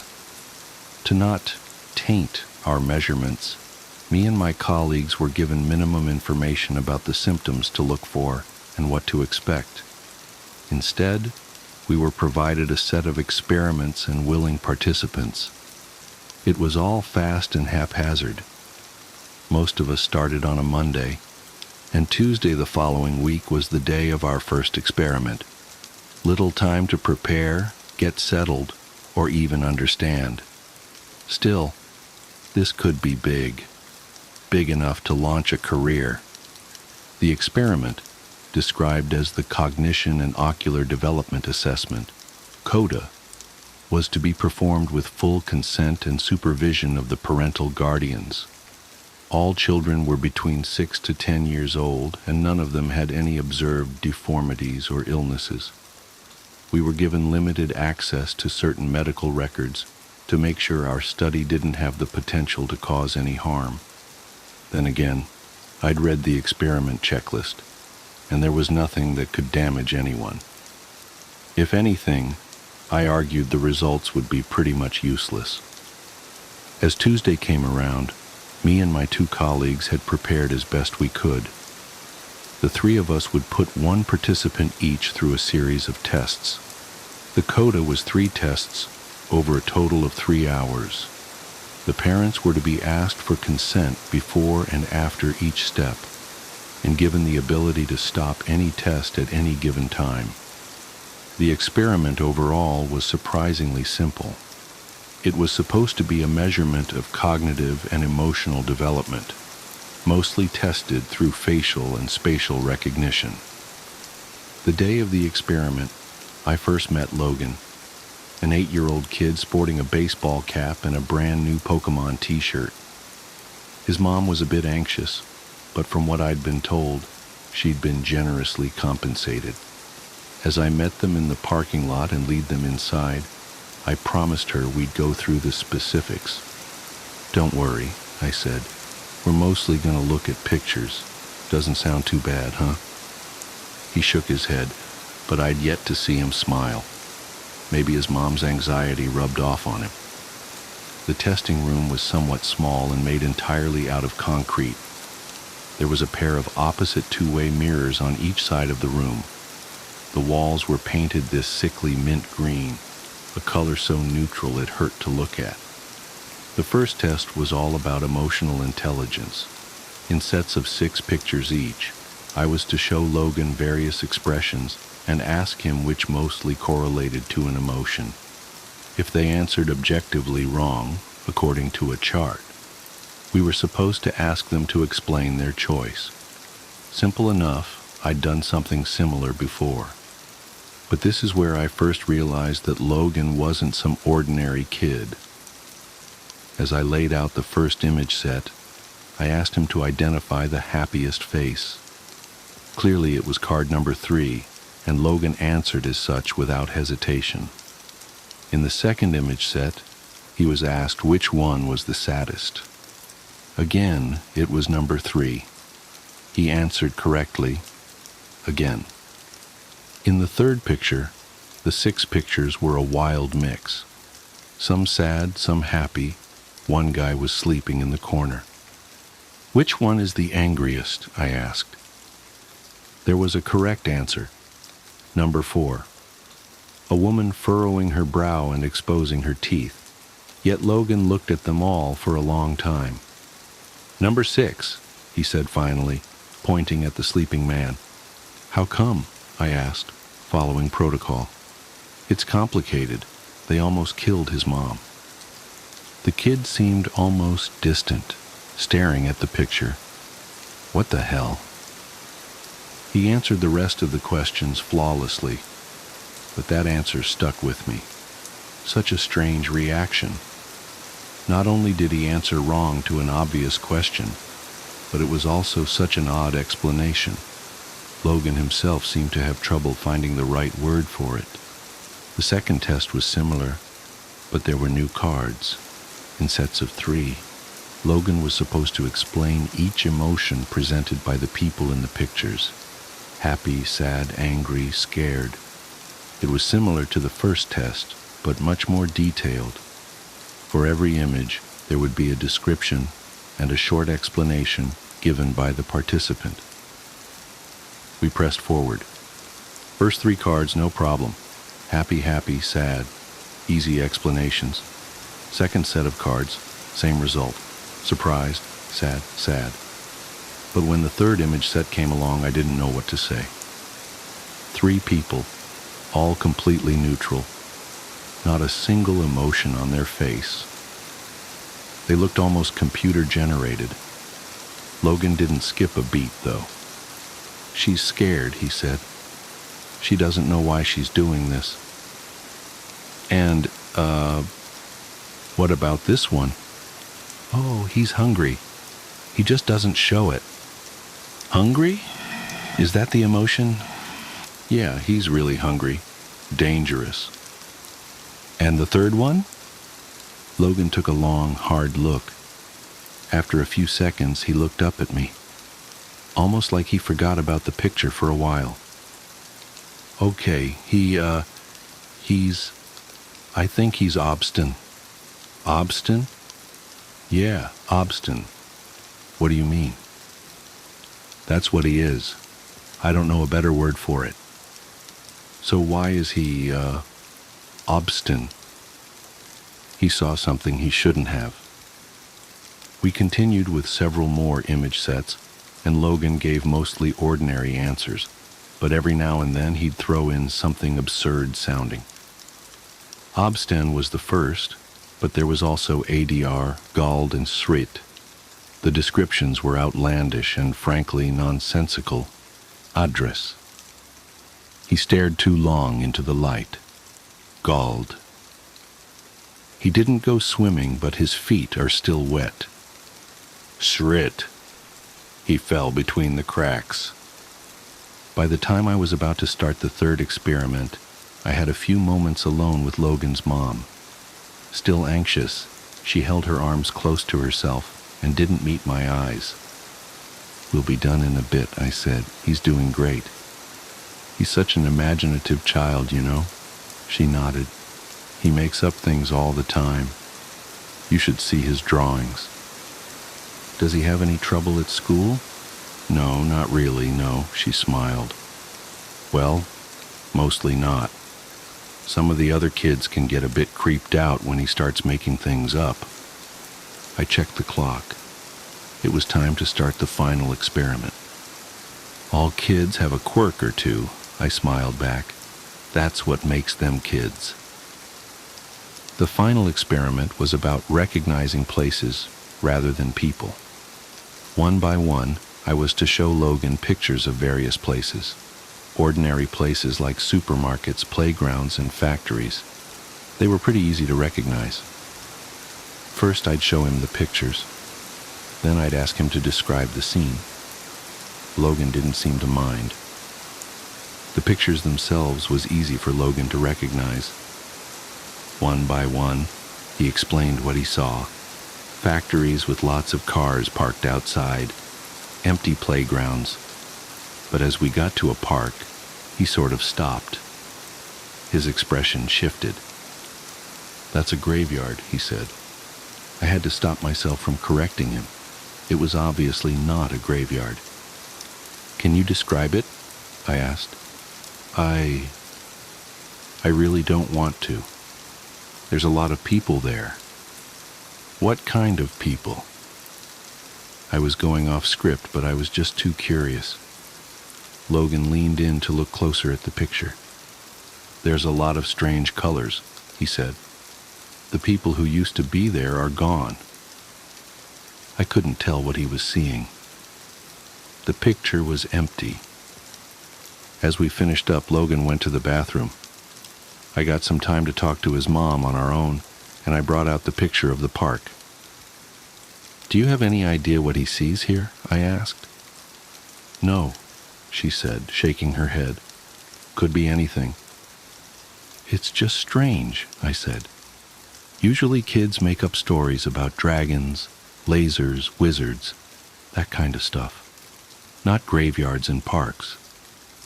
"Are you calling my son strange?" I lost my train of thought. As Logan came back, she grabbed him by the arm as to leave. Before they did, I caught up to them. I had to try something. "Logan," I said, "just a moment." They stopped, and his mom gave me a tired look. "I was thinking about buying this house," I said, bringing up a photo of a place I'd been checking out a few times. "What do you think?" He just stared at me, as if he didn't understand. He took off his baseball cap and scratched his ear. "Looks dirty," he said. "A lot of RO right there in the—" "Come on, Logan." His mother tugged his arm, and he was almost dragged down the hall. Turning back to me one last time, he yelled back. He looked up, and then he didn't. I didn't lie when I said I was thinking about buying that house. There was an open viewing the next day, and I decided to drop by on my lunch break. There were about 8 other people there, all couples. I kind of disappeared among them. Maybe I wasn't being considered as a serious buyer. The place was a bit too large for me after all. As the realtor ran off to speak to a pregnant couple, I stopped in the foyer. I had this strange feeling in the pit of my stomach. "Row," I whispered to myself. "Right here." Just saying it out loud almost made me feel it. It was something so specific, so unique. It wasn't an emotion as much as it was an experience, a story. I could imagine myself lying on the floor, looking up at the wood-brown ceiling. I could feel my back growing stiff, as if I'd been lying down for too long. I could feel my eyes growing thick, like blinking through mud. Every breath, a conscious effort. Arms unresponsive. A prayer for my heart to keep beating. Then, nothing. Row. To look up, and then to not. I had this strange understanding, like I'd seen something I wasn't supposed to. Didn't the kid have a word for that too? God, I felt sick. Everyone was gathered around the realtor in the living room. I don't know what gave me the courage to confront him, but I just blurted it out. Did the previous owner die here? I asked. In the foyer? No, they didn't, he answered. You have to tell us if they did, one of the couples said. Another couple agreed. Okay, yeah, no one has died here. That much is true. No one did. But yes, they were found unresponsive in the foyer. There were loud sighs. A couple immediately left. Another left shortly afterwards. There was a queue to talk to the realtor, and within 10 minutes I was the only one left. Row or not, I got the place too cheap to care. This made me curious as to the words the kid had used to describe the various places and emotions. Over the following days, as I transcribed our findings, I started thinking about them a lot more, staring into the light too long, to get wet feet without swimming. It was all just cryptic nonsense. But what I'd felt that first night in my new house, that was Row. I could feel it. It was the right way to describe it. One night, as I stood in the bathroom, I thought about the word aider. It was what Logan had used to describe staring into the light for too long. It felt fitting, but I didn't know if I'd experienced it. I tried looking up into the bathroom light and just saying it out loud, but I didn't get the same feeling as when I'd said Row in the foyer. This wasn't it. This wasn't ADR. I sort of gave up on it after a while. But as I was watching TV, the thought came creeping back to me. There was a news segment about a patient with severe brain damage, a woman who couldn't breathe on her own, or speak. She was aware in a sense, but completely imprisoned in her body. The segment focused on how her family was caring for her, but I just leaned in closer and looked at her. Adder, I whispered to myself, that's it. And it was. No question about it. She was Adder. From staring into the light too long, I could feel it, understand it. Over the next couple of days, I started chasing Gald. The word meant someone whose feet was wet, despite not swimming. It took me a while to get this one, but I finally found it in a newspaper article online. I felt galled from reading about a man who had died from an overdose down at the beach. His body had apparently choked itself, causing him to sweat to death. As he was homeless and living close to the beach, he'd been found by a couple of teenagers building a sandcastle. But that feeling of drowning on dry land, next to the ocean, that was galled. With the right word, I could feel it. I could empathize. In my mind, I could be there with him. But the final word I'd noted, srit. That was a difficult one. Over several days, I looked all over the internet. I searched forums, read obscure articles ranging back to the 90s, but I just couldn't shoot blindly into the web and hope for the best. I had to find out more, get something substantial. That thought made me take a step back. What about the photos? The photos we had shown Logan in the first place. Who were the people in the photos? I checked the inventory list for the experiment. Most of the cards were just mentioned as a number and an emotion, but I noticed that some of the faces were repeated with the same actors. All the cards which Logan had gotten right were repeated at least once. But the weird ones? Those were unique faces. The lighting was different. They didn't show any peculiar emotions. They were just strange people. A bit off. I took a few photos with my phone and tried to do an image search. I couldn't get a single hit. These pictures simply weren't available anywhere online. The ordinary emotions displayed could be found on various stock image sites, but not the strange ones that Logan pointed out. Finally, after a few hours and dozens of pages clicked through, I did find a picture that looked like one of the models, but in a completely different setting. And this was freaking weird. The picture I found online was from a social media profile. The profile, in turn, portrayed the user page of the very same homeless man that had drowned in his own sweat from an overdose. The same one I'd read an article of. But the article was written just a few days prior, and the picture must have been taken at least weeks ago. Listen, I don't know if you can get this. What Logan did was to perfectly describe, using one of his made-up words, was exactly what was about to happen to that man. The man who galled, who overdosed on the beach. I mulled the whole thing over in my head countless times, and finally, I just gave up. I had to talk to Logan again. I did the creepiest thing I've ever done. I tracked the kid down at his school.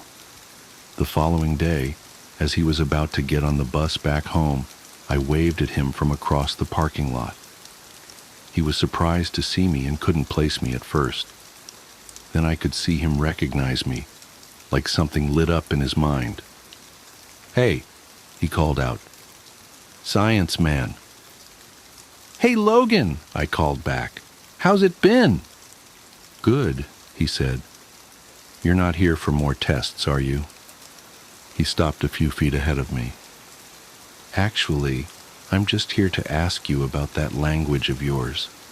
Those strange words you use. How do you come up with them?" "That's easy," he said. "Once you start talking it, you kinda don't stop. After a while, you just feel them, you know?" "So where did you learn it?" I asked. "Anywhere special?" "I think I always knew." He shrugged. It's weird, like listening. But not to a sound, but like a color. It's just sort of there, inside. So you can always see it? Because sometimes you said people in pictures were just happy or sad, ordinary things. Well, sometimes those things are easier to see. You said I should answer fast, not, accurately. So you can see it now? I chuckled. Anywhere? Here with me? Sure, he smiled. Just stand still for a bit. Logan looked at me for a while. As I met his eyes, I could feel something. There was that feeling again. Obstin. To see something I shouldn't have. Right there, in that kid's eyes, he knew something. Strangely enough, it wasn't him that broke the silence. It was me. "Athos," I said. I didn't know why I said it, but it took Logan by surprise. The one who shouts until they listen," he said. "That's what it means, right?" "I think that's me." "I don't know," I said. I'm sorry, Logan. I don't know why I said that."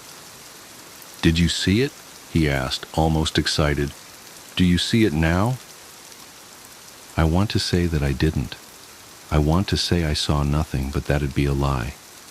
A million little words crept into my mind, and as I stared into that kid's eyes, I saw something I shouldn't have. Now it was all becoming clearer. The more words I knew, the better I understood. The word I'd looked for, srit, was a lot more complex than Logan had made it out to be with human words. It was contextual. The man had died in an earthquake. He fell between the cracks. No, he hadn't. he was going to. It was describing events destined to unfold, but it was also describing something that had happened. Was it both? Neither? I see it, I admitted.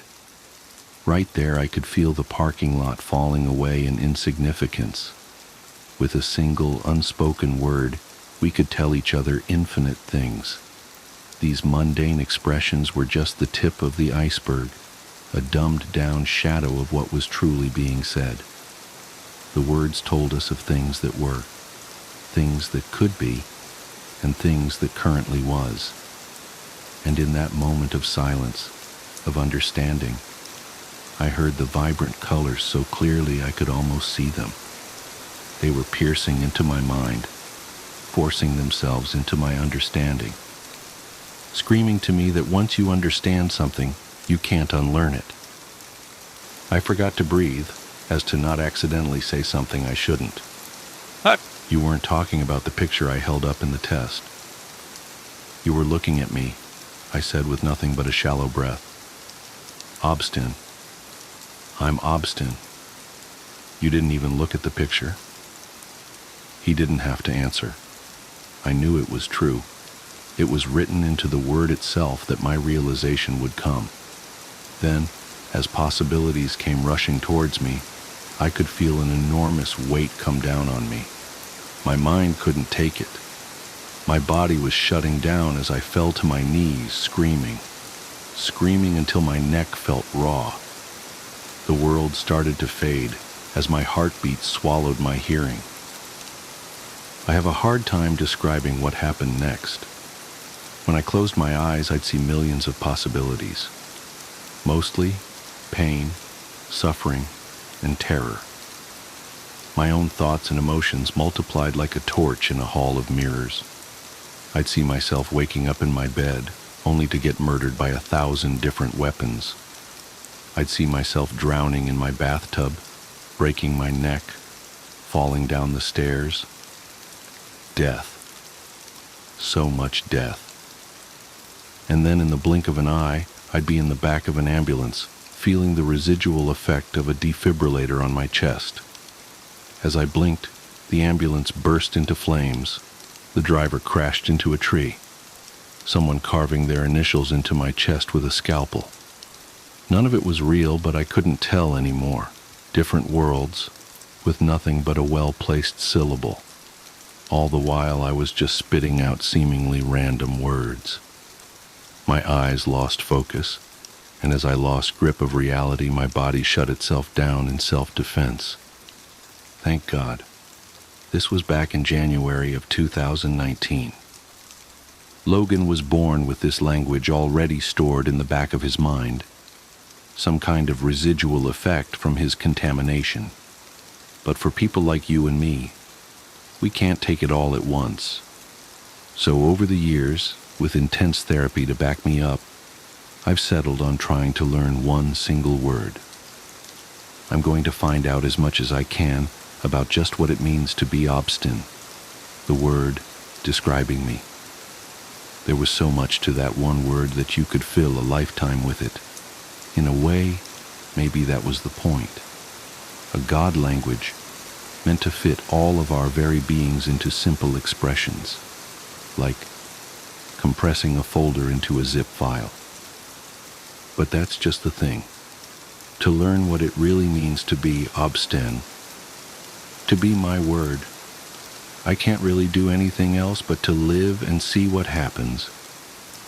Not unless I want to go back to where my mind wandered off to. Still, sometimes I can feel something creeping back into my mind. Little tingles, syllables and sounds, reminding me of all the knowledge I still have stored away somewhere in my inner madness.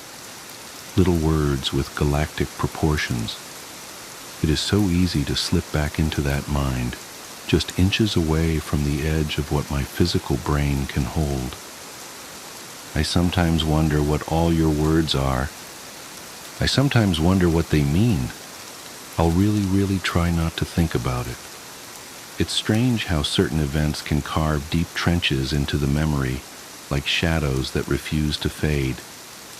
This is one such story, a tale I'd rather not remember but feel compelled to recount. Perhaps in the telling, I might rid myself of its lingering grip. My name is Evelyn, and at the time, I was just a regular 28-year-old scraping by in the bustling city of Portland. My days were filled with mundane errands, freelance graphic design work, and weekend trips to vintage shops.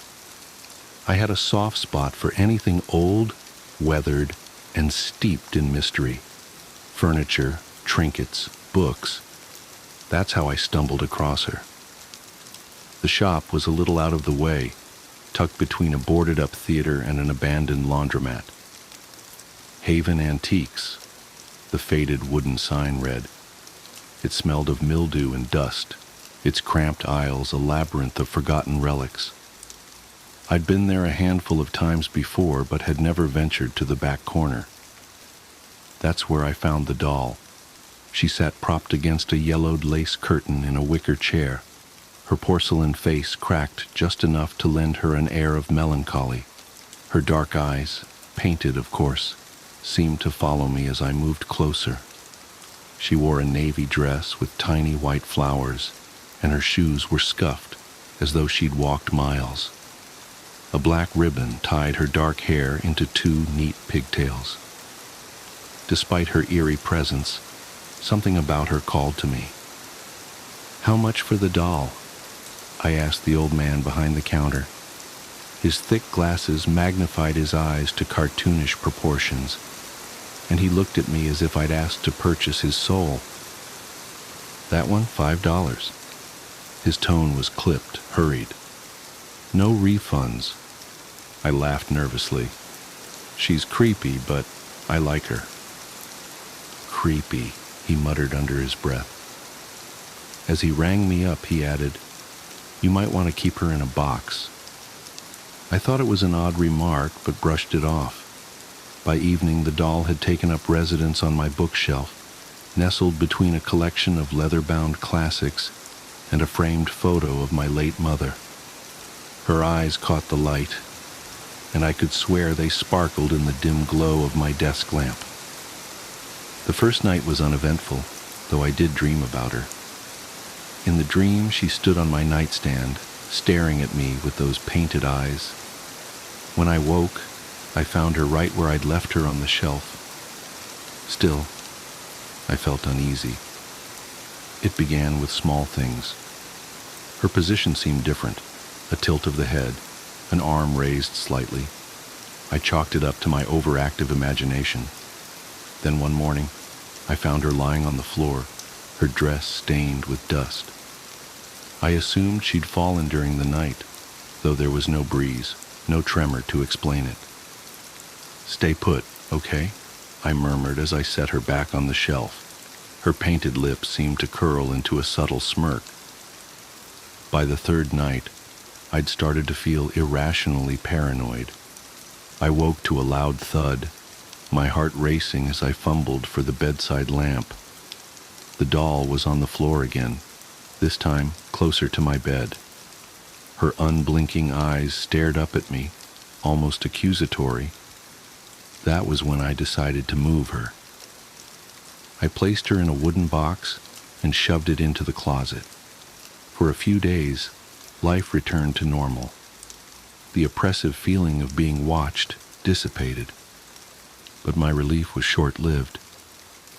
It was a week later when the nightmares started. I dreamed of the doll every night.